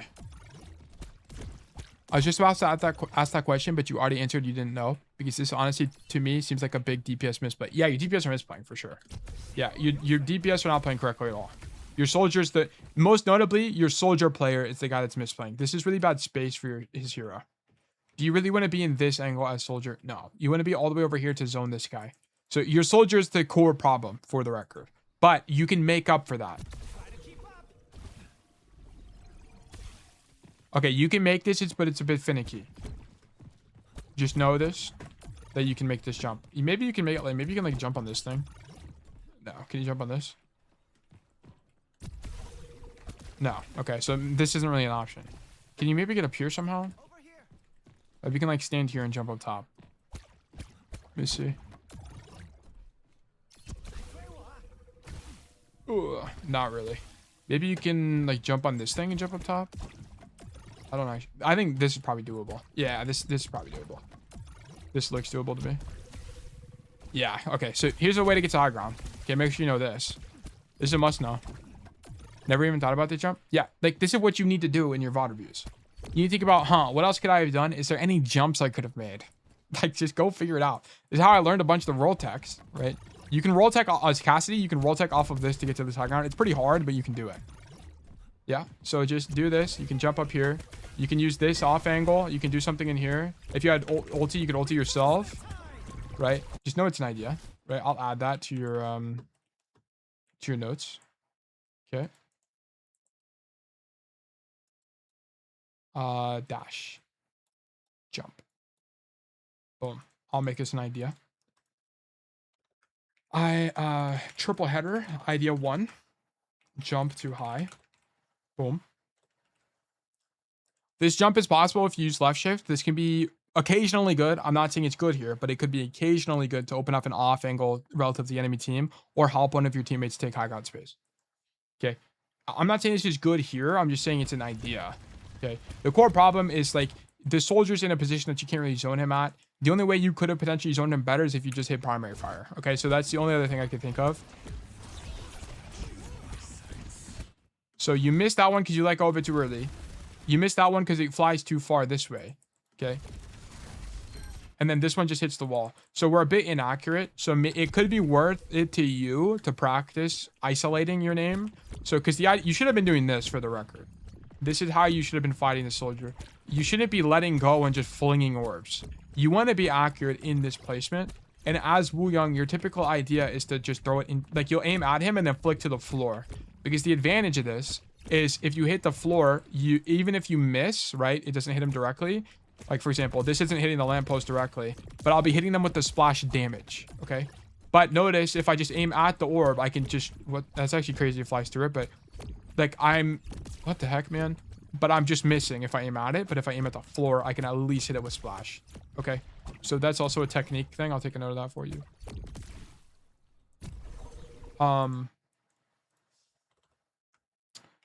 P5. Aim technique. Boom. General idea on Wu Yang is to aim at the floor when you're aiming at a specific person, as what will end up happening is you'll hit them with the splash damage. I also don't want to say aim at the floor. Is to flick to the floor.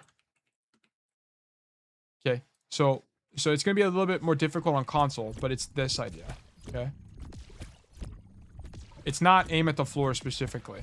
Okay, because there's a lot of margin of error, like you can hit the floor too early, which makes it a lot harder. Okay, let's keep going.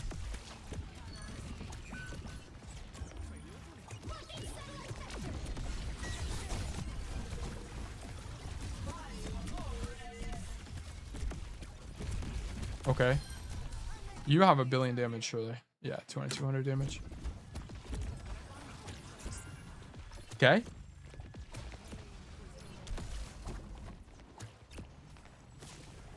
Orb from downtown. Ooh. Okay, matching intentions with your ram. He's a bit far, so you rule that it's too far for you to do anything.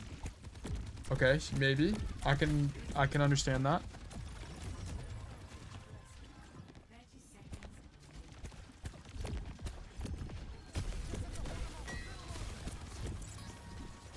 I don't mind this. I think it's actually quite good. I like that you play up here. I like that you identified that the Onron is a losing matchup. So you don't commit to it too hard. You leave early. This is also a good comp for you to do this because they're not playing a dive tank, right? They're not playing a tank. They're not playing a hero in the game that can capitalize on the fact that you don't have your left shift. Okay, that's the most important part. They don't have a way to punish this. So you can get away with it. I don't mind it. Okay. Could we have had a better wave here? Let me see. Sorry.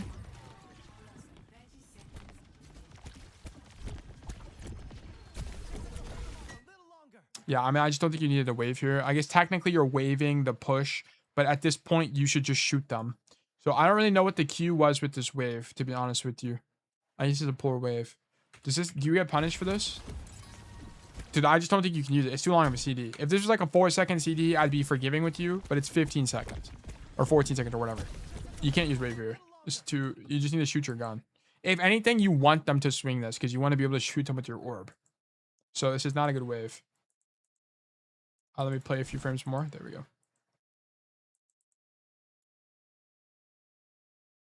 Let me just, whoops. I did not mean to wipe it. We do blue. And then if anything, you want them to swing. Okay. Boom. P6. Wave usage. I think we're having wave problems mostly. You have mostly micro errors so far. Nothing like macro oriented. I think your macro is quite good.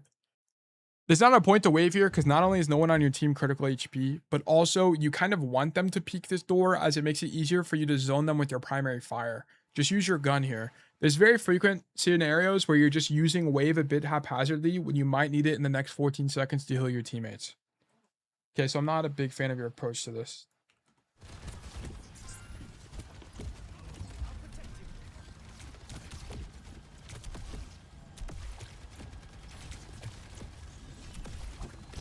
The only thing about this, I think you can get away with it into this team comp. But I don't really prefer this pathing that much. I'd actually kind of prefer you play a bit more passively. But then you don't have this rotation option. It's okay. It's okay.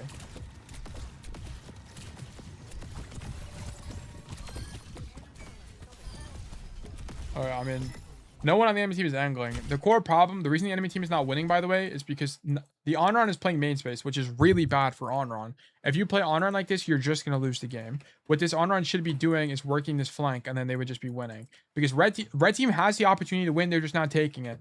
No one on blue is contesting high ground. Okay, this is just a free win for red team, but no one is here. If you put any higher level hero player here, they just win the game because they'd be able to use this empty space. Okay, so red team is greatly misplaying here, and we're able to capitalize off of that. Also, have you used your ulti? You just got it. Yeah, I want to see you ulti this fight. This last 10 seconds of the game. Just ulti some guy now. Just ulti them now. Okay, it's a bit acceptable because it's the end, but yeah. Okay, cool. Okay, we have not broken the close condition, which is great. Fantastic. I mean, honestly, you're playing pretty well. I think there's a reason you're winning, right? You haven't, I wouldn't say you've thrown the game in any way, shape, or form. I don't think you've really you've made some mistakes, but you're also getting a bit lucky because the enemy team isn't playing positions that are going to punish you. And also, they're not egregiously bad. They're not super bad.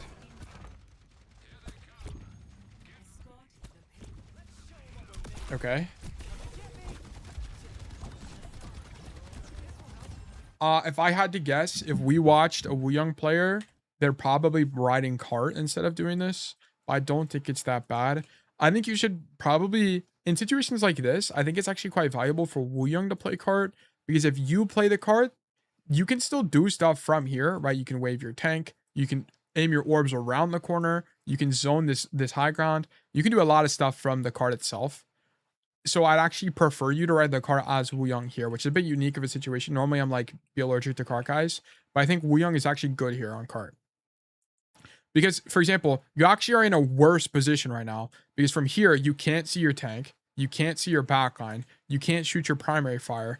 There are people both behind you and in front of you at the same time. It's really difficult to play the game. If you're going to be in any of these high grounds, it'd be this one because at least from here, right, you'd be able to see the enemy team and your team on this in the same screen. Okay, and I'll just demonstrate this process. It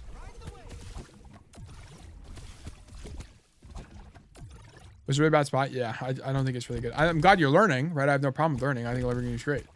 Love that from you. But I just want to point out the dynamic here. Notice that if I'm in this position, the enemy team is directly in front of me and my team is right here through the wall. Okay. From here, my team is right here and the enemy team is behind me. So I can't see, I don't have information. So this is not an information maxing position, basically. You just lose options. Do you stay here for very long? I imagine you rotate because you probably feel that it's quite bad. Oh, you go for this spam angle. Oh, which gets you flanked by the soldier. You getting flanked by the soldier is sheer coincidence, by the way. I wouldn't worry about that because to be honest, this is a pretty bad soldier play too. The problem with the soldier play is number one, he should be on this high ground because the blue team can just take this space and red team, blue team, if you come this way, soldier, you're in poor effective range. Kaizen, thank you for the follow. Welcome to Bug Nation. Welcome. So I'm not a big fan of this pathing from the soldier. I don't really think it makes much sense. He just kills you randomly. So don't worry about the soldier death. What matters more is you're not choosing an angle that gives you good vision. This is a very good common idea on support, which is you want to be able to see as much stuff as humanly possible, right? You want to be able to see your whole team and you want to be able to see the enemy team so you can make the most informed decision possible. Okay. So I'm not a big fan of this. Boom. So this is, I'm going to be honest, it's probably like the first core macro mistake you made. This is just poor angle selection and it gets you killed. I also want to point out, coincidentally, you'd be able to see the soldier as he peeked. I'm here, or honestly, riding cart is probably stronger. Go here. Bruh. P7. Angle selection again. I don't really know. This is like info maxing,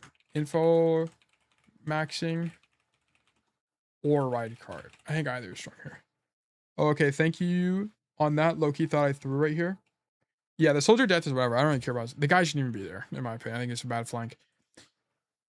I don't think you should be on this red high ground here, as whenever you play this space, the enemy team is behind you and your allied team is in front of you. So it's really difficult to have complete information about the fight state.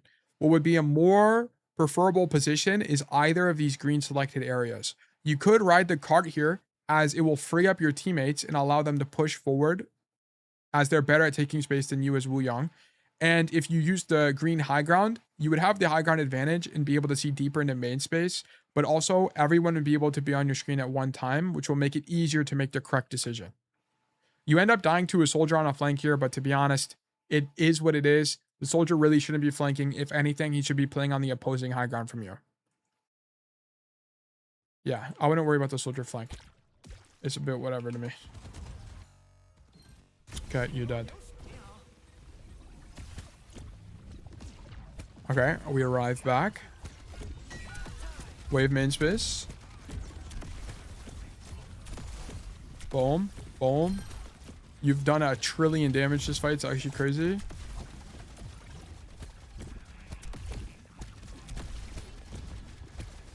This is a situation, I want to point out, this is a situation where just spamming the orbs are fine. Because you're not really spamming people here, you're spamming an angle. So this is fine, okay? This is spamming space. I like this. No big deal with this. Okay, just throw them like this. Let's say there's a soldier on this high ground. I want you to aim at the soldier, okay? And then try to hit the floor. Let's say there's a soldier here. I want you to aim at the soldier and shoot him. But whenever you're spamming main space, fine. Just throw him out. No big deal. So this is fine.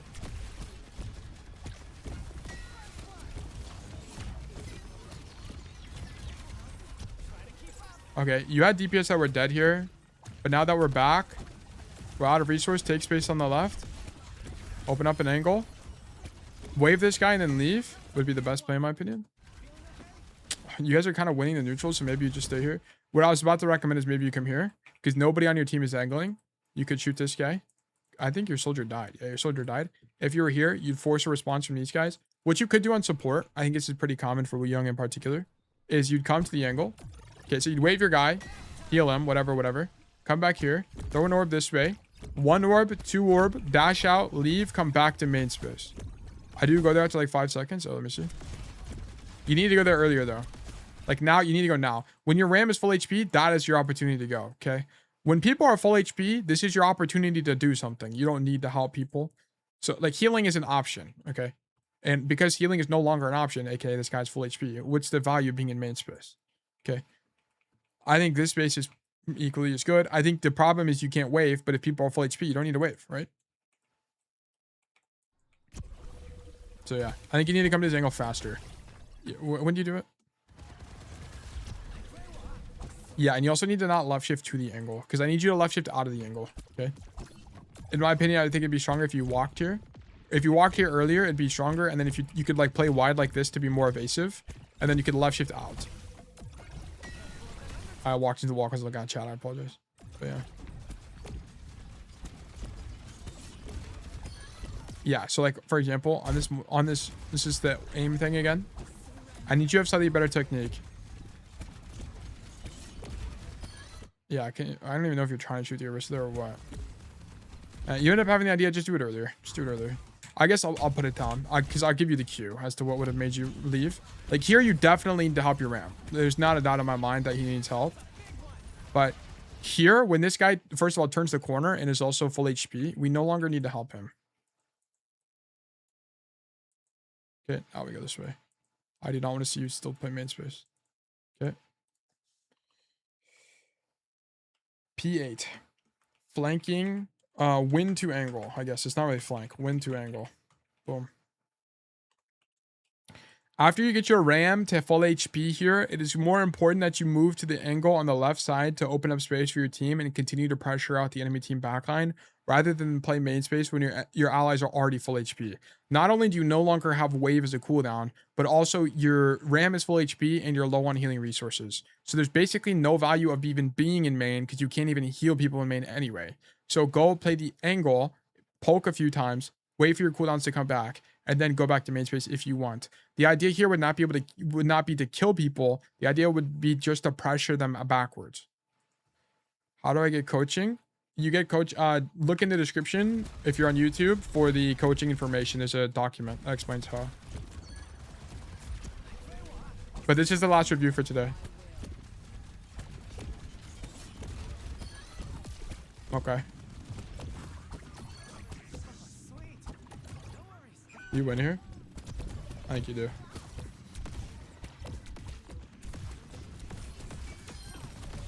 Ulti. This ulti's whatever. Yeah, I can very clearly tell that you're trying to ulti the guy. No big deal. Probably an unneeded live shift, but whatever.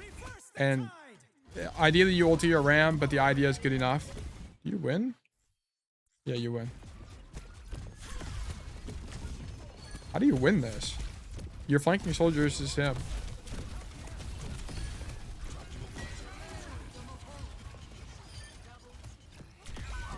Okay.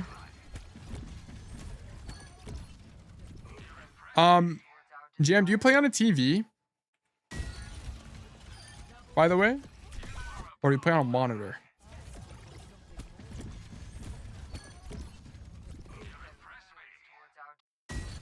I don't know how to explain it, but this is like giving TV vibes. I play on a TV. Yeah. I think... you know what? You probably play on a 60 hertz TV, which probably makes this a lot harder to aim.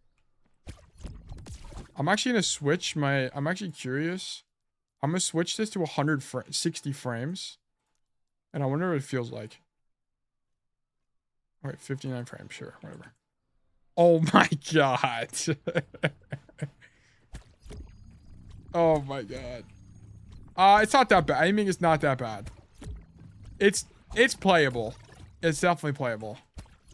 But oh my gosh, is it throwing me out? Does it look it's not gonna look different for you guys. It feels way different for me. It feels like, I don't even know, man. I feel like I've regressed 20 years of technology. My Xbox starts at like 30 to 40. Wait, what? Really? 30 to 40 frames? Let's say... Oh my goodness. Let me use a controller as well. Let me emulate Jam here. Hold on, let me find it. Where's my controller at? Where's my controller? Is it back here?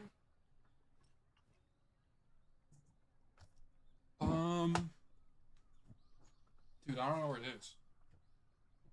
Oh, I found it. Alright, give me a second. Hold on. Okay. Wait, I gotta untangle it.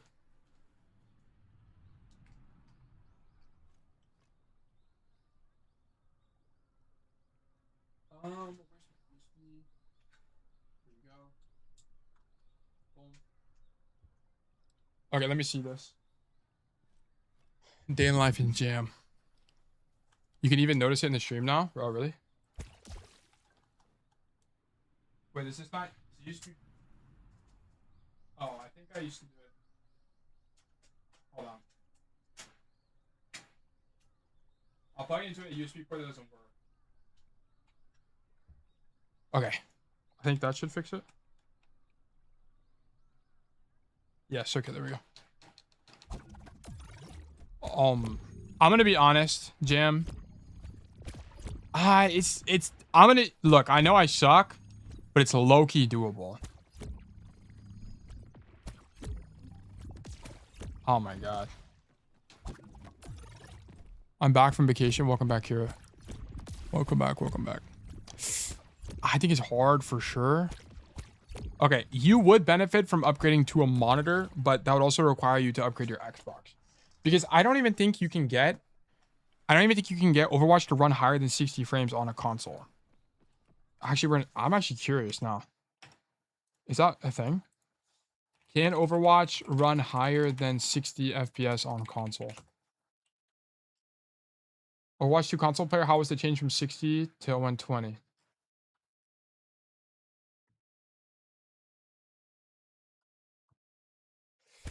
Oh, wait, what? Overwatch on console gets 120 FPS mode. So can you change it? Nah, this would drive me mad. This is pretty bad. This is pretty bad. I'm gonna be so... Do you have a headset, Jam, or do you play on your speaker audio? Or do you play on TV audio? Holy moly, dude. It's hard. I think Wu Young probably is really bad on console. I do have a headset? Okay, good. You definitely need a headset. I think what would be helpful... Yeah, I mean... It's just... I mean, if you want to play on this setup, I think it's doable. I think it's going to be limited in... Like, let me try... Hold on, let me leave. Okay, I gotta get used to controller settings. Let me go to... Let me, like, boot up Vaxta. How do you even, like, type on console? Wait, what? How do I make a custom game? What the fuck? How do I make a custom? Much obliged. What? Why does it only pop up on... What? More options? Oh, create game. What the fuck? Okay. Settings. Modes. Control. No. I need, this. Oh, what the fuck, man? Baxter. I didn't take that long. It's just a bit annoying. Bruh. There we go. They probably have a virtual keyboard? Yeah. It's likely a limitation of TV refresh rate more than console. I think so too. It probably is the TV itself. Oh my god. What's the interact key? I guess I'll just shoot it. Oh my god. Okay. I start to understand why you miss more. First of all, it's kind of hard to aim on Wuyang. Flicking downward is definitely possible. It's a lot. Okay, I need to turn it down. It's way too damn loud. Then moving around is low-key pissing me off. Let's do this. Now it's dead silent. I apologize. Now you can only hear my crisp, cool voice. All right, this is really hard. Okay, I'm gonna be honest. You kind of have a hardware limitation. long story short, let's get this is verdict losing for sure. Okay, we went on a bit of a tangent there because I was curious to explore that. So I think this is a little bit of a go next code. Your team definitely won this. For sure. I think you guys did pretty good. What's your name in game? Is this the exact name? It is. Okay. Okay, rank diamond. Map. Rialto. Hero Wuyong. Date is gonna be today.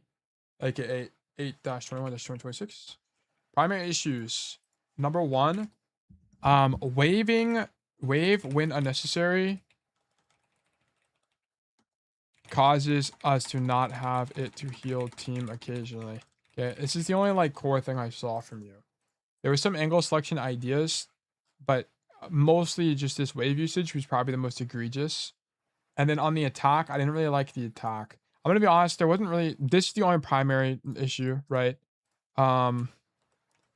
Just keep in mind the general rule of thumb is to wave as much as you can, or greed your wave as much as possible, because it's just so long of a cooldown. I don't mind you using it just to get feedback as to how to get better at using wave, but you need to understand that you make some mistakes in using your wave too early, which means you don't have it later.